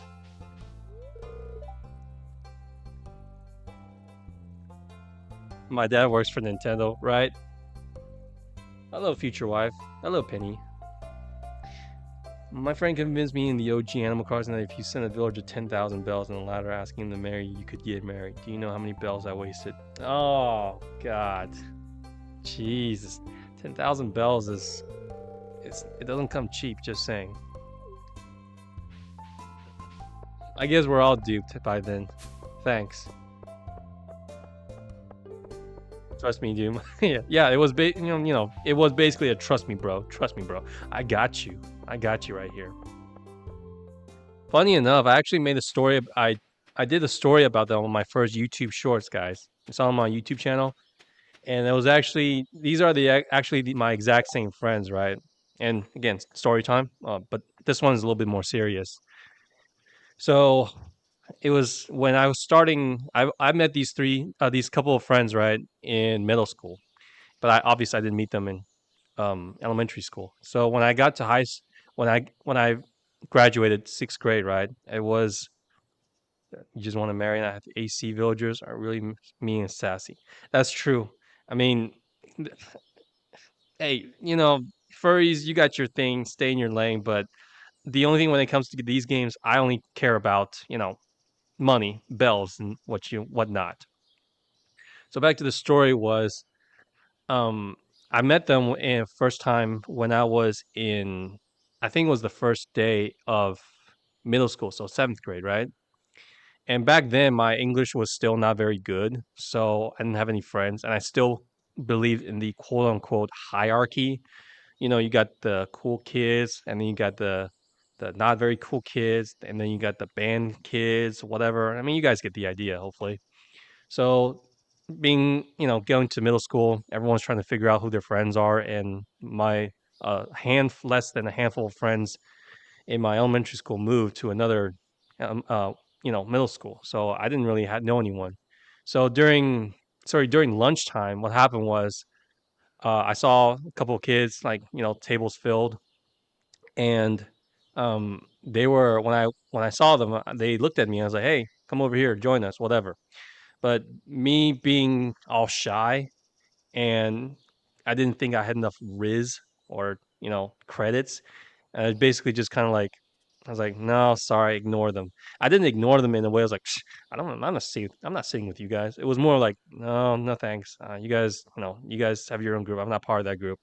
So I went over to an entire table, which is filled with no one. It was a completely empty table. And usually these tables are long, and it's like it can seat like maybe 20 kids or something like that. So it's pretty obvious. Everyone in the cafeteria could see it, and was like one kid sitting by himself. But I was too shy and too, you know, and I wouldn't say stubborn, but more like just I don't know anyone, so I might as well just sit here by myself. So everyone could see me, and in the middle, so it was kind of embarrassing. But I was just keeping it to myself, and then bring my homework up. And after about 10 minutes, right, what I didn't expect was like the table that with my group of friends, future group of friends, they kept trying to wave me over. I was like, "Come on, sit over here." I just kept saying no. What happens after like 10 minutes of them trying, and they actually like grabbed their food and actually came and sit with me in the middle of the whole cafeteria, like in this little lonely table, like just sat with me and hung out with me. And yeah, that was something that I was like I will always remember. I didn't tell them this, but I almost felt like I almost broke down crying because I didn't know having, these guys, they didn't care about being cool. They just saw that, hey, I look like an interesting guy. Let's go talk with him. And they came and sat down with me and in the quote unquote uncool table. So I mean, this story still gets me to this day. So mm, got me a little bit teared up. So, anyways, and to this day, we're still very, very, very good friends. We don't talk as much because how their classes, and then they moved out of state, and they have kids. But I've been to all their weddings, and that's the one story. I don't know if they remember, but it's the one story that I will always tell, myself that I'm not alone. So thanks, guys. I mean, just wanted to share that quick story with you. It's probably one of my favorite stories to share when, trying to get a little bit serious, a little bit emotional. So, yeah, thanks. Anyways, back to the gameplay. Enough about that.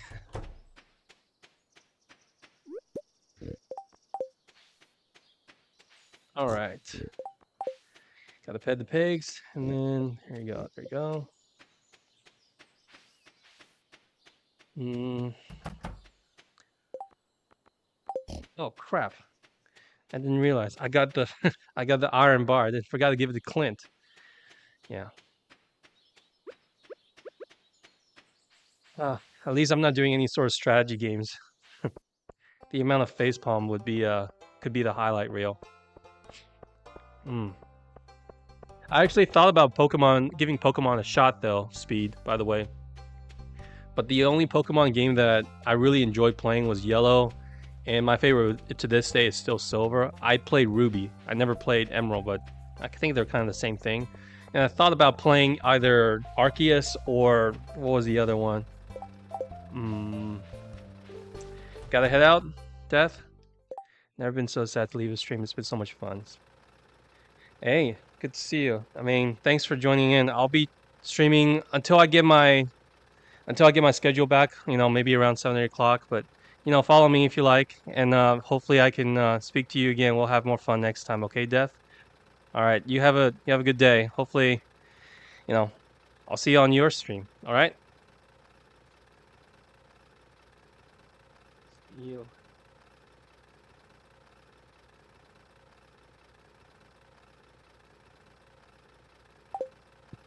All right. What was I gonna say? Upgrade tools. That's right. All right. I can't do it. Ugh. God damn, that was for nothing. My bad. My bad, Speed. That's why I couldn't get it. What was I talking about? All right. Speed. Yeah, I was thought about streaming the newer Pokemon games, but I didn't think. I heard that the what is it, Violet or something like Scarlet and Violet, right? One, there was too many people playing on it, and one of the tips that I've watched on YouTube about new streamers that don't play a game that's too overly saturated, but hopefully it's not dead or anything, right? And then I looked at the gameplay and it's got issues. And you know me, as if a game has issues, then I prefer to maybe either wait for a sale. But then I realized, like, oh wait, it's Nintendo. They're never on sale. I mean, we're still paying almost $60 for freaking Breath of the Wild, I think. So I'm just gonna, if I have a good idea that for the next Pokemon game, they're gonna be remaking Silver and Gold, which to me, I don't know why, but Silver and Gold is still my favorite Pokemon game of all time. I think it's mainly because of the end game, where after you beat everyone, you go up and face Red, which is the character from Yellow. And the thing is, what's funny is that I had the exact same roster as Red. I kid you not. I promise you, I'm not lying, because I had Pikachu, I had Charizard, Blastoise, Venusaur, Lapras, and Snorlax. Those are all my like OG favorite Pokemon. And man, when Red showed up with the exact same Pokemon that I had, I was like, wait a minute, am I playing myself? Oh man. And of course I got my ass kicked a couple of times. So I think that the Silver will always be my favorite. Not to mention the fact that Lugia is still, to this day, my favorite Pokemon of all time. Just saying. Don't know how you feel about, Emerald, though. I heard it's good. But to me, it's kind of like with Silver and Gold, and then there's the other one, Crystal. That's right, Crystal. Don't need no coffee. I'm good on that. Oh.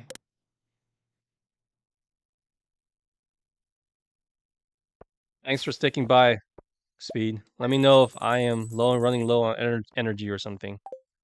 But I'm glad you and Death came by and heard my story out. I'll be telling that story that I told you about my friends over and over again if I got any more viewers. So hopefully you wouldn't mind that.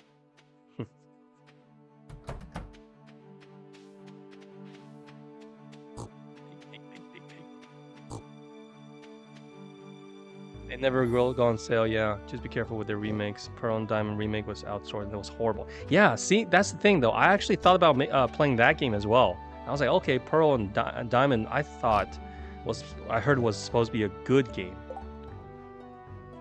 Thanks, Speed. Thank you.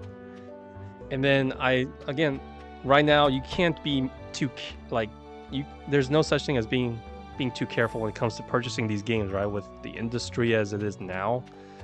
I mean, the only game that I purchased without hesitation, last one was Devil May Cry. Devil May Cry 5. I was like, I saw the teaser, done. Itsuno, done. I don't need to see anymore.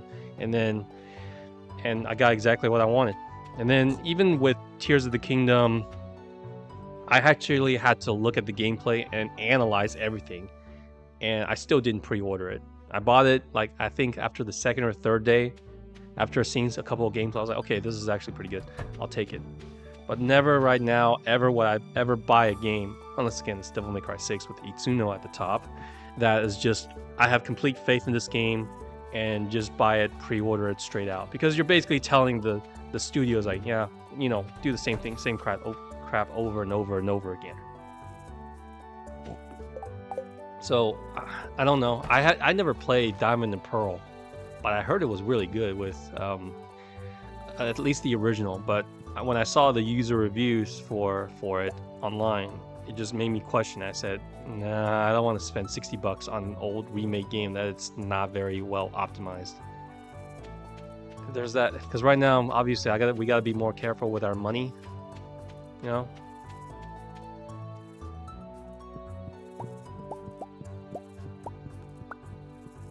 Oh.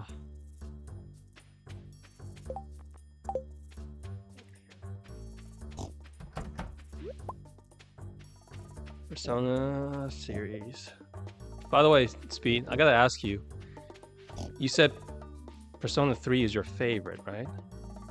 It's the fear of me missing out, which is why people never buy newer games. But at the rate, I'm just playing old games, and I know it will be good. Yep, agreed. Persona 3 was your favorite. Don't give me any spoilers, please. Obviously, though, I already knew a couple of stuff in there. I want to ask you why. If you play P5 and P4, I understand P5 because I obviously prefer 4 over 5. I'm curious to say what is your opinion on why you prefer 3 over 4? Just curious. Because the gameplay is mostly the same. So, are you more attached to the characters? Is the story more... You said it's more darker and gritty. Though 4, I wouldn't say it's dark, but it's more like accepting yourself. So what is the theme of 3? Something about death or something that's dark? So I'm sure I've seen the persona for 3, right? The guy, the avatar or something like that carries a bunch of coffins or something. Really cool design, but does that have a particular meaning, like death? There's a lot of coffins. Again, if you think it's too spoiler for me, just tell me to shut up and wait for the reload to release, right? And that'll be fine.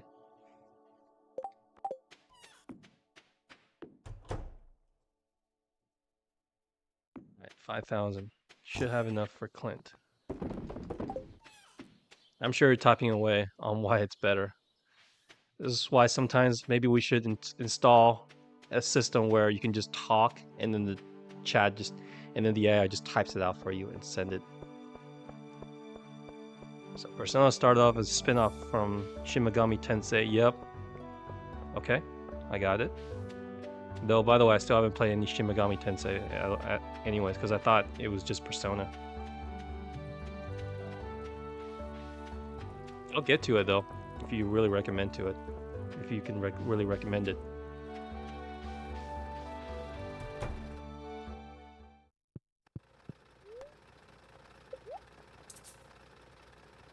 What? God, what is wrong with me? Ugh, this must have been very frustrating. I'm so glad you guys are not watching me for my gameplay. This is so embarrassing. It's almost like I got dementias or something. Forgetting this, forgetting that. It's like the most obvious crap.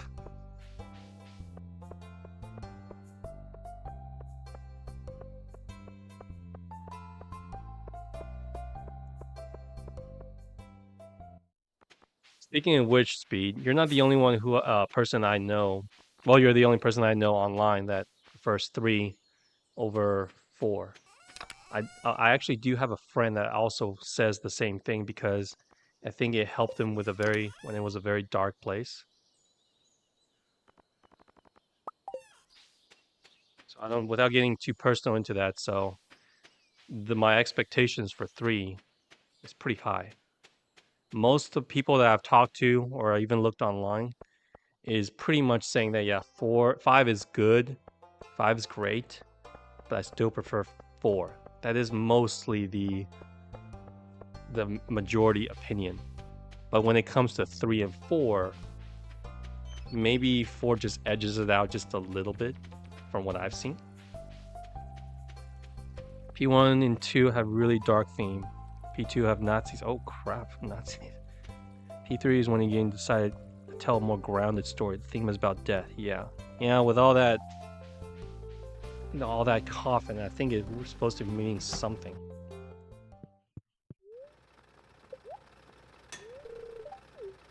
All right, Steel Axe. Here we go. Death. I'm gonna brainstorm a little bit because if you're thinking about death is the theme, where P4 is about truth, and then P5 is about rebellion, right? So from what I've seen, or at least from what I can hypothesize, P3 about death. Are you talking about the characters themselves? They wish to, I don't know, have death on themselves? Or is it like the character, like they all have some sort of trauma wanting them to wish death on themselves or something like that? Or is it like we're supposed to worship death or something? I don't know. Maybe that's just my 2 cents.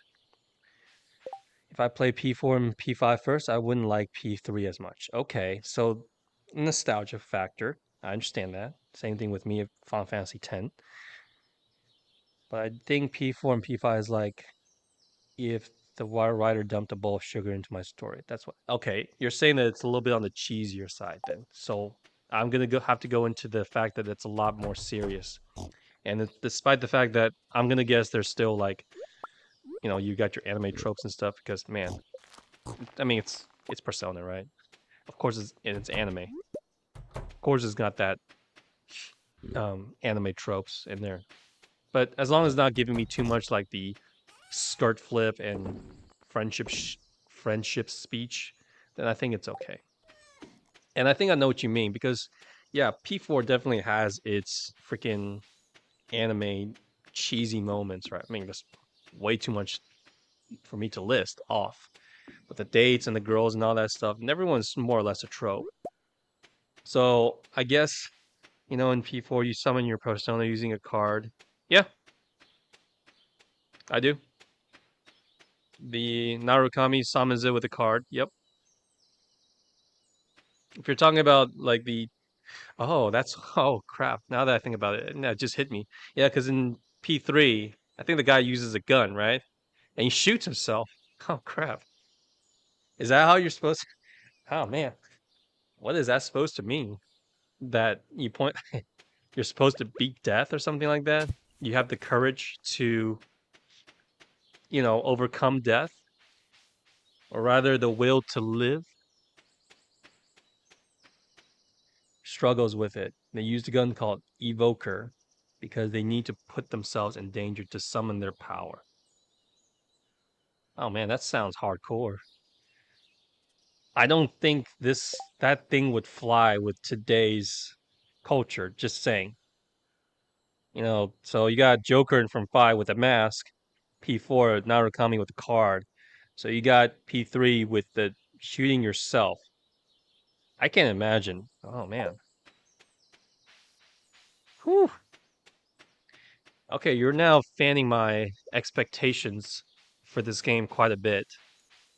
Because the fact that it's already a game that some people would argue that might be better or prefer over 4, that got me intrigued quite a bit. But now that you're giving me all these darker themes that, I am very, very intrigued. Oh, don't worry, I will definitely be streaming. I don't know if I want to stream when it first come out though, because everyone will be playing it. but it will be a first playthrough for me. And of course, for you, you will probably play it day one or something. I mean, come on, be honest here. You're gonna buy it day one, right? Probably. And of course, I need to give it a couple of days to see which system I should stream it on. I prefer to stream on the Switch, but if the technical issues is a problem, then PS5 as it is. I just know that P4 will work with the Switch because, well, it's an old game. Shouldn't be any issues, of course. Jesus. Oh, man. Next year can't come soon enough, I think. But, bro, I'm saying that this year has been crazy with the games. You probably not buy it right now, but yeah, I'll probably buy it at launch after I see the reviews. Agreed. Agreed. The thing is though, in we should probably buy it for other system, maybe PS4, PS5, or Xbox, whatever, over the Switch because, in my opinion, I mean, it's Nintendo. They never ever lower the price unless it's like a remake. So I think it comes out for like a $60 or something or $50. Might be $70. And so, you know, better check which console is the best. As long as it runs smoothly, very minimal bugs, I'm satisfied. And yeah, Atlas might pull a scummy move by, giving us a couple of DLCs on Switch, yeah. Let's hope they not get too greedy when they eventually release the Switch 2 or whatever the hell it's going to be called. Nintendo is one greedy bastard, but it's the same thing with Sony and Xbox. What company isn't, right?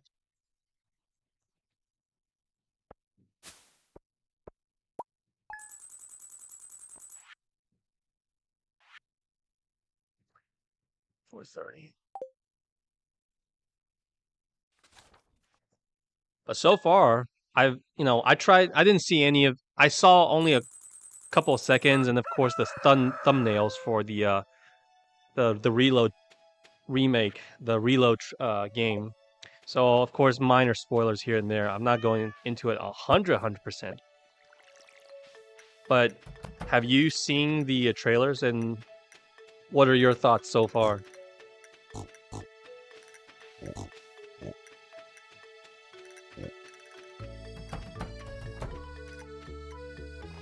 Gives you better service. Look how abysmal the Game Pass is for Nintendo compared to the other service. That's true. Because when I started streaming, right, I was like, well, maybe I should play with people online. That would give better interaction, better highlight streams. But then, I mean, what games should I stream on your Nintendo other than Super Smash and Mario Kart? The games like Fortnite ran like crap. Fall Guys, I mean, even that ran like crap. So I just kind of gave it up. And I heard Smash Online is really bad because I remember trying to play Smash Online for the first time on the Wii, and it was for Brawl, and I was actually quite good at it. And it was so laggy and so horrendous that I just turned it off after like 10 minutes of trying. If you don't like Splatoon and Nintendo Sports, yeah, Splatoon is also another one. But overall, am I gonna play? I mean, think about it, right? As you said, is it really worth it? I forgot how much it costs, $50 a month or something like that, or $20 a month. Doesn't matter.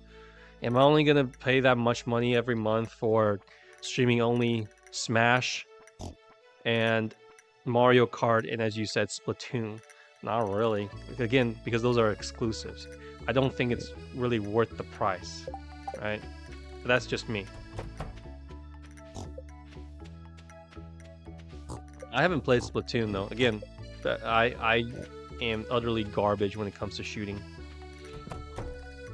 And part of the reason I suck at shooting is because I play a lot of, hack and slash, and my camera is always going to be inverted X and Y. So you can imagine the mental gymnastics my head's going through when trying to aim. Because when I aim in first person, it's standard normal X and Y.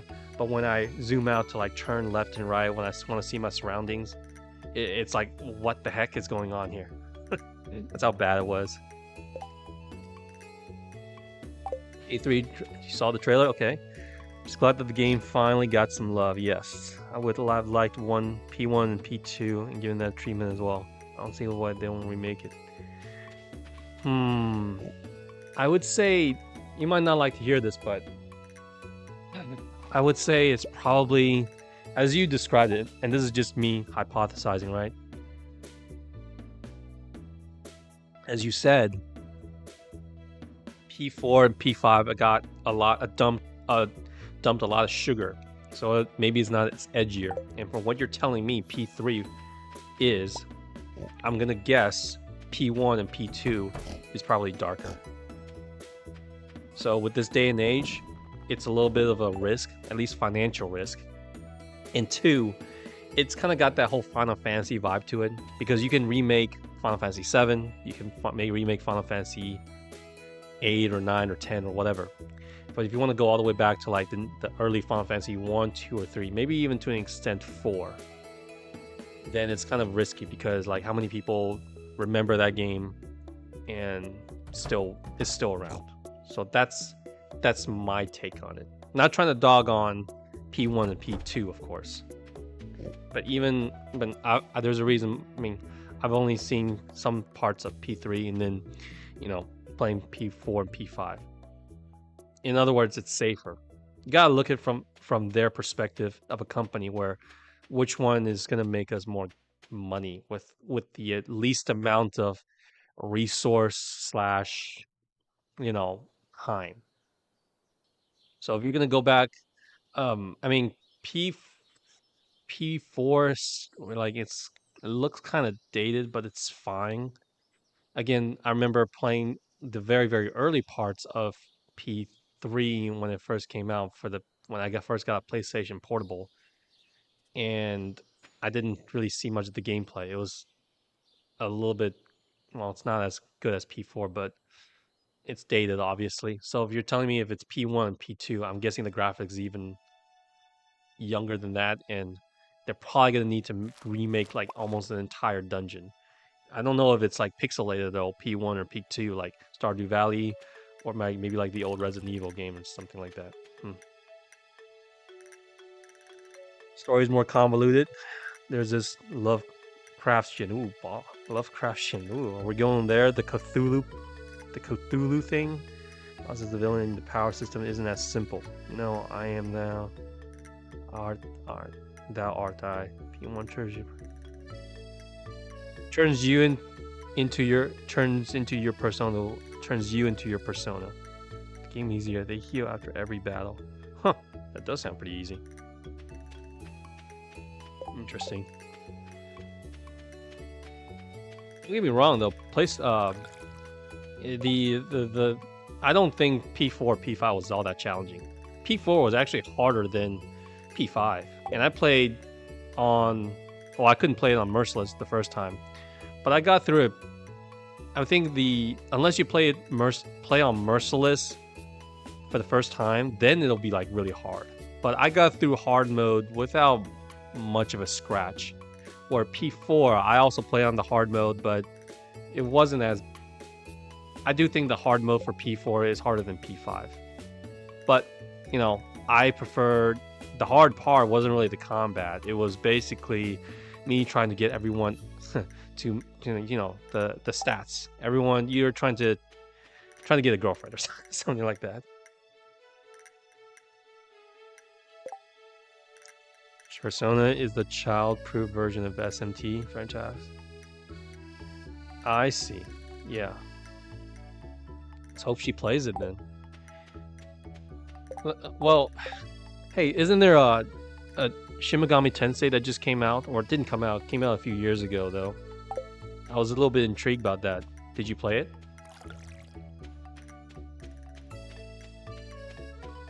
Like the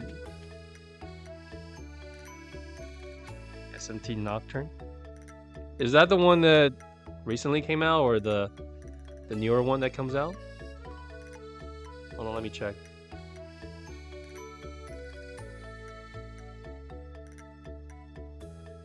Yeah, I remember seeing like a Dante meme in here, because Dante shows up or something.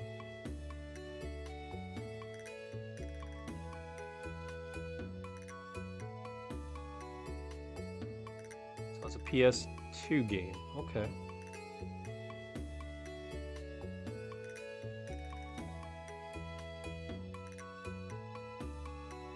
Okay.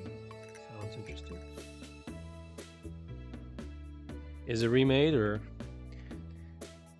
newer one is Shimagami Tensei 6, never ground the end to 5. It didn't bro switch with me, but I finished 4. 3 is a Nocturne is a remake.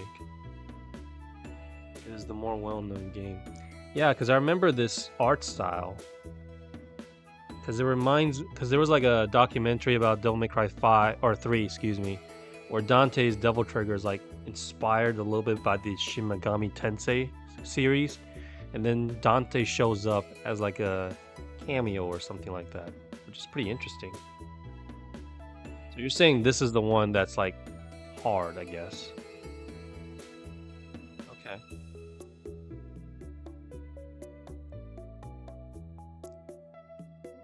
I'll put that on the list then.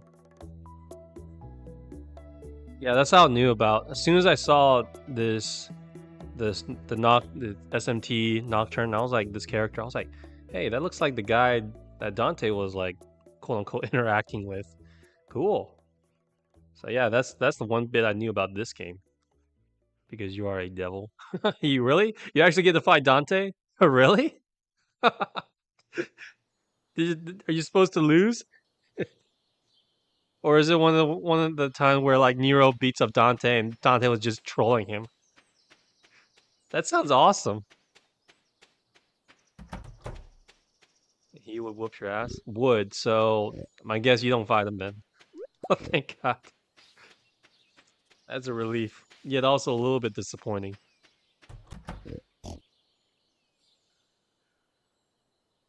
Ooh, so that hard, huh? Sounds like a Fire Emblem Awakening kind of hard. Ooh. I'm not that good at games, but might you have gotten me intrigued. Damn, there's so much, man. Speed. You giving me all these old games to that you recommend, Octopath and Shin Megami Tensei. Damn, I don't. I'm thinking like, damn, I don't have to be stuck playing the new games anymore because, man, I really don't go play a Call of Duty campaign. That sounds boring as hell for me. But man, all these games I missed out on. It's giving me a lot of ideas. You, when you, so you are all given a persona when you awaken your power. Yeah, I mean, Narukami's got Izanagi, Joker's got, uh, crap. Um, damn it, what is it called? Arson. That's it. Not gonna ask the one for P3 though.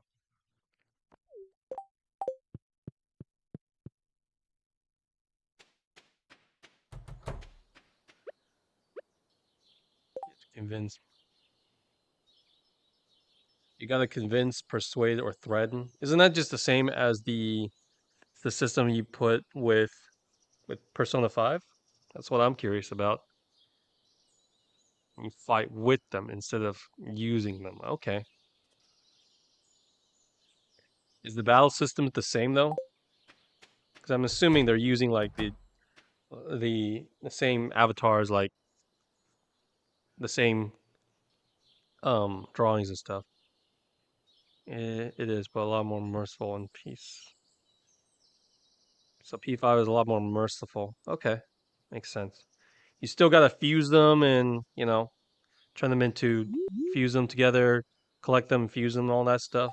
That's because that's one of my favorite things with the Persona series. It's like Pokemon, but a lot more devilish. You chop them up and mix them together to create a more powerful Persona, right? Man,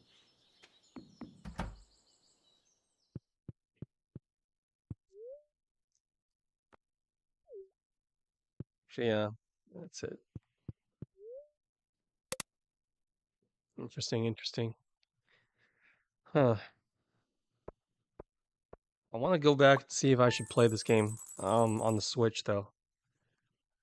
The one thing I like about P5 is how it returns to form when it comes to the fusion system. You really do execute the persona to make the fusion. Yeah, yeah. I was a little surprised too because um, I don't remember the.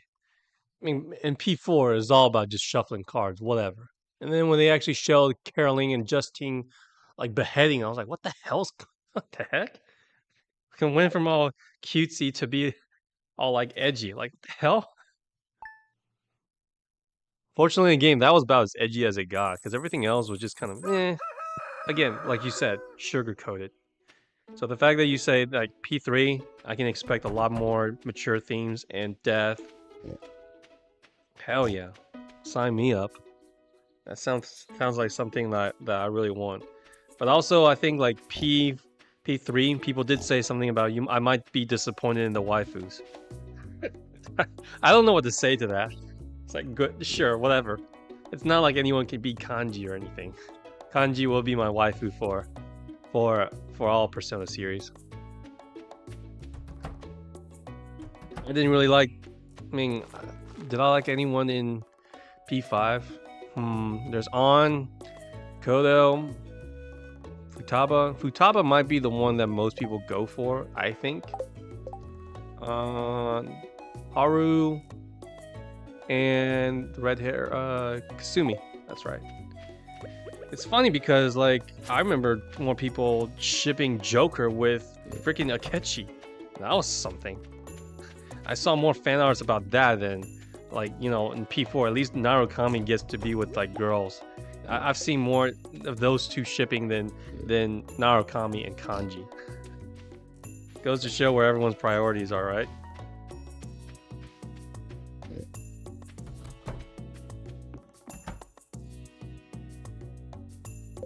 Yeah, I can see that. There isn't much quality waifus in P3. The husband though is pretty nice. Oh, so that's what you mean. Gotta flip my taste a little bit then. So there's a better amount of husbando than waifus. Interesting. So that's how we're gonna play that game then. Okay.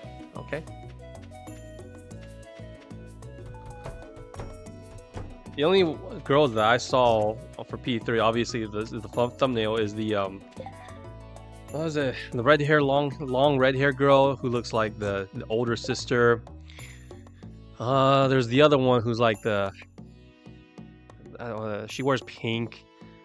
But I think like on the Discord though, people tell me that I'm gonna hate her, even though she looks like the most normal, or I wouldn't say normal, but more like the typical choice is what I'm trying to say. Like, oh yeah, the childhood friend slash yeah, this is the one that you're gonna go with. This is your basic trope. And I think there was like I'm sure there's more, but those are the main two that I know of as of right now.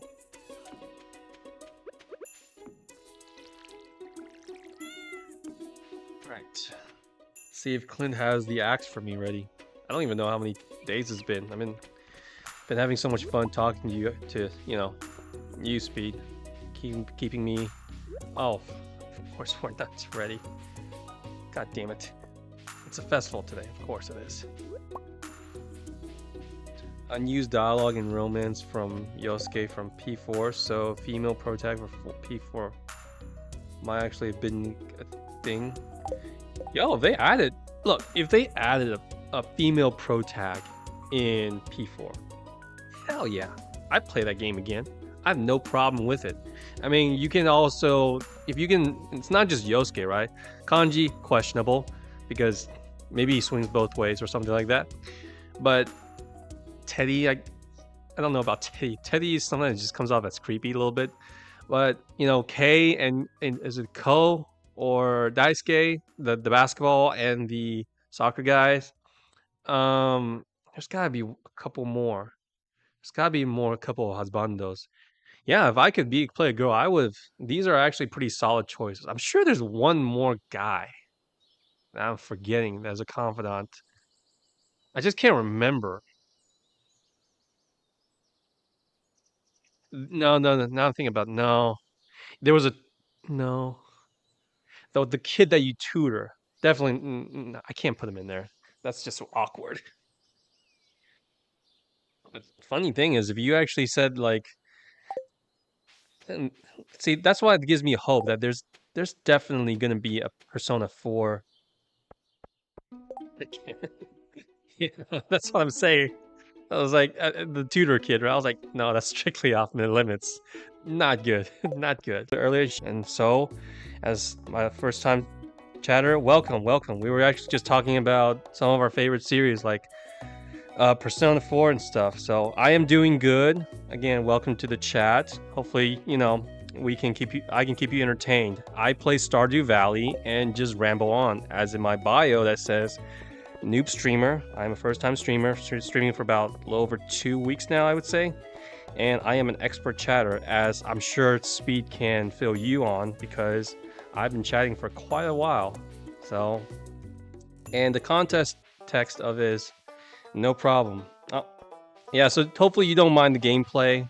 It's kind of bland because, well, I'm just kind of screwing around and I'm having more time. It's 9 plus 10. Are you seriously asking me that, or is that a trick question? Speed, what are you trying to say? What are you? Is this supposed to be some kind of joke that you streamers are supposed to know, or am I supposed to answer it literally? Just curious. Not you, bro. No. How's your stream going?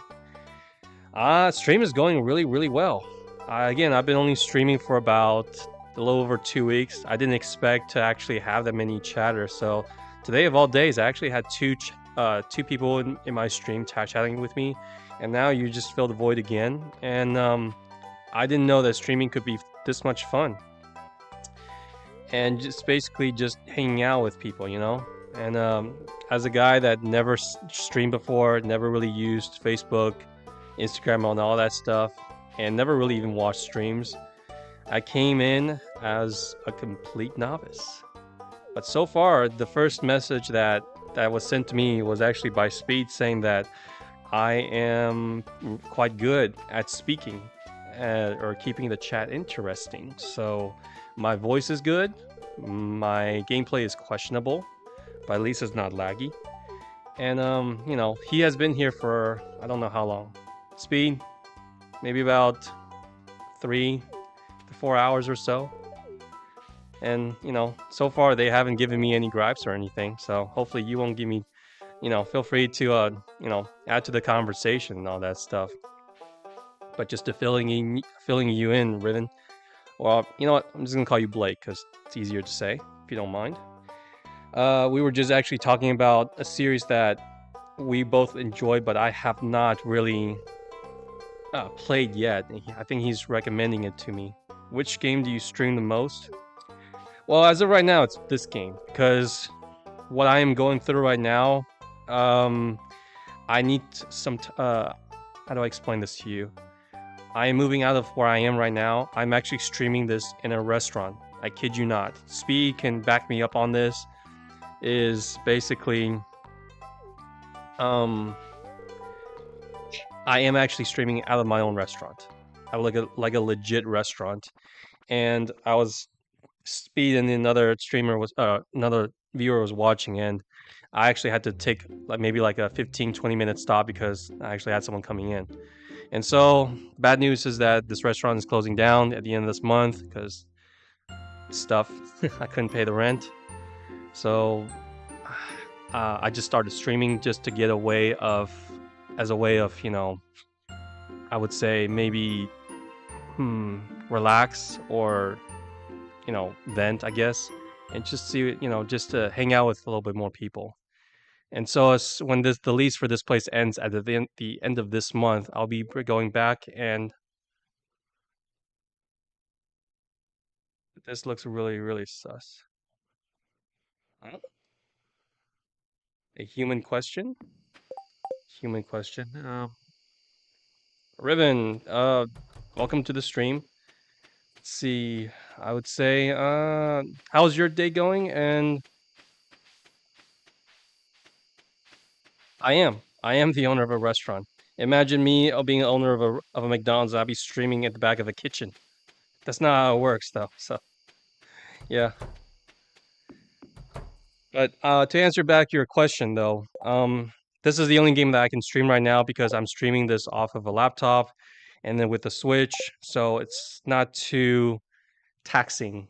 And as soon as I get back to my old place, I can actually stream with my PS5 and I can play a little bit better games. But overall, I would say the most games I like to stream, what you guys can expect, are mostly RPGs, simulation games, and a bit of hack and slash. I would play some horror games to give you guys more entertainment, of course. But later down, as long as you guys don't ask me to play something like Fortnite or whatever, which I would if you guys ask me, but I'm telling you that I suck at shooters. Hmm. And sooner or later, I will be able to, show my face. And as you know, I own a restaurant. I will be able to give out my restaurant's name to you guys, and you guys can check out the Google reviews and what my food is all about. But not right now because I don't want to get doxxed.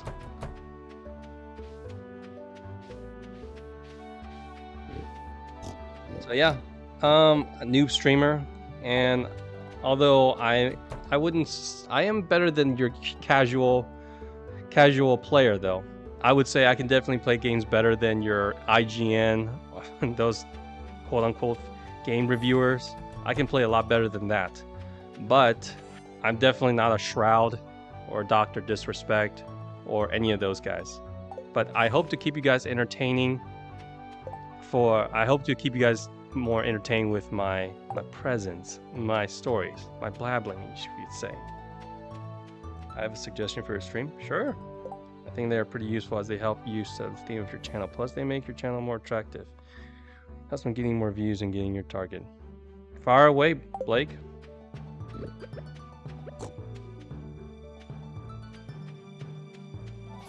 Go ahead. Any suggestion are valid. Any criticism, constructive criticism, are valid. You guys, I'll do whatever I can to keep you guys, up to date and entertained. Should use some streaming elements for your channel. I heard about that. I don't know what that is, but I heard about it. So I'll look into it tonight, I promise. So far, it took me... Thanks, Speed.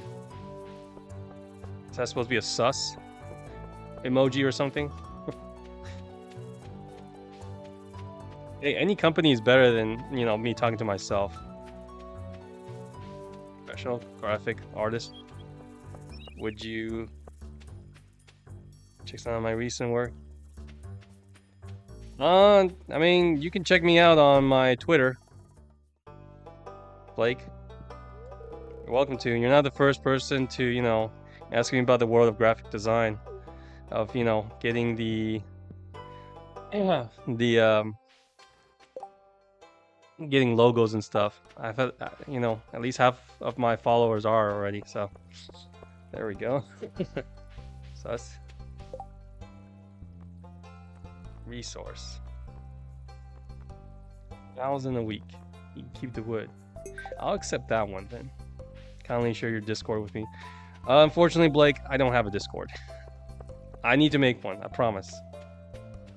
But here, one sec. I will share my Twitter.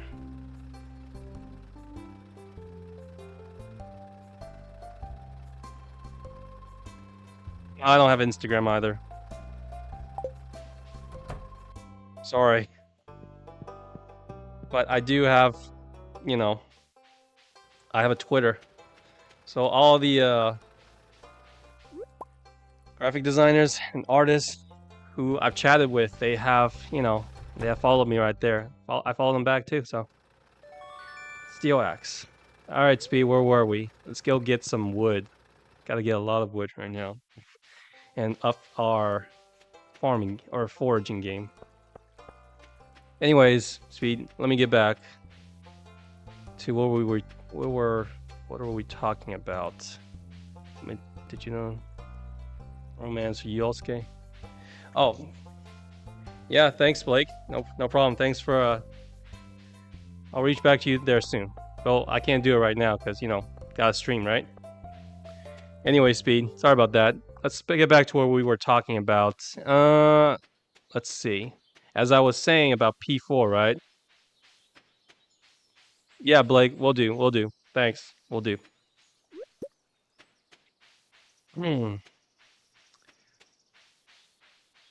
I'll follow you back, Blake, as soon as I get back my Twitter. Right now, I'm in my restaurant and all that stuff. It's a little bit. Anyways, Speed, I will. Let's see. Oh man, this is so much easier now. Back to Persona 4. You were saying that Yosuke. How's your viewer count one when they're reviewing and chatting with you? This is really weird. Well, it went back down to 1, I think. Yeah, it went back down to 1. So 1 is just you. I think Blake left. Or quote-unquote Blake. It's 1 the whole time? Yeah, that's what I figured. I refreshed my browser. It's fine. Don't worry about it. I don't pay attention to the viewer count, to be honest. As long as someone here chatting with me, it's all cool. I don't mind it. So you figured it out already? I mean, yeah.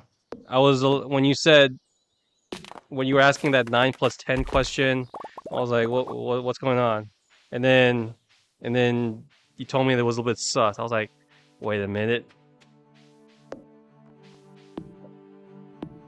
Sounds good, Blake. Thank you. Sounds good. Thanks, Blake.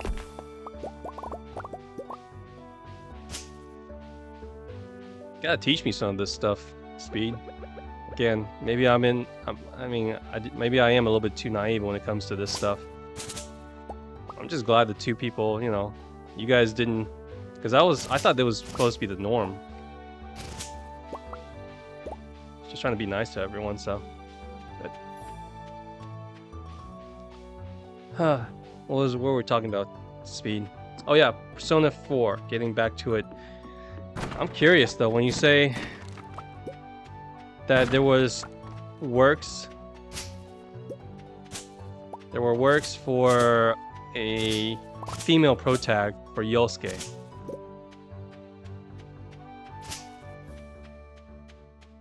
Follow me back so I'll send my artwork. Will do, Blake. Thanks, Blake. Will do. By the way, Speed, as I was saying, wouldn't it be kind of weird though for a protag to romance Yosuke? I don't mean that in a negative way, but remember at the beginning of the game that Yosuke was obviously infatuated with the first girl, who unfortunately was dangling. You get what I mean, right? So for a female protag to come in and then steal the heart, not sure how that would work though.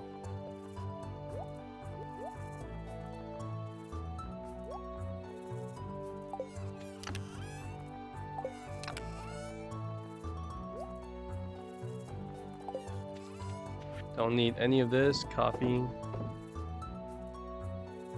Male character to romance and the plot as well is why they didn't make a female protag. Yeah, see, that's what I mean. Like, other than the, let's see, Cole and Daisuke, the basketball and soccer guys, Kanji, questionable. I think he should be I think he should be more of a romance for the male route. And then Yosuke, with the fact that he just got dealt with with the tragedy of that first girl, it's kind of like, well, is it really the good time? And then of course there's the tutor, which yeah, let's not go there, So other than that, I mean, there was just not enough. And then of course you got God damn, I keep forgetting her name. How could I forget her name? She's probably one of the best girls there. Help me out, Speeds. The pistol. The last one. Obviously, I knew she was a girl from the beginning, even though everyone thought it was a guy. Oh, damn it.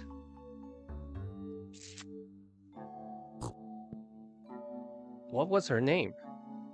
Naoto. That's right, Naoto. Yeah. I was like, how could I forget her name? She, in my opinion, she's the best girl. She's the best girl. I know everyone goes for maybe, well, it's really a split between Rise and Chie and Yukiko. I don't think Marie counts, but you know.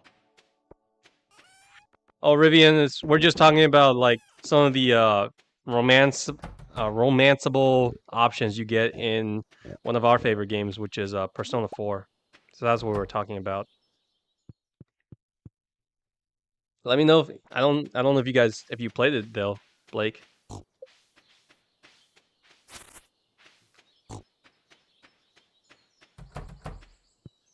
$100, but I am your teacher. Yeah, see, that's kind of crossing the line. That's just he's a minor, for God's sake, right? That's just awkward. I just design art. Well, we're talking about games. Unfortunately, Blake, we don't know too much about arts, but you know, I'll follow. I promise, Blake, I'll follow you back as soon as I, stop streaming. But right now, I still got some stamina left, and maybe about a bit, I will, bid you guys farewell. And so I got a little bit more prep work to do. But other than that, it's been a very, very good stream so far. I immensely enjoyed everyone's company. Speed, thank you for stopping by, and of course, Blake, thank you for coming by as well. You know, and again, just want to say just how happy I really, I really regret not streaming for so long. Maybe I should have started a streaming career instead of a restaurant career before then. But back to Speed, as I was saying, there's just not enough male husbandos for Persona 4. Naoto to me is still the best girl, unless you count, you know, Margaret, but you can't exactly romance her. Margaret for the win.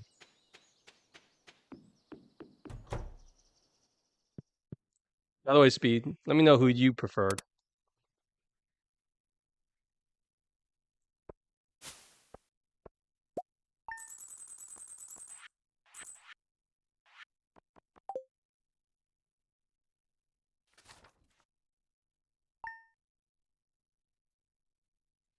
Oh man. All right, another day. Don't have to water, but oh well. Or game P4. Yeah, who'd you wife up? Tell me you didn't go to the scumbag route, which is going for them all. I know it's tempting, but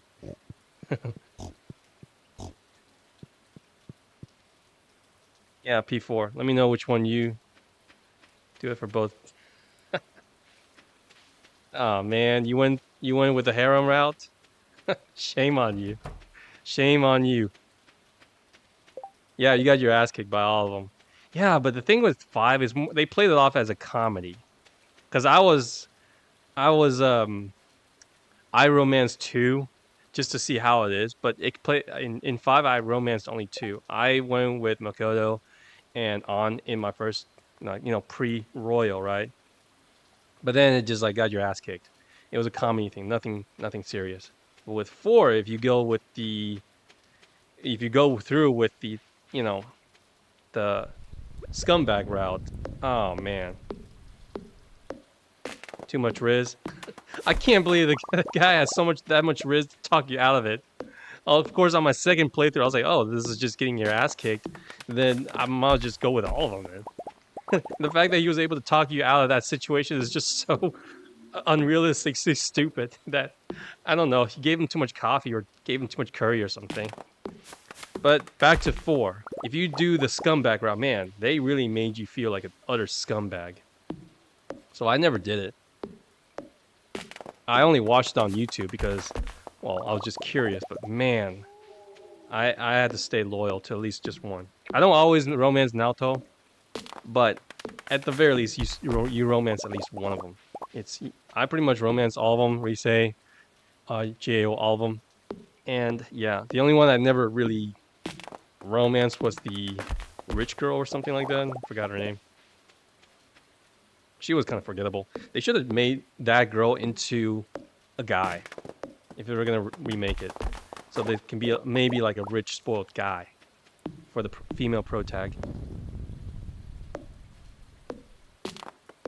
Really?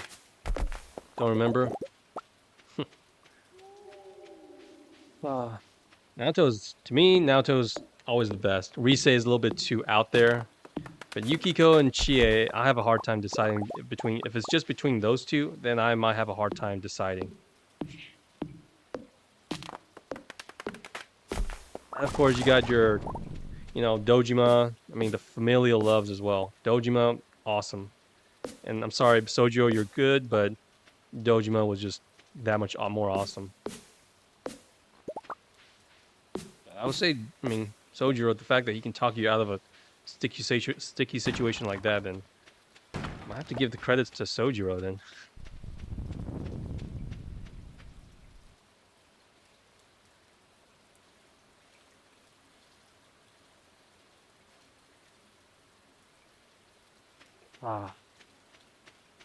Well, I can at least ask you this, Speed. Were you faithful to 1, or did you pull the scumbag move when you played when it comes to 3? Just curious. No spoilers, of course. Which one did you do through for 3 though? That's what I'm wondering.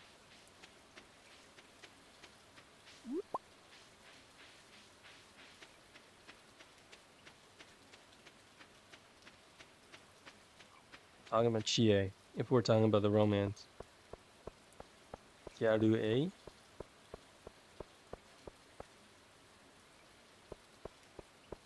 I see.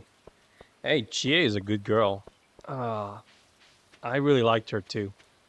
I really liked her too. See, that's the thing though. I think this is part of the reason why P4 is so beloved, is because the waifus are so top tier.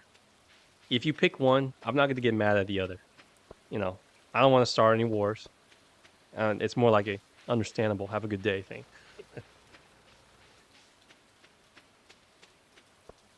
So I just max willy-nilly, but romanced one girl. Yeah, okay.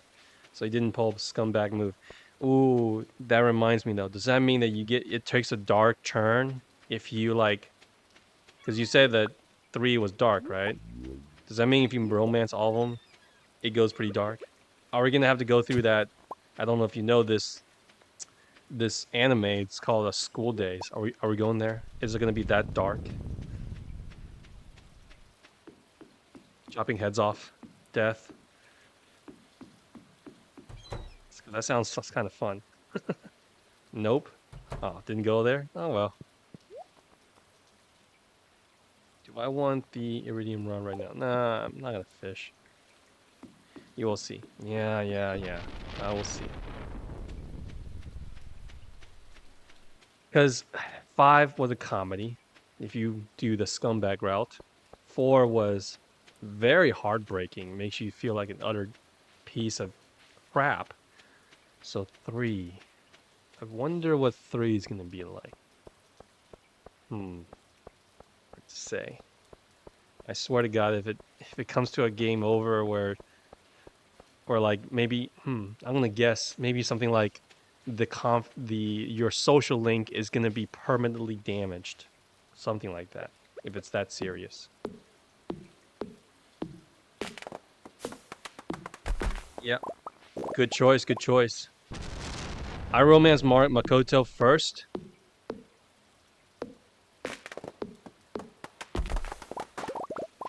For rejecting Haru? Yeah, Haru took the hardest, I think. Because On and Makoto, took it pretty well. Obviously, for Royal, the only option for you to romance was, Kasumi. Because, I mean, she's the freaking DLC. She's on the freaking list. So, I romanced Makoto and then Haru. And then, of course, after that, it was Kasumi all the way. Because, well, of course. Why not?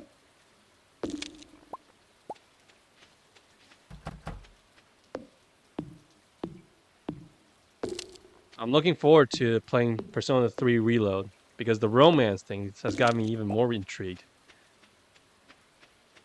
You said no on the fact that they're not going to kill you. Yeah, probably that was more of an exaggeration. But if can you react to a YouTube video for me if you haven't ever seen it before? Sure. I'll bring it up on screen, but you're gonna have to give me a little bit more time for that because I don't know how to do that yet. Send me the title. As long as it's not copyright, we're cool. More common mushrooms. God damn it.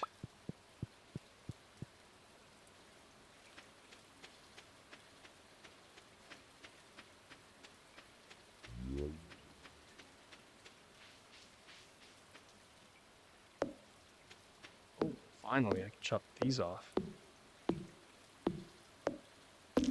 Alright, what is it called?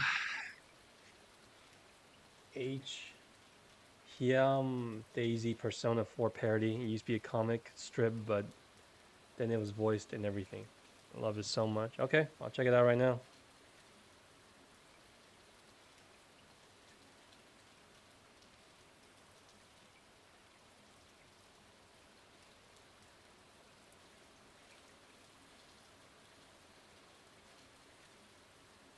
One sec.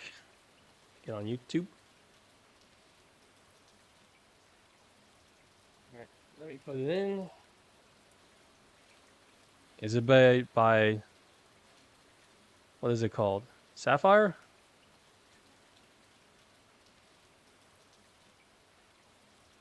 Sapphire? Is that it? Of course, every recommendation, check it out first. Make sure there isn't anything bad. All right, 3.1 million views 11 years ago. Put this on so I don't have to hear the rings. See how this goes. Dun, dun, dun, dun, dun. Art and story.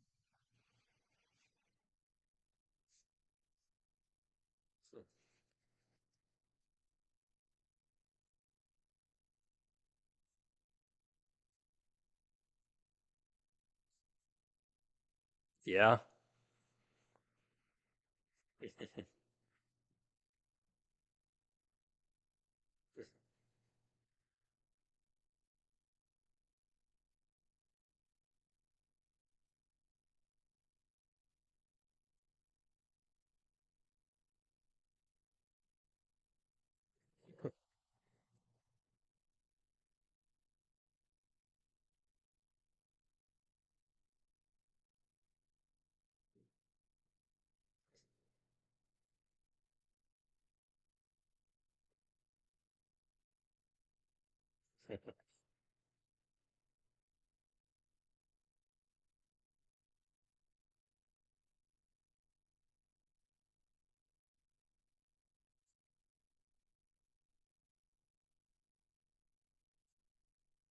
It's not a murder.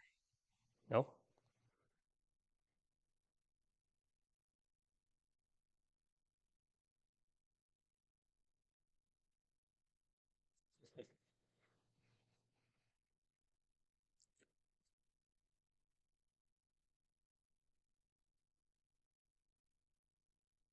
Time for school.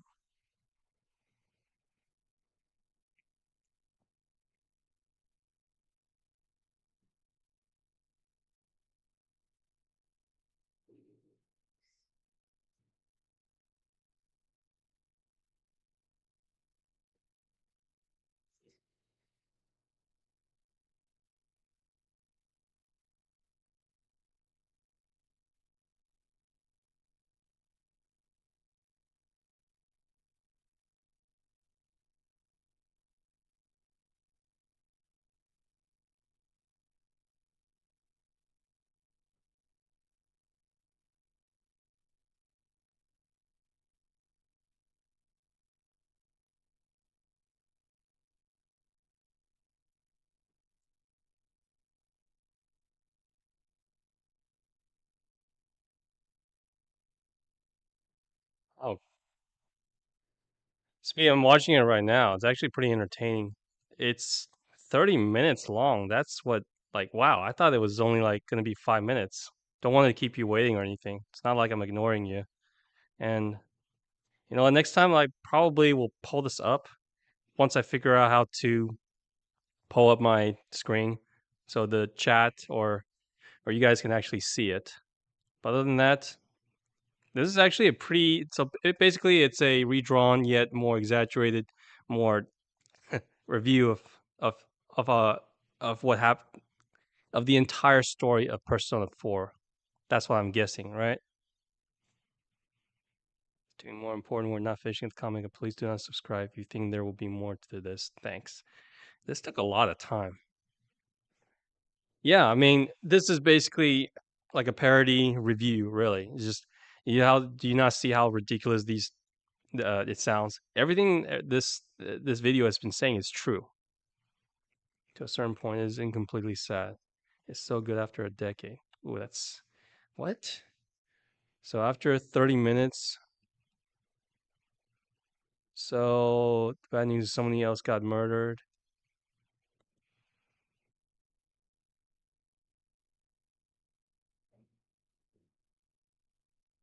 Okay, so right after, I guess it ended right at when Teddy becomes, what was that? Has his own persona. So right at the end of Risei's, yeah, Risei, yeah, right at the end of Risei's trial or something it's called. Yeah, because that's when she joins the party midway and you gotta fight Teddy's, persona. Yeah, so it stops then. So it's about a little before halfway, I would say. Oh, that's a shame. Well, it says here that the artist has moved on to do more important work and will not be finishing up the comic up. Please do not subscribe if you think there will be more. Ooh, I was actually enjoying this. Mm. You mind if I watch it afterwards, the stream? Because, well, I don't want to keep you waiting and, not talking about it, but I have it on my tab and I will watch it. I'll let you know next time we see each other, we talk with each other. And, I'll let you know how it is. It is really good. It's actually pretty funny. It's a bit more exaggerated, but it's not as too edgy. Like if Spoonie did this one, he would cuss all over the place. So this one's a little bit more toned down. And I like that. A short skit of the ending. Well, I skipped somewhat over to the ending, but not playing it. So I was just looking at the preview and the thumbnails is providing. It was like it looks like because I saw Teddy in his little dark form. I was like, okay, that's where it ends then. Yeah. Oh man. It's funny enough that I actually got you, Death, and then I guess Brian or Ryan come on board, but I still haven't had anyone streaming, chatting with me on YouTube. It really is to say that not many people watch streams on YouTube though. It's two different cultures, I'd say. Oops. Hopefully I didn't get doxxed right there. Well.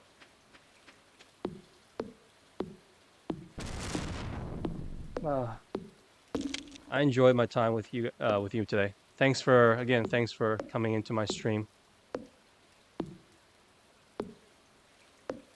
Do you know where most streams are on YouTube? Yeah, it's on the live button, right? Unfortunately, from what I've seen, just unless you are like the big streamer, like Dr. Disrespect, Critical, most people don't watch streams. At least not on YouTube. You go on. At least even I knew this when I started this out. Yeah, it was really fun. Let's do this again someday. Another day. Not someday. It sounds like I'm dying or something.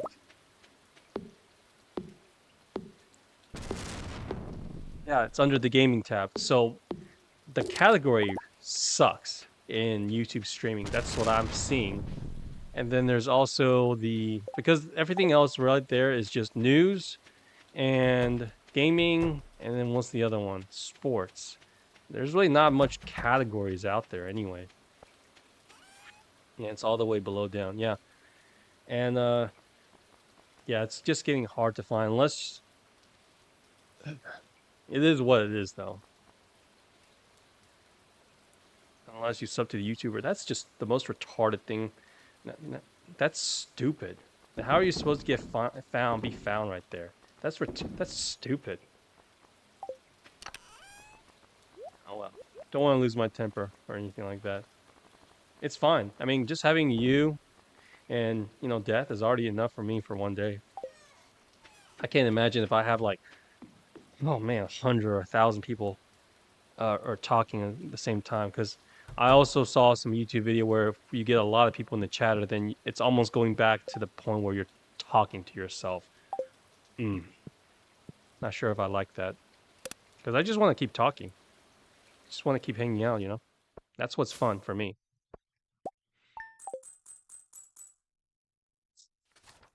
I did get a couple of a couple of subs for some reason. Still raining? You serious? Fine. Whatever.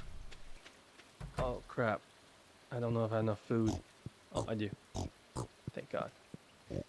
So, I guess I need to go build a silo or something. But maybe we'll do that next time. Right now, let's just... maybe we can get another pig. How about 5 pigs now?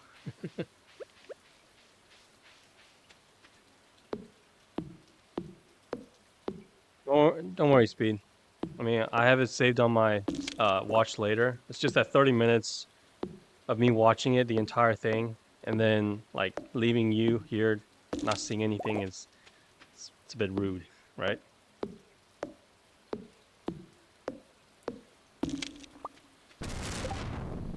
All right, it's level 7, so I do hope that we'll get up to foraging level 8 pretty soon, but it's gonna be a while to get to level 10 though.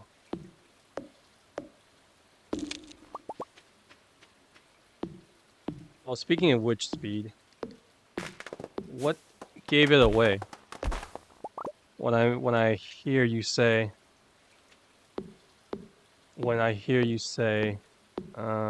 yeah, don't worry about it. I mean, when I finish this stream, of course, I will go back and see how I can improve. I mean, I can add like a window to the stream, OBS or something like that called. I just don't want to risk it because I'm afraid of like cutting the stream off or something. But next time, don't worry about it. Unless next time, if I see you again, maybe I should save the video and then next time we can watch it together or something. Whichever one works for you.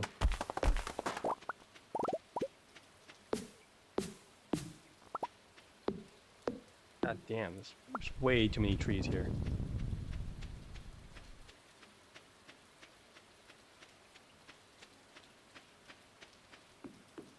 Yeah, I'm willing to save it. I'd rather enjoy, I'd rather enjoy with people.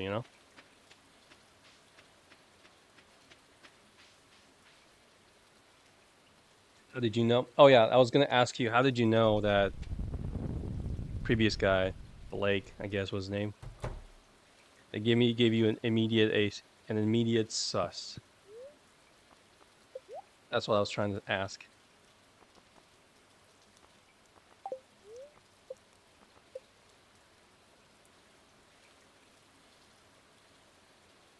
Because it's like going into, you know, you had a sus right away. So I'm not trying to, say I don't want new viewers or followers, but I also understand that some of these people, they're just trying to find some freelance work. What is the culture of this? Do you know, like, freelance artists, graphic designers coming into a stream? Is that considered self-promo or whatever? What is, how am I as a streamer should react to it? Because I guess you can say that it kind of threw the mood off just a little bit. And if I should moderate that, let me know what you think about that. Again, if that's the game I have to play, I don't mind. He sounded pretty nice, and I completely understand what he was trying to do. I'm a small streamer, so I'll take any viewers I can get right now. What did you think? Like, do you have any advice for me into dealing with these? Because I mean, I had my first couple of chatters, right? They were, I think it's like one or at least one of them was also a graphics design, and then asking me to follow back on Twitter and all that stuff. Is that considered self promotion or something? Just curious.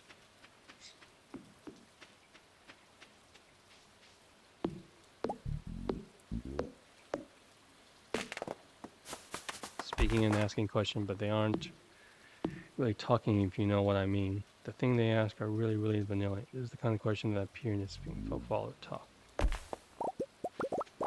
Yeah, yeah. So what's your advice, my man? Should I just say, hey, next time, welcome to the stream? Or should I let the moderator or just straight up put him a timeout? Or, you know, I was happy when someone comes in, right? And add to the conversation what's going on here, blah, blah, blah. But then I've been warned that you don't want people spamming, self-promoting, spewing nonsense to ruin the mood of your stream, right? So that's what I'm trying to get at. Do these people like come in and you as a viewer, do they ruin the mood? Or should I next time should I just straight up say, no, none of that, sorry, well, I'm good. And just put them in a timeout. Ice shoot. Huh. Of course. Yeah, great, good to know. I'm sure, yeah, great, good to know. I'm sure they're real people. It sounded like a real person, but you could never know with AIs and stuff, right? The fact that at least I know that you and, Death are real. Like, there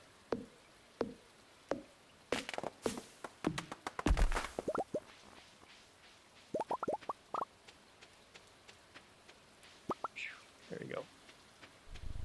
They are real, but the question format is done by a bot. What? Oh. So they're real people, basically using bots to just jump in when someone questions if they are human. Oh, so that's what the question was? 9 plus 10? I see. In my head, I was like, what's wrong, man? Sound like you were suspicious of the guy. And yeah. Basically just self-promo, I guess.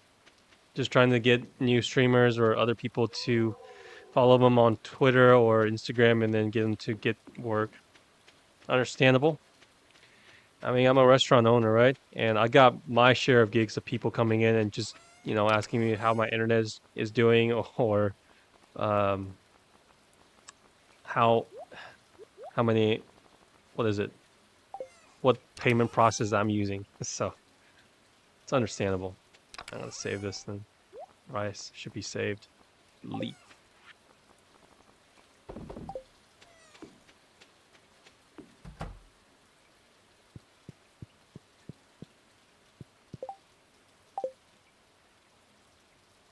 Don't know what you should do with them if you want to let them promote their stuff for now for viewers, right? Sure. Hey, as long as they're not like interrupting our conversation. When Death came in, she added to it and it was fun. But as soon as the guy, I don't know, when he started saying, I mean, the how's it going? All good, fine with me.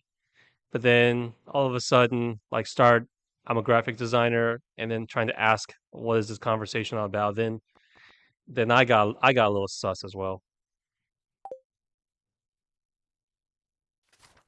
That's true. I really don't care about the follows, Me, it's all about just having a community, like, we're just hanging around. I'm not trying to get Riz. I mean, what is it called? Not Riz. Cloud. That's the game. Could care less about the cloud thing. Streaming to me right now is just fun. Talking with people is fun. When we can just goof around and chat about the good old time or this game and that. That's what streaming should be about, I think. Rather than just self-promoting your product or whatever. Why do that?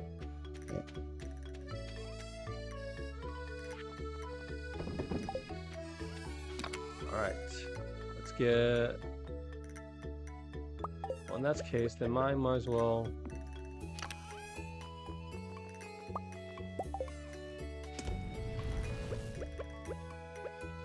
I think my search to look for my friends. I haven't seen too many of them. I think on my search to look for friends, I've seen too many of them. Sort of on Steam. Stream. Okay. I mean, it's not like I didn't really expect it, but again, I've watched a lot of streaming videos, tutorials, or whatever, but none of them really mention these artists, right? They never really mention any of these artists for when you first start out, so that was something.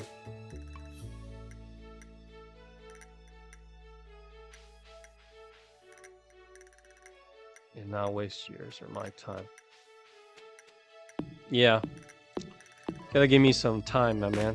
I gotta still gotta get used to this whole streaming thing, so promise it wouldn't be as awkward as next time.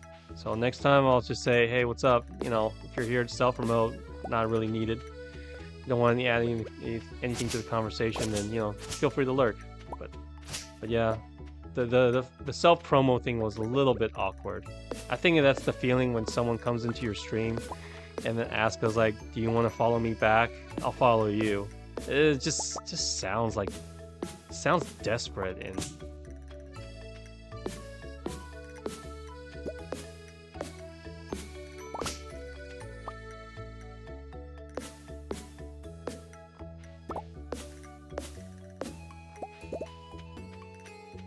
Alright, all the hardwood should be gone by now. Oh wait, there's a lot more here. Crap. Man, this map really is something. It's giving you way too much wood.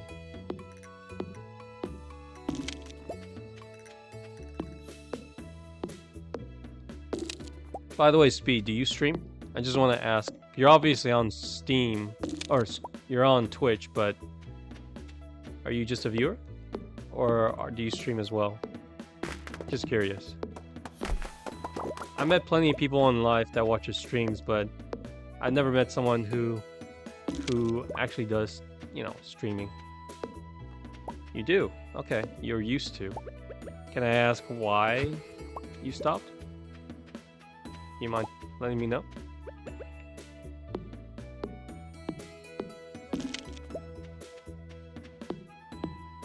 Too busy, I guess, maybe? Streaming.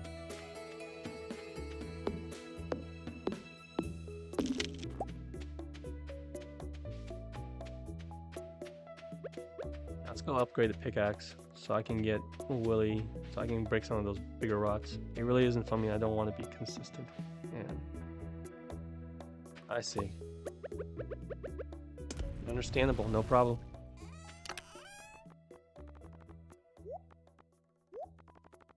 I can see why this could wear on someone after so many years, I guess. It's more of a YouTuber, to be honest. I like making more videos than streaming. Oh, man. That's awesome, man. Does that mean I can find you Speedwagon on YouTube as well? I'll subscribe to you. Curious on what kind of videos you make, though.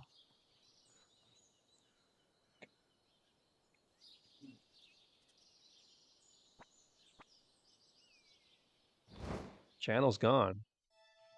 Copyright? Documentary. I see. Feel free to tell me. I mean, I probably will believe you. You lost your password? Your dog ate it? What other reasons could there be? You lost your computer?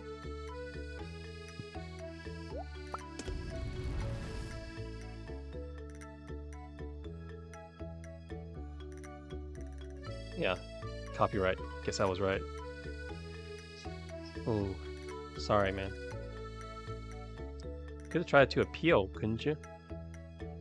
But then again, as a new streamer, I got no way to talk about it because, well, you know, I'm viewed by YouTube. Ouch. Sorry to hear. Documentary. That sounds interesting. A lot of my subscribers, believe it or not, or the ones I subscribe to are like, I wouldn't say documentaries, but more like mockumentary videos and a lot of like just information. So I'll give you an example, right?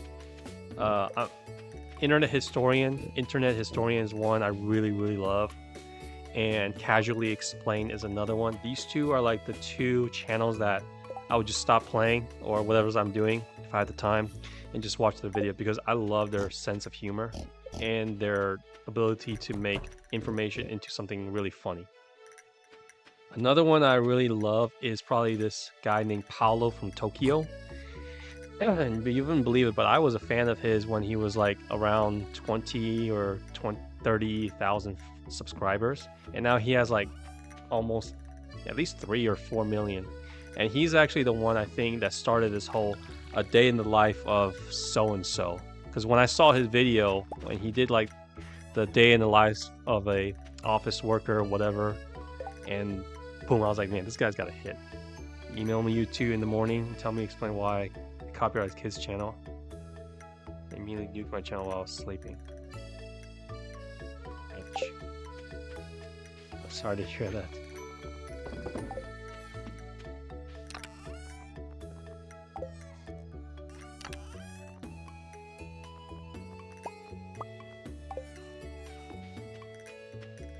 Oh, we all live under the almighty algorithm of YouTube, right? Unfortunately.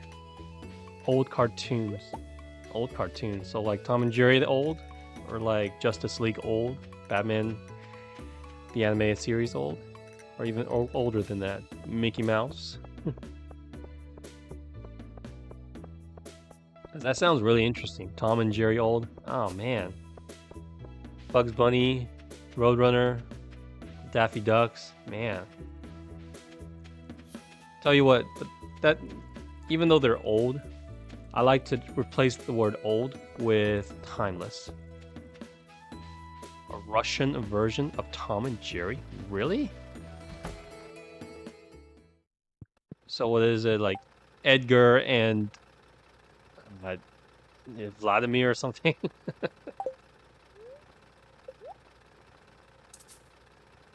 Son of a gun. Don't have enough money. New Pogodi? Here, let me check that out.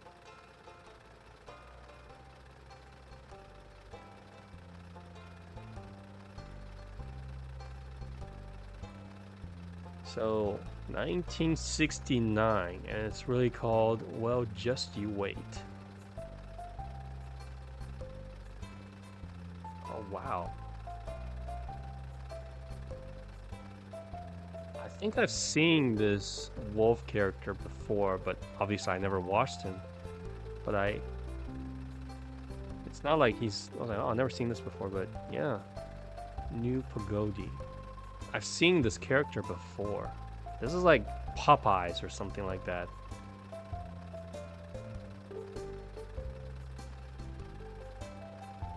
Stars wolf and hare? Huh. Southeast Asian grew up with. Huh, really? Wow. Is it like, if it's Tom and Jerry, so I'm guessing it's slapsticks comedy?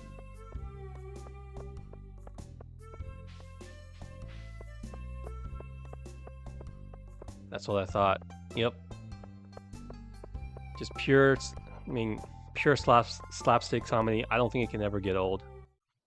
Smoking and drinking, of course it does, because it's Russian.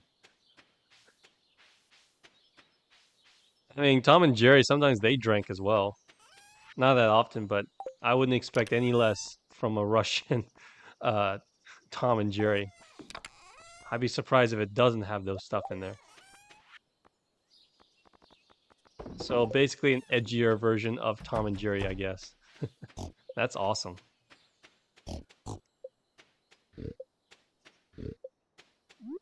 Russian Vinny of the Pooh. Vinny Pook. Pook. Oh, man. So where's the Bugs Bunny, I guess?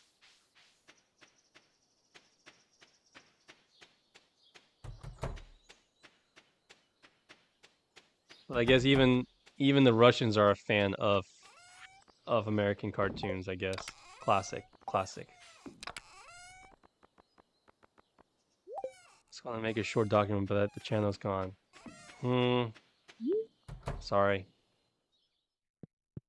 I can tell you really loved it. Sounds like you had a real passion for that cartoon.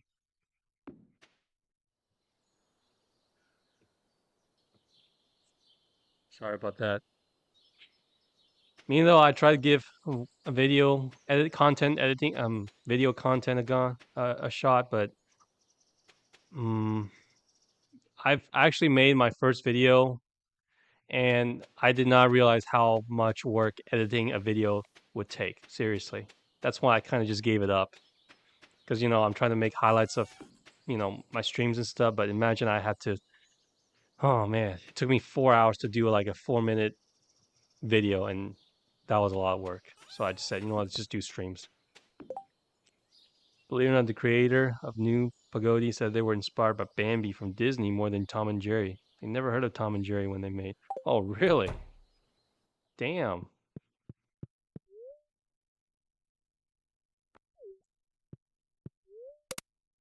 Because I don't see how slapstick from a Russian animated series comes from Bambi of all places. That's something I never expected.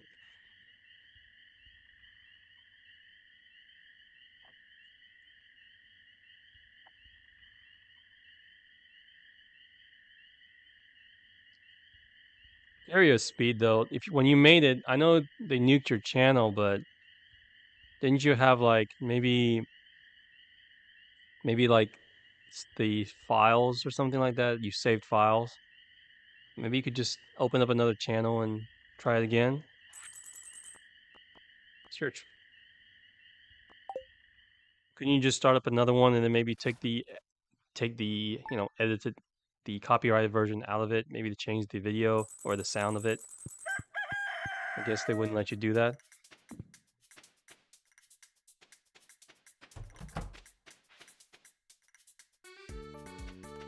I see.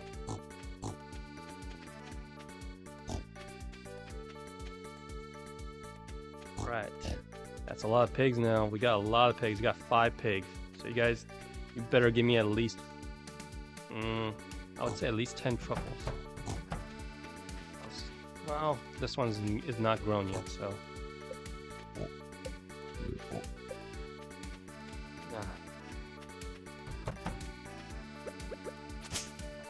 No worries, man. I mean, I'm sorry about your channel, but I'm here. Feel free. I'll be looking at that cartoon as well. Maybe something that we can discuss on. The video is going to upload a few months just before should base. Sorry. Yeah. I see. No, that makes sense. I gotcha. Don't worry about it. My bad. I mean, anything related to Russia right now, or even to extend Israel and what's happening in the Middle East, and then even China and Japan or whatever. It's like, oh man, everything is so. It's just might get you into trouble or something like that every now and then. So yeah, I don't blame you for trying to be careful. When all you want to do right now is just to make some good videos and have some fun. Last thing you want to do is end up on a blacklist, right?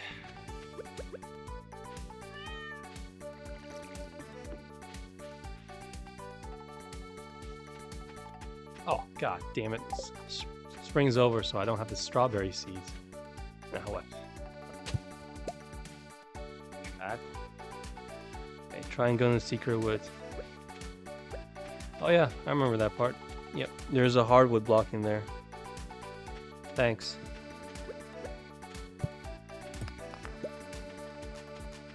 So secret wood, and then go into Willie's so I can pay for an axe. I should be good to go.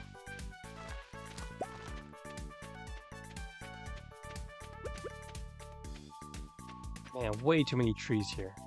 It's just ridiculous. See, again, it goes back to that mod thing. If I was playing this on this computer, I really wish I would just get that tractor mod for the PC. I'm so jealous of that mod. I mean, for my perfect file, I pay like maybe 100 million for that thing.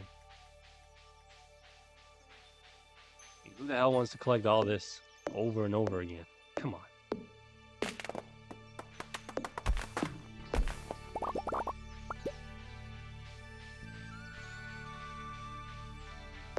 There we go.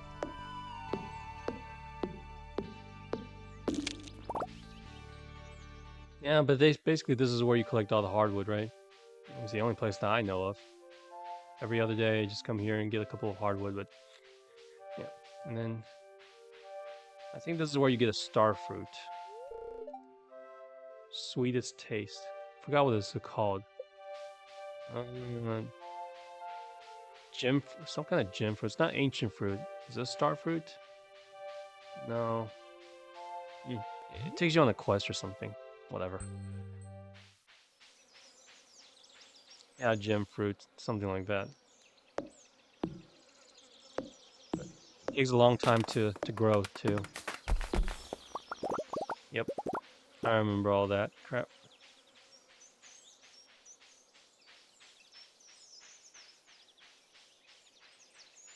I mean, you really don't need stamina once you're rich, right? Because all you just go buy a bunch of those pills from Harvey and you're good to go. You don't need no freaking. Yeah, you don't need no stamina. Unalive your babies? Yeah, I saw. Yeah, you can't butcher your animal, but apparently you can like make your turn your kids into birds or something like that and make them forget about you. And of course, they're almighty divorce. And then once you divorce them, they hate you for a bit until you pay some money, and then that's when and then you pay some money to make them forget about your memories. That's funny. They come back to kill you. Well, at least there's more use for them, right? At least that makes them more interesting. Oh god, maybe that's why I shouldn't have kids. Doves, that's right. They get turned into doves. Oh, that's just the charm of this game. I mean, if you've seen DF play or Dangerously Funny, I'm sure every time he plays, he should be covered in doves. I mean, a flock of doves should be up his ass right now, so. Isn't this economy? Yeah. Very, very tough. And another part of the reason why most of my friends aren't... It's not like we're not on speaking terms, it's just they got stuff to do. I mean, every time I got, like, go to their parties or something like that, I gotta go bring some, like, diapers or whatever crap. Oh my god, I did not know diapers was that expensive when I first... I was like, man, you gotta buy this, like, weekly? Jesus.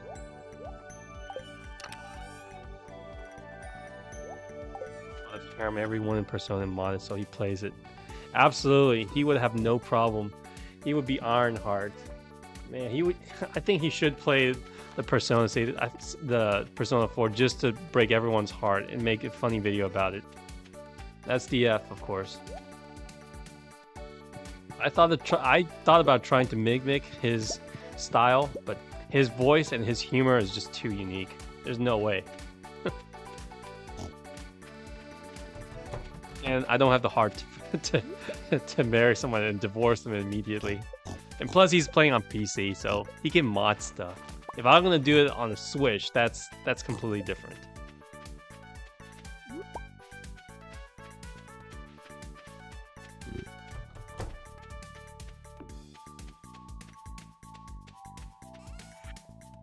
Alright. And what to Willie's? I better not forget again.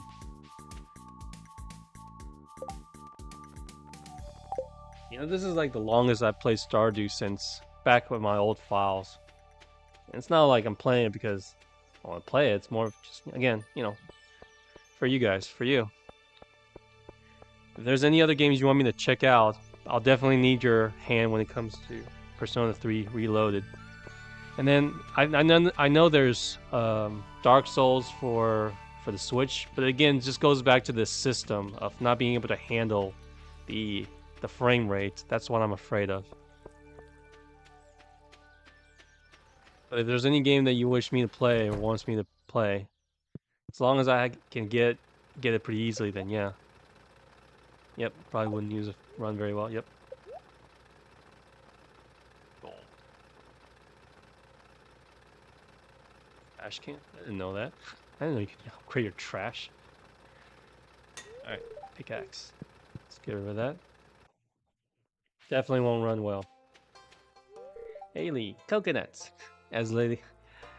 Coconuts and Haley's are relatable, says DF. Man, that one cracked me up to this day.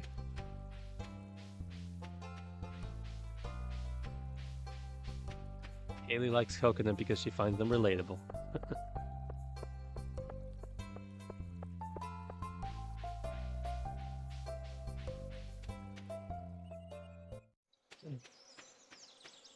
But yeah, I will definitely be streaming whenever the next game comes out, though. I don't know if you want to play it, but you know his next project, right? Concerned Ape, the Haunted Chocolatier. I'll play my old file when 1.6 comes out, but I can't wait for his new project, the Haunted Chocolatier. I mean, it's right up my alley. I mean, you're basically running a chocolate factory, and I'm a restaurateur, so hell yeah, why wouldn't I not play it?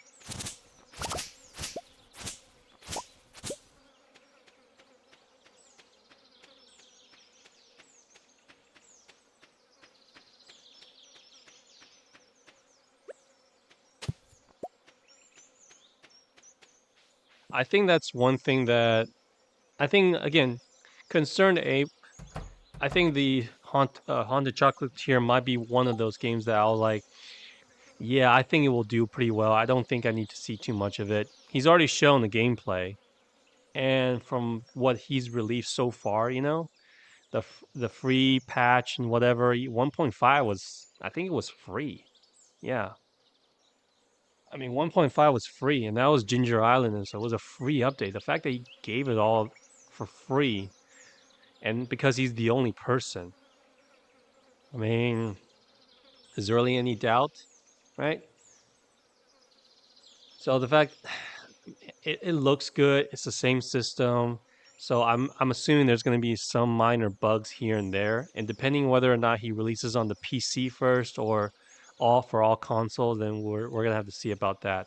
But overall, I think it's one of those games that he was like, yeah, I'm not saying that I'm gonna pre-order it immediately, but it's one of those that if I just take a look at it, I'd be saying, yeah, I've got good confidence in this guy. Other than, of course, Itsuno with Devil May Cry 5. Speaking of which, I really want to play Dragon's Dogma whenever that comes out. And then you got, of course, next month that everyone's been cheering for. Don't know if you heard about it, though. GTA 6. I still have a hard time believing it. I made a bet with my friend that it's not going to be a trailer because I think it's more of like a teaser, like just a logo or flash of something. I really doubt it's going to be like a 3-5 minute trailer or whatever. It's more like at best, a 30-second teaser. It's like, we've been waiting for it for so long. Everyone's been waiting for it for so long. So I hope I am wrong, of course, but I don't try to get my hopes up or anything.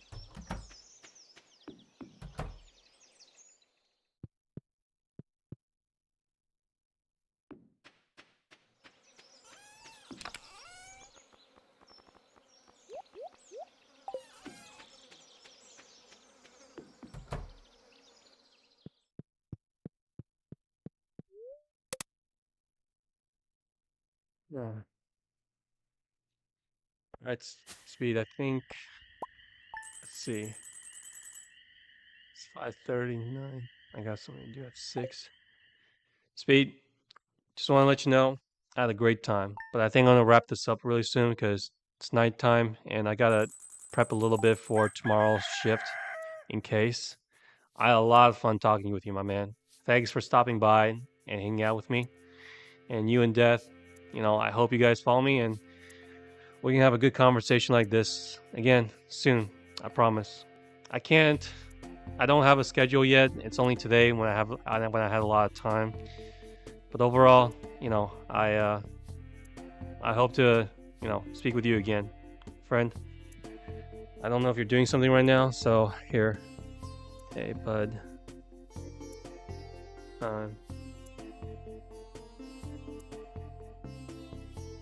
some prepping to do. I'll see you the next time. Yeah, but I promise I'll be back, and I can't thank you enough. Gives me a little bit of that story when I told you about the lunch. My friends coming to sit with me. The fact that you guys came here, it means a lot. And yeah, I look forward to hearing from you, seeing you too.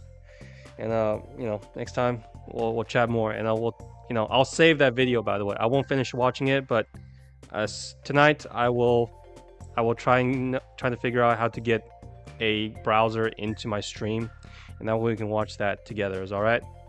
Promise you. You have a good time. Have a good day, my man, and see you later. See ya. Bye.